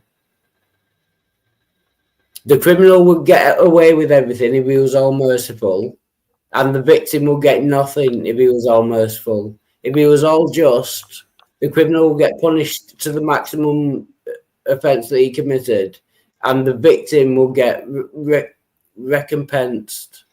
He can't be both either way. Even with both scenarios, they're in direct conflict.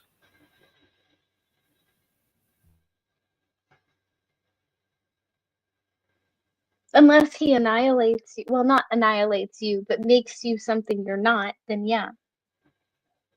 Because then, by erasing all of the bad parts of you, that's punishment, but keeping you alive because of the victim in you is merciful.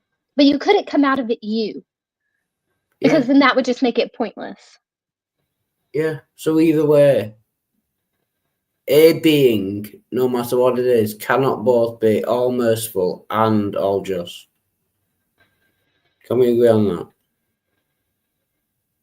Not in any of the messages and the way it's been delivered. I agree on that. That's fine. That's good. That's all I wanted. See, that is so simple to me from the start. I don't know why there's been so much argument about it.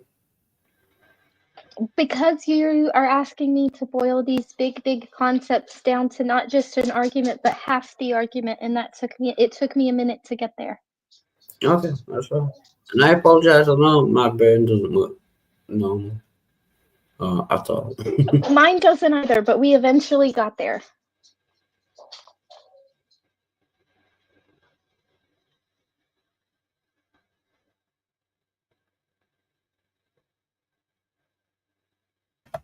And this is just for funsies. So if anyone out there believes in an all just, all merciful God, that God cannot possibly logically exist. That was a half joke, but it's kind of true as well. Well, not if I end up being me. It can't. It can if it turns me into something else, I guess.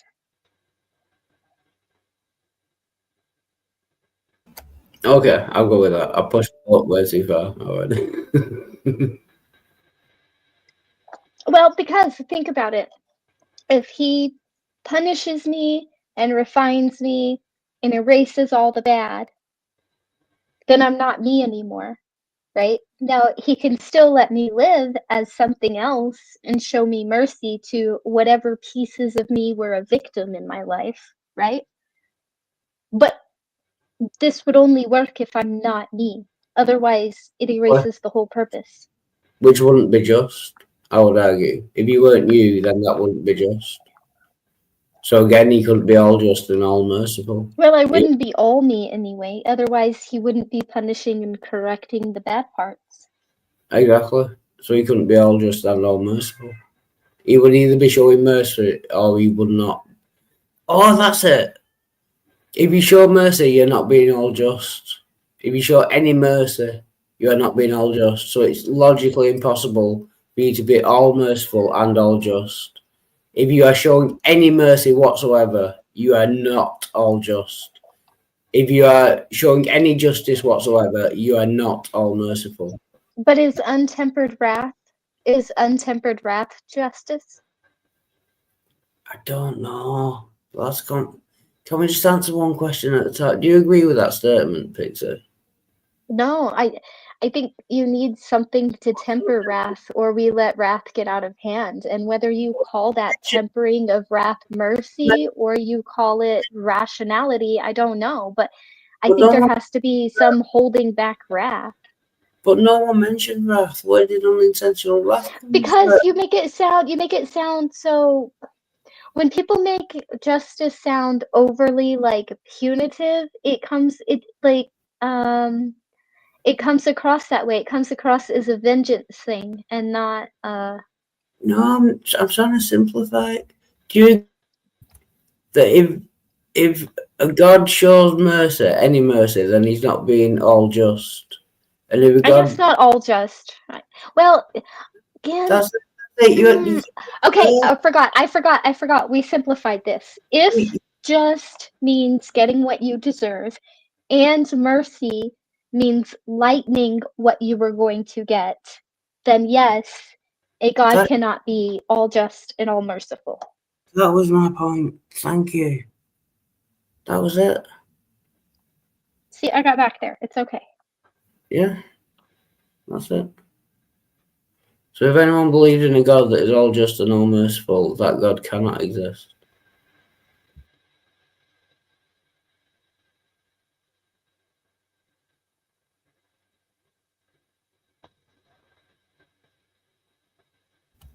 Thoughts, Joe? Shit. Can't believe it's a... Well, I'm just listening to you ramble on, making absolutely no sense at all. But carry on. Yeah, so now you know what it feels like.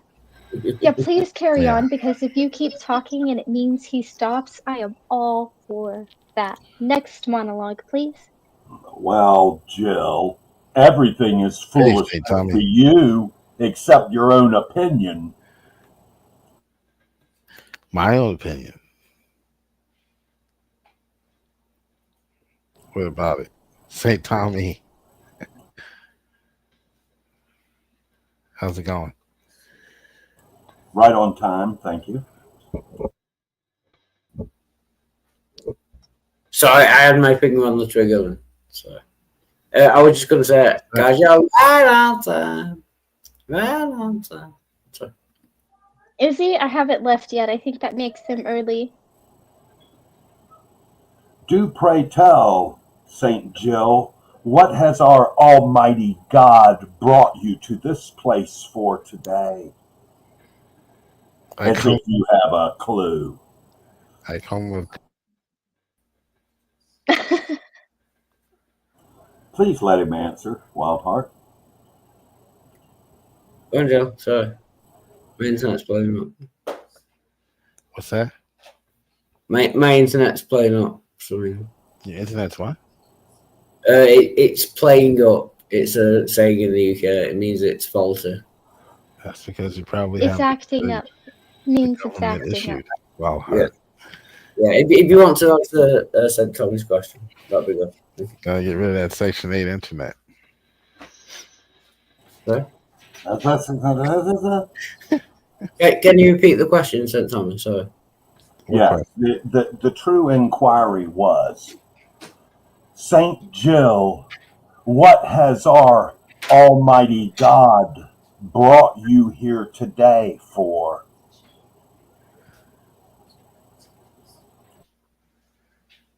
What?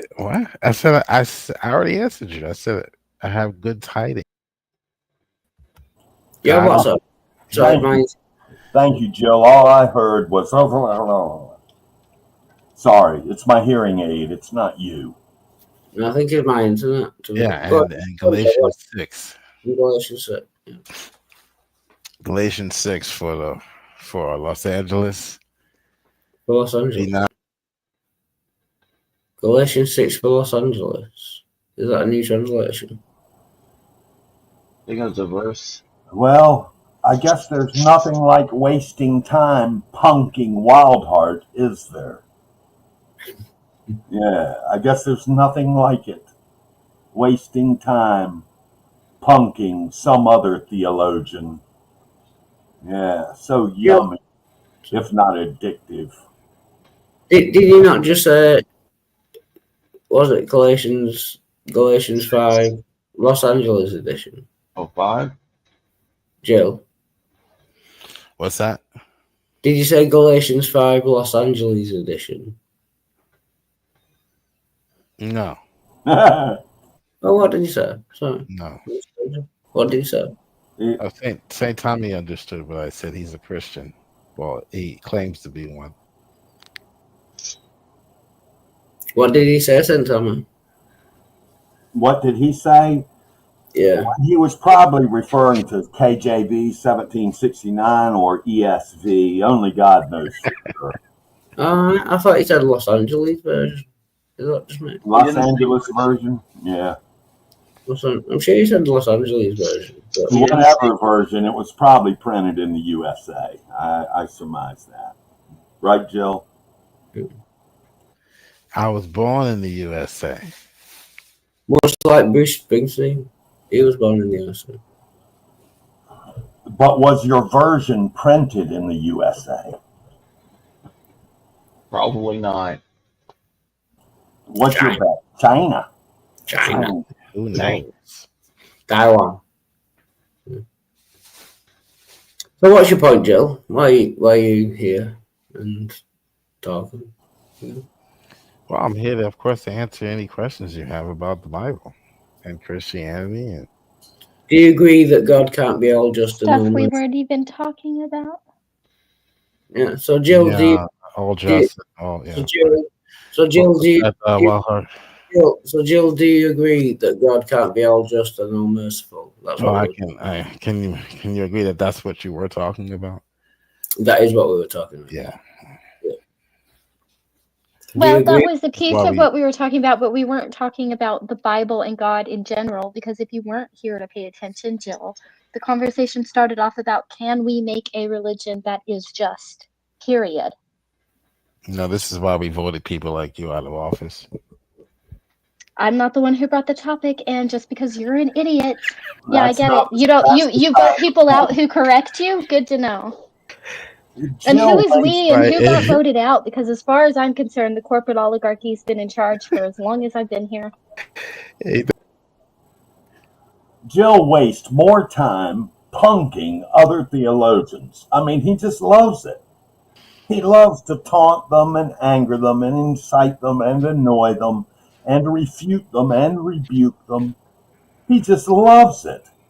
But he also loves delivering glad tidings on occasion. May that not be disputed. So, right, let's start afresh, Jill.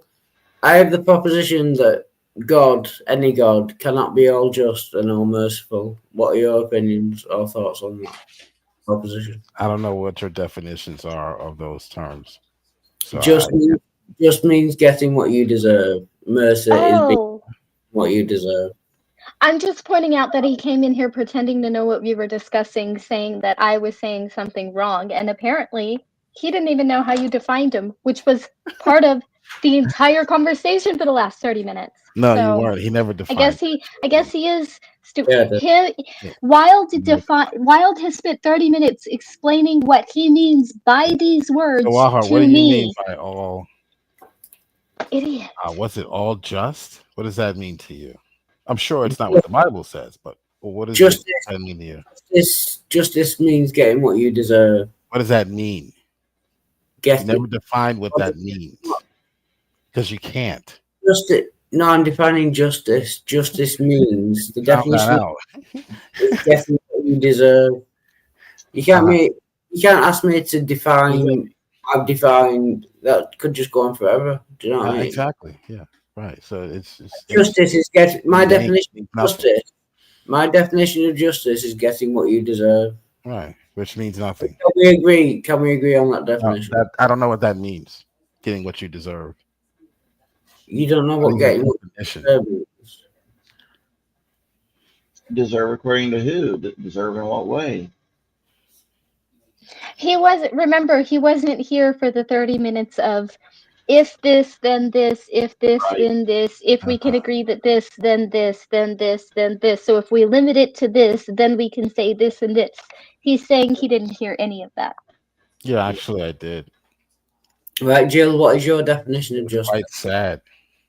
No, Jill, let's turn it around. What is your definition? Listening to materialists talk about. Yeah, it doesn't matter. You know, what is your definition of justice? The aspects of our humanity that's not even physical, which you can't deny. Justice is the aspect of our humanity which is not even physical. Isn't that the definition of like spiritualism or something? Why are we mixing up spiritualism with justice? After a rock was heated up and under a sea vent. Under a sea vent. What is your definition of justice, Jill? What the Bible says is right. That's right. What does the Bible say? We'll go with the Bible definition of justice. What does the Bible define as justice?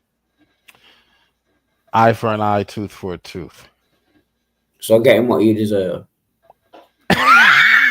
I don't know what you're laughing at. No, it's actually I actually gave you something concrete. You're giving me some motto. Like I actually gave you something concrete.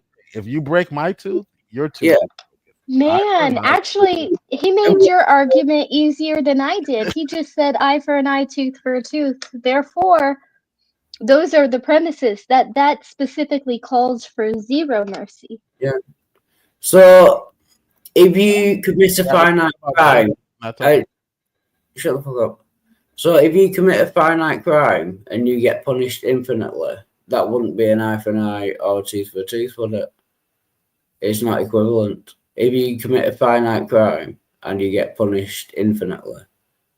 So that's not God's definition of justice, is it? Yeah. Maybe you didn't hear what I said. I said eye for an eye, tooth for a tooth. Do you know what that means? Because you don't seem to understand. I don't think you understand what that means. If you knock someone's tooth out, you should get a tooth knocked out. Okay, I'm saying in God's definition of justice, he can punish you infinitely for a finite crime. That is by definition not getting what you deserve. Yeah, Wildart's going to make the point that if God was just and you put out I'm not sure. You punch somebody and knocked out their tooth. We're talking about justice, and he's talking about God now. So I'm not sure what justice is. An eye for an eye. God doesn't have teeth to knock out. So when he made these laws, genius, he made them for human interaction. Give me a minute. Well, actually, we need to go one step further back because before we got into trying to find justice, it was But Wilder he's said, "Can you come up with a religion that has serious. like But just consequences?" seriously, he said because God hasn't got an eye or a tooth, then God's justice in the Bible. He's trying to distract you. He's Because trying God. to distract you. Yeah, should I just click it? Basic, no, it's special pleading. God can tell you what just is by telling you how to interact with each other, but God didn't tell you what just is for God because God's not one of us. Yeah.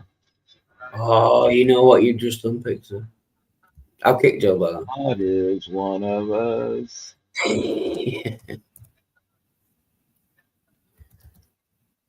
Sorry, I can't be asked with this level of bullshittery with Joe. Or is it John Osborne?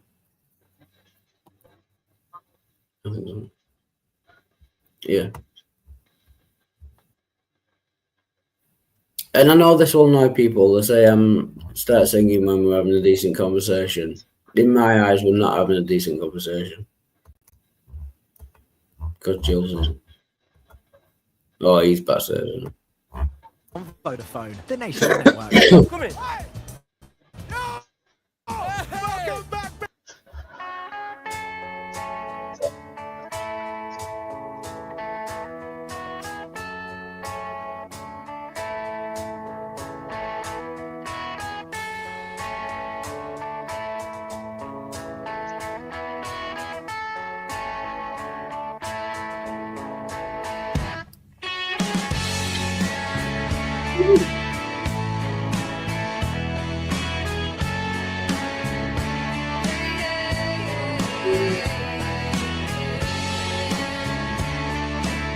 I love this song.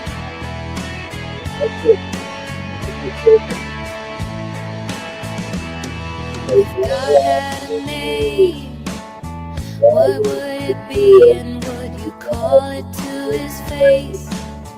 If you were faced with him in all his glory, what would you ask if you had just one question? And yeah, God is great. Yeah, God is good. Yeah. What if God was one of us? Just a slob like one of us. Just a stranger on the bus trying to make his way home.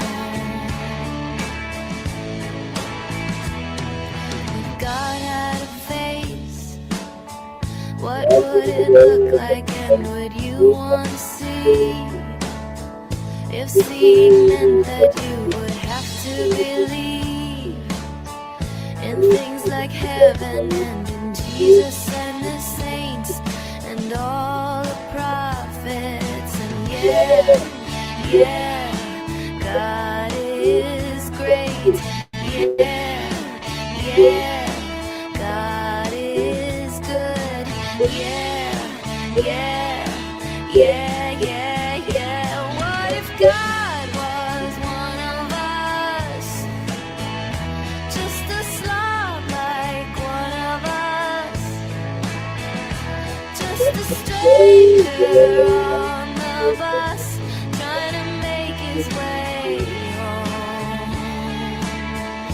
He's trying to make his way home.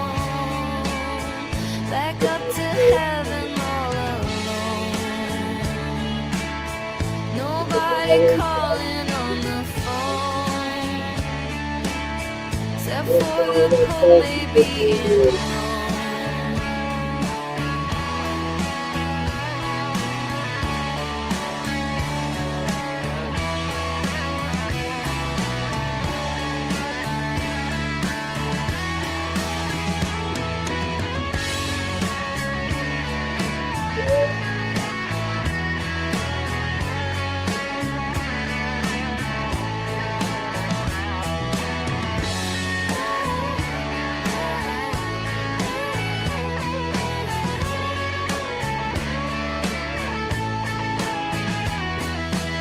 yeah.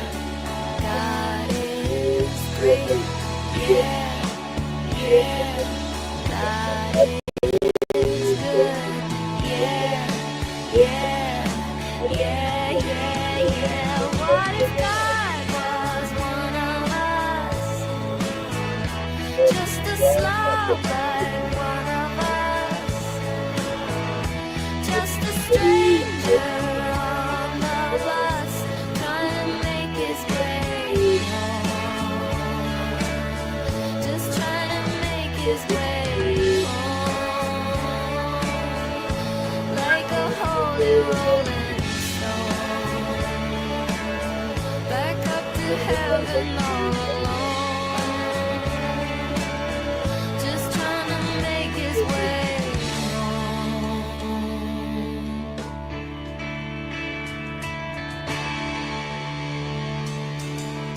Nobody calling on the phone, except for the Pope, maybe in Rome.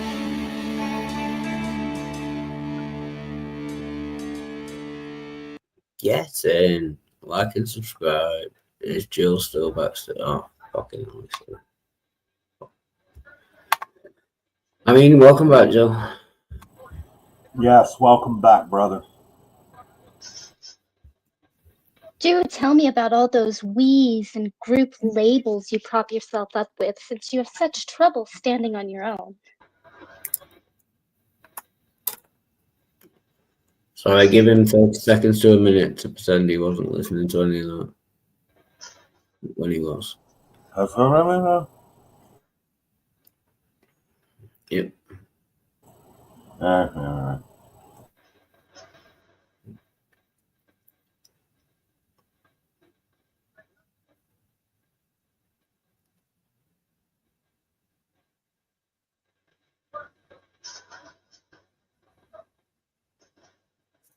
Oh, just a welcome, Phantom X. And I promise I'm not trying to be argumentative. I find a way you could have a God that is all just and all merciful. If all of that God's subjects deserve good things, no, then he would be all just. He would just be giving them what they deserved. If he was merciful, Maybe the mercy was making them all so that no one would ever deserve anything but good.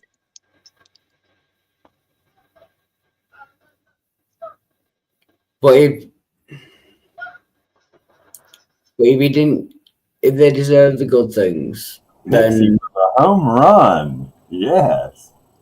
No, I said if he was merciful in creating things that could only deserve good, and then they only deserved good, he would be both merciful and just.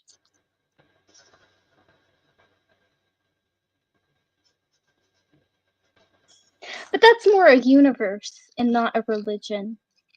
I couldn't create a religion with this universe, but if that universe existed, that would make sense.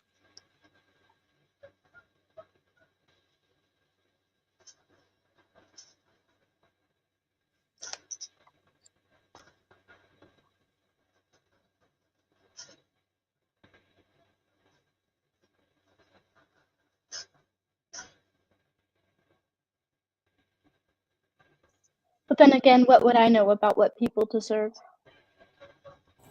Maybe a little something.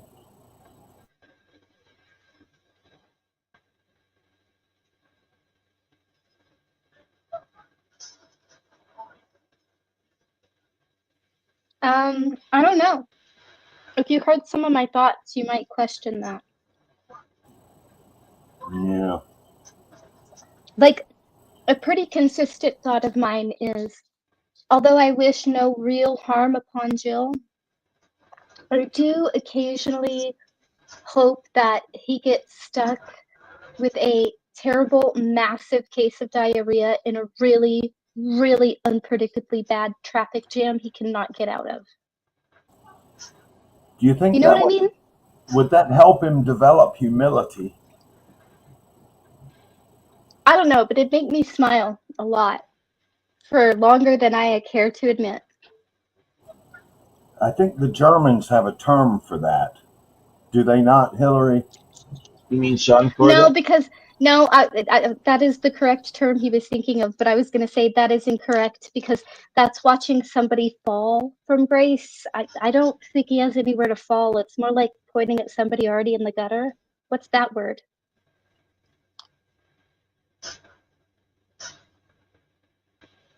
Yeah, that's just dark humor. I'm going to roll with that one then.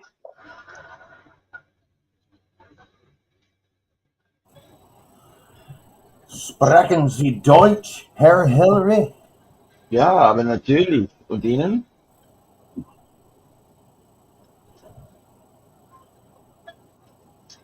I'll take that as a no or not much. 9.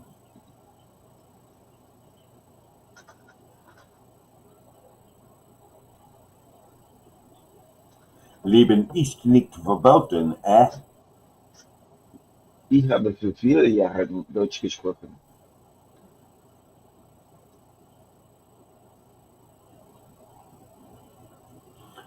Parlez-vous François, garçon? No, non-parley français. Niet. Niet.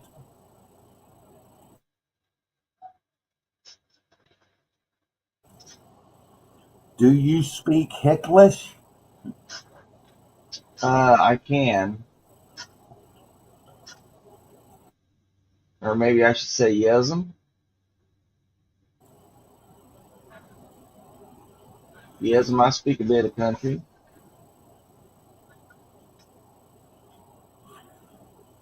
Few human beings are more popular to hate in America than dumb orange necks. I mean rednecks. Yes.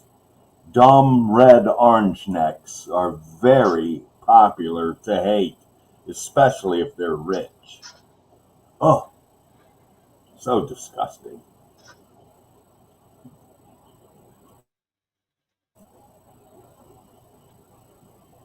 But anyway, that's way off topic stuff.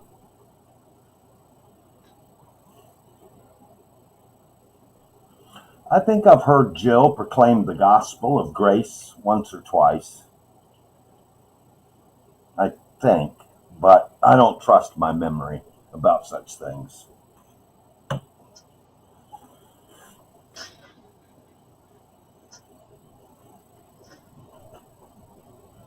And nobody cares what I think I remember anyway. Who am I fooling?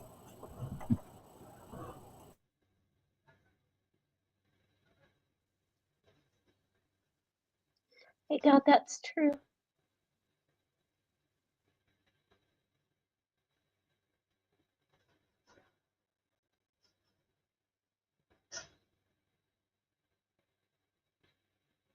Nor should they.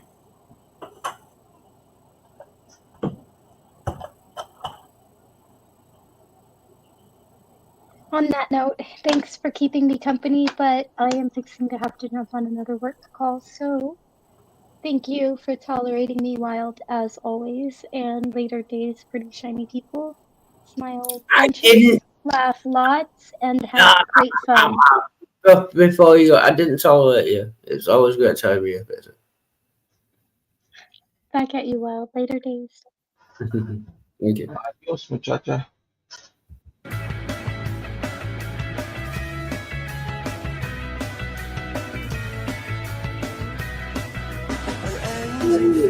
For the start, you twisting toward another part. Your light fingers through the dark, shattered the lamp into darkness. It cast the know you've got it the wrong way round. You just shut me up and blamed it on the ground. Cornered the boy, kicked out of the world kicked back and I don't know if you wanna try, if you wanna try. There's no worse you could do.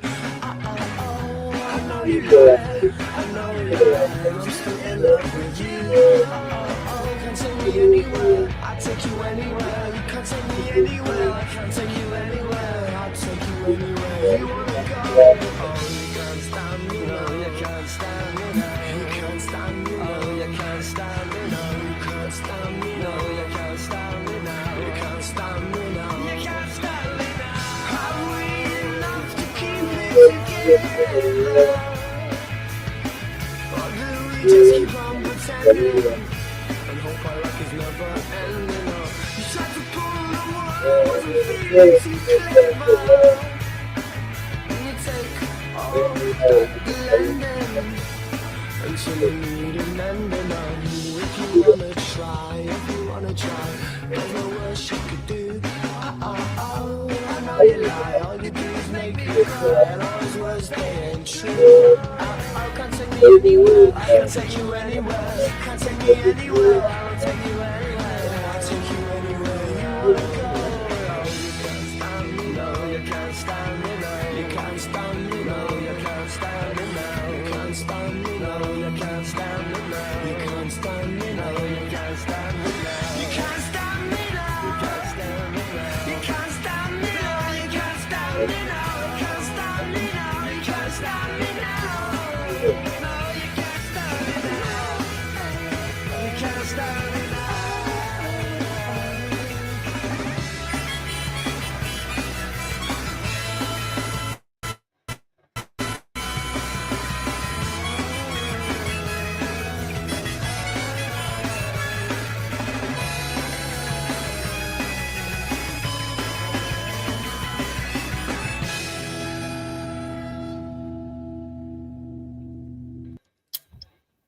That was the Libertines with Can't Stand Me Now.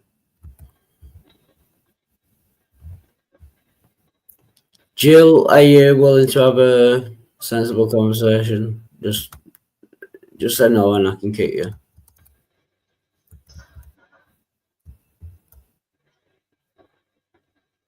No. Again, I might be seeming harsh, but to me, I'm making perfectly logical sense, and people seem to keep arguing with me on the most basic points that I can't understand why anyone would argue against. And it just seems like everyone's just trying to wind me up. And what can you take from that? I am psychotic, I think.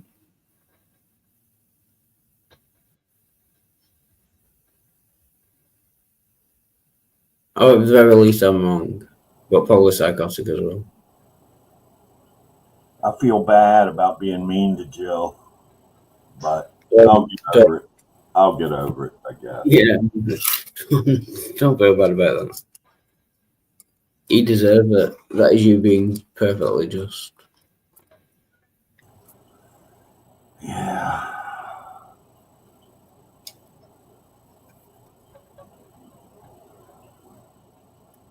First, I found myself bullied. And then I found myself being a bully. And then I found myself being a bully of bullies. And it's hard to stop. I think that's a fair progression, though. I think you got better each time. You're being bullied. Then you be... No, I'm wrong there. I think being the bully of bullies is the ultimate, is the best one. But I don't think going from being bullied to being a bully is better. No. I was wrong with that.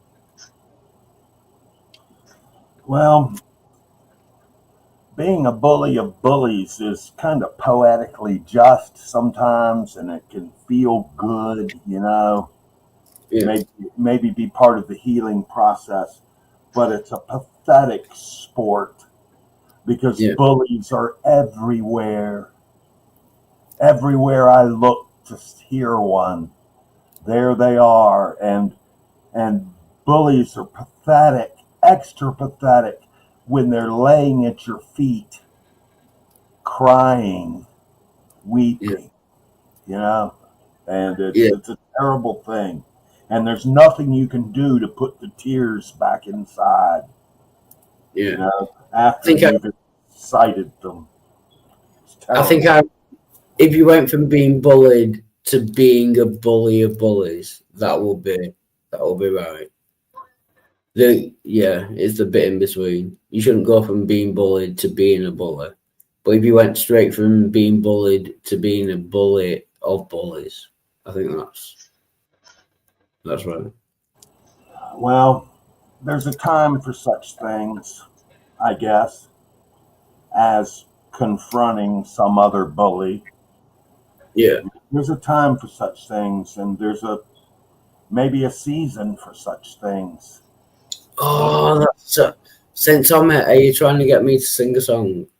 There's time for change. Probably, yes. No, I'm it's not- time of the season, right? Yeah, there's time. Seasons. Yeah, something. Yeah. I'll have to look it up. I'm not singing it, but I'll have to look it up. It's the time of the season. Yeah. Whoa. Sorry, that was... Time for change. No. Time for change. Oh, that's good too. Some Not people liquid, say some people say the Lord Jesus is a hippie, and others say, nah, he's just Lord. Oh, is it the times they were changing? It's time of the season, I think. I think it is, yeah.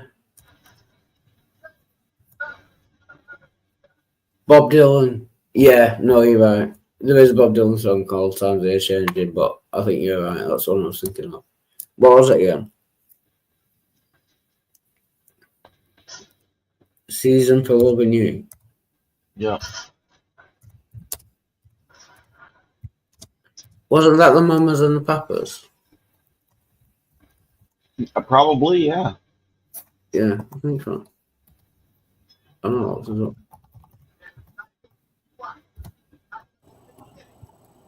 Hey, Hillary, do you like my latest avatar?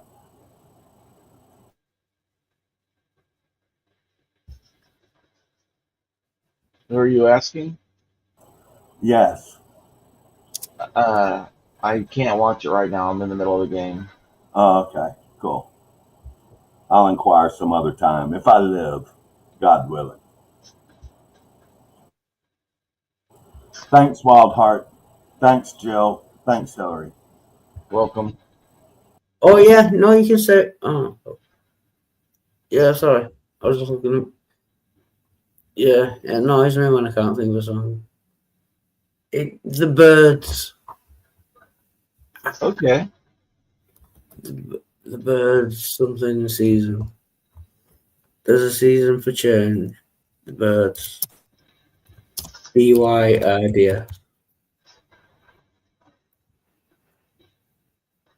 Turn. Oh, that's it. Turn. There is a seat. That's the one. Should I sing it? Sure. And I'm sorry, everyone. I know I'm being a dick. I can't help it.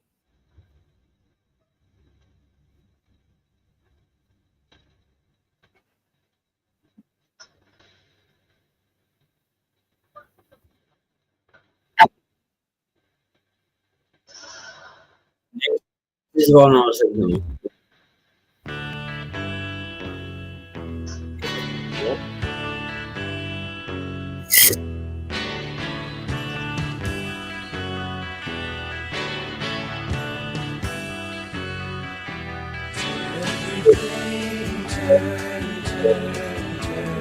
There is a season, turn, and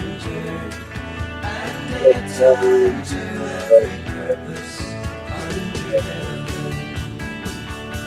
A time to be born, a time to die, a time to plant, a time to reap, a time to kill, a time to heal, a time to have, a time to be. To everything turn. There is a season, turn. And a time to every purpose under heaven. A time to build up, a time to break down, a time to dance, a time to mourn, a time castaway stones, one time together, stones together. To everything turn, turn, turn. There is a season, turn, turn, turn. And a time to every purpose under heaven. A time of love, a time of hate, a time of war, a time of peace, a time you may embrace, a time to refrain from embracing.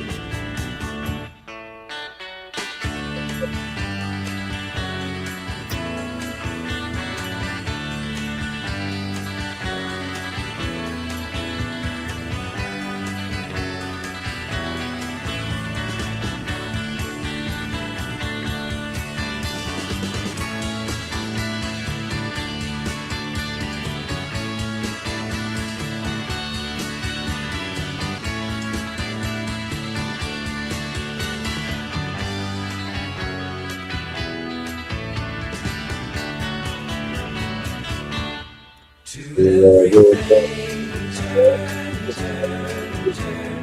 There is a season, turn, turn, turn. And a time to every purpose under heaven. A time to gain, a time to lose, a time to win, a time to sow, a time for love, a time for hate. A time for peace, I swear it's not too late.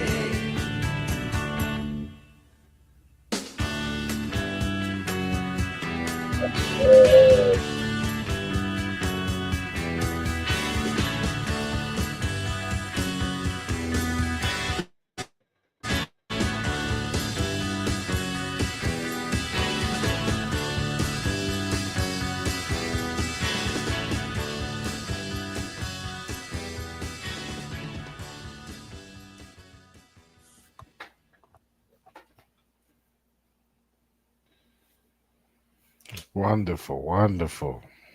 Wow. Thank you. Finally. I put in the Yeah. other one I was thinking of, Time of the Season by the Zombies. Oh, I found that one, yeah. I'll line that up. But I don't want to speak to Joe at the moment. But Hillary's, can you give me advice on what I'm doing wrong? Like, I want to have serious conversations with people, but it just seems that I piss them off.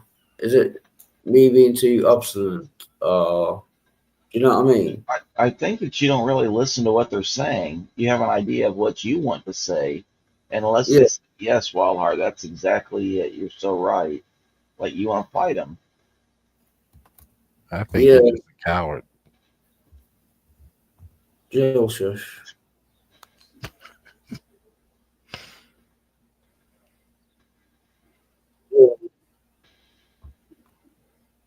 But that means I'm not disagreeing with it. I think it's because I've heard these arguments for so long and so often that, like, 5 words into their sentences, I know where they're going wrong.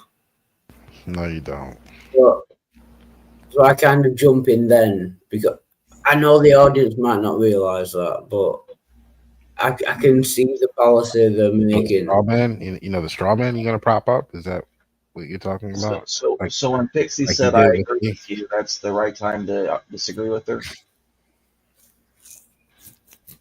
No, she agreed with me eventually, to the best of my memory. She began by agreeing with you. Oh, yeah, I think I went wrong there because, yeah, she agreed with me and then made it more complicated. To me, once you get down to the basic facts and you agree on them, then any further of the argument is pointless. Do you know what I mean? I understand. Any changing of the argument, or yeah, but what if this? Yeah, but what if that? No, once you agree on the fundamentals, then that's kind of it. Is that me going wrong, though? Do you know what I mean? It's like you can't agree that just and mercy are exact opposites of each other, and you can't be all merciful and all just. And then, once you agree on that, anything after that is just, it's like moving the goalpost. So, do you know what I mean? But when you're saying that justice and mercy are exact opposites, and literally everyone else on the panel disagrees with you, you're certain you're right. Everyone else is wrong. And what do we call that? Yeah, closed-minded. Yeah. Yeah. Yeah. I know what you're saying, and I'm not. I've got to stop saying. It's been 5 hours, Wildheart. Sorry? It's been 5 hours. It's time to wrap it up. Oh, Joe. No, Joe, you can leave. I'll wrap my own show up when I want to. Joe, you can leave anytime. I can get you if you want. If you don't want to. I'll decide when my own show's over if we fuck first. Oh, God. He was looking to get a response out of you, Wild. Oh, that's what he was trying to do. Yeah. Yeah, I don't know whether he's that stupid or he's trying to get a response. You think he was trying to get a response out of me? I think so, yeah. Yeah. It's just he's so stupid so often. It's difficult to work out, you know. Is he being stupid? Is he being chill or is he just trying to wind me up? When did you become smart, Wildheart? When did I become smart? I don't know that I've been smart. All I have is my brain and how it works. When did you become smart? I don't know that I'm smart. When did you become smart? You were always smart? If I don't know that I'm smart, I can't tell you when I became smart. When did you start becoming smart? Now he's trying to wind me up, or he's just being stupid. Well, you had to know. Hey, this is the day I became smart. Was it when you graduated high school? No, I'm not claiming to be smart. If I don't know whether I'm smart now, then I can't pinpoint the day when I became smart. If I don't know whether I'm smart now. See what I mean? This is bit. Oh, I thought you said you knew you were smart. Is he trying to wind me up? No. You're saying you're not smart. I'm saying I don't know whether I'm smart or not. Oh, but you just said earlier that you were smart. I think I am, but I can't. I'm not sure, so I can't pinpoint the day when I became smart because I don't know whether I'm smart or not. I could be very, very, very stupid, and it seems that way a lot of the time. I don't know. That's a meme. What's a meme? What you just said. Well, I don't know whether I'm smart. Can I clip that and might go viral? Does it? Oh, you're saying you can make it into a meme? Oh, it is a meme now. I'll give you 10% of the proceeds. So it's not a meme now. You're gonna make it into a meme. Yeah. Okay. Yeah, have at it. I don't want 10% of the proceeds. Do what you want. I don't give a shit.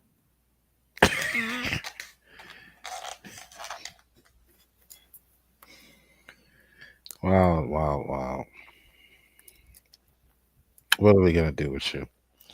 So you've been hanging over there at ASTO so much, and now your brain is just totally fried. It's nothing to do with STO. STO hates me as well. But a few things that I won't say hate, but yeah, we've had our arguments as well. That's what I mean. It must be something wrong with me. You and Ace are best friends. No. I mean, I think of him as friend, but I don't think he thinks of me as a friend, to be honest. Well, Hillary will tell you because he's an expert in bad theology. Bad theology is just as harmful as crack cocaine or whatever you were smoking. How do you tell who uses bad theology? What's the objective test? I mean, you say his is bad theology. Let me finish. You say his is bad theology. He says yours is bad theology. Who's the arbiter? He doesn't say mine's is bad theology. He does. No, he doesn't. He just says he doesn't like it. Doesn't No, say it's bad theology. 'Cause no, he I've can't- been there many a time when he says yours is bad theology. Go ask him. Go ask him. He can't demonstrate it's bad theology. He can just say he doesn't like it. No, he It's a says difference. yours is bad theology. He He can't disagrees. demonstrate that. He just You're disagrees. a Calvinist. Well, you can't demonstrate that his is bad theology. Yes, I can. Over and over again. Right, go on. Do it now. I've done it on his channel numerous Right, do times. it again. Do it now. Well, you'd have to give me any particular aspect of his teaching. He's got several teachings and doctrines that he espouses or teaches. So you have Right, to give me one. demonstrate. And every time I go on there, I refute Okay. at least another one. Demonstrate. Two more. Demonstrate that the universalism is false. That's the main. Well, universalism is false if you're referring to the Christian, what the scripture says. If you believe in universalism, it's an unfalsifiable belief, so I can't demonstrate it false. But if you say Your Christian, is universalism, Christian, I can demonstrate that false. Your Christian God is unfalsifiable. Do you believe that God can do False. I've literally? already proven that wrong. Do you believe that the Christian God can do anything? Do you believe He's all powerful? That's not the definition of all powerful. Can do anything. Do you believe The that God is? Deconstruction Zone tried that earlier today, and he was refuted soundly. Do you believe that the Christian God is maximally powerful? He can do anything that's logically possible. He can do anything that's logically possible. No, the Bible doesn't teach that. That's the definition of all powerful.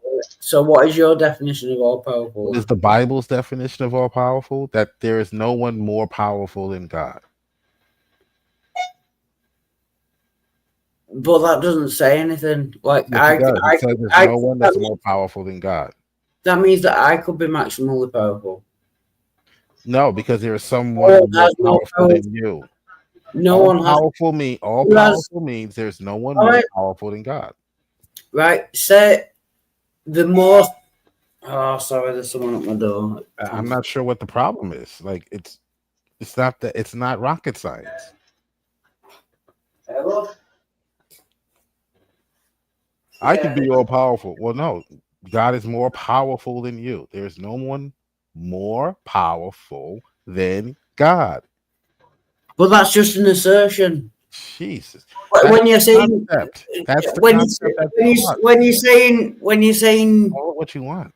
that when you're saying that there's nothing more powerful, how do we know that the most powerful human isn't the most powerful Okay, being? again, you're asking me about philosophical questions. The concept that's I'm gonna sing one last song by Joe. I can't be asked, and then I'm gonna go. I don't give a shit.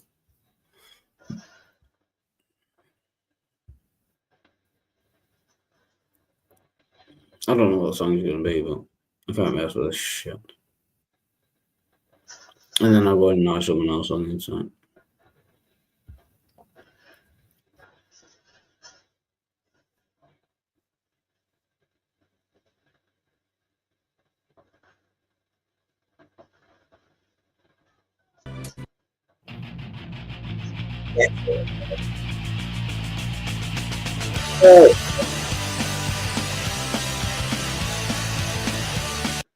Sorry, can I just say thank you, Hillary, for being here, and it's nothing to do with you. I just can't be asked arguing with Jill for at You're all. welcome.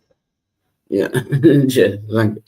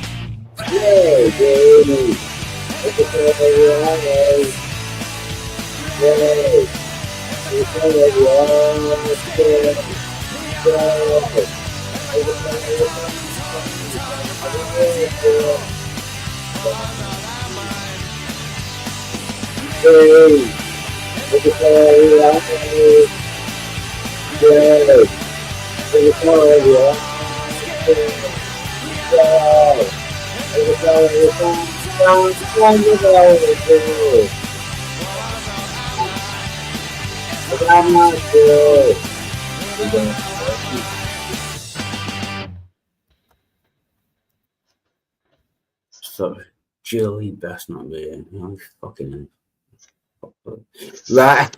Thank you everyone for watching. Cheers, always. And I'm sorry about. I'm sure I'm wrong. I just don't know how and when and why. But yeah, I'm gonna end it there. But thanks everyone for watching. Cheers.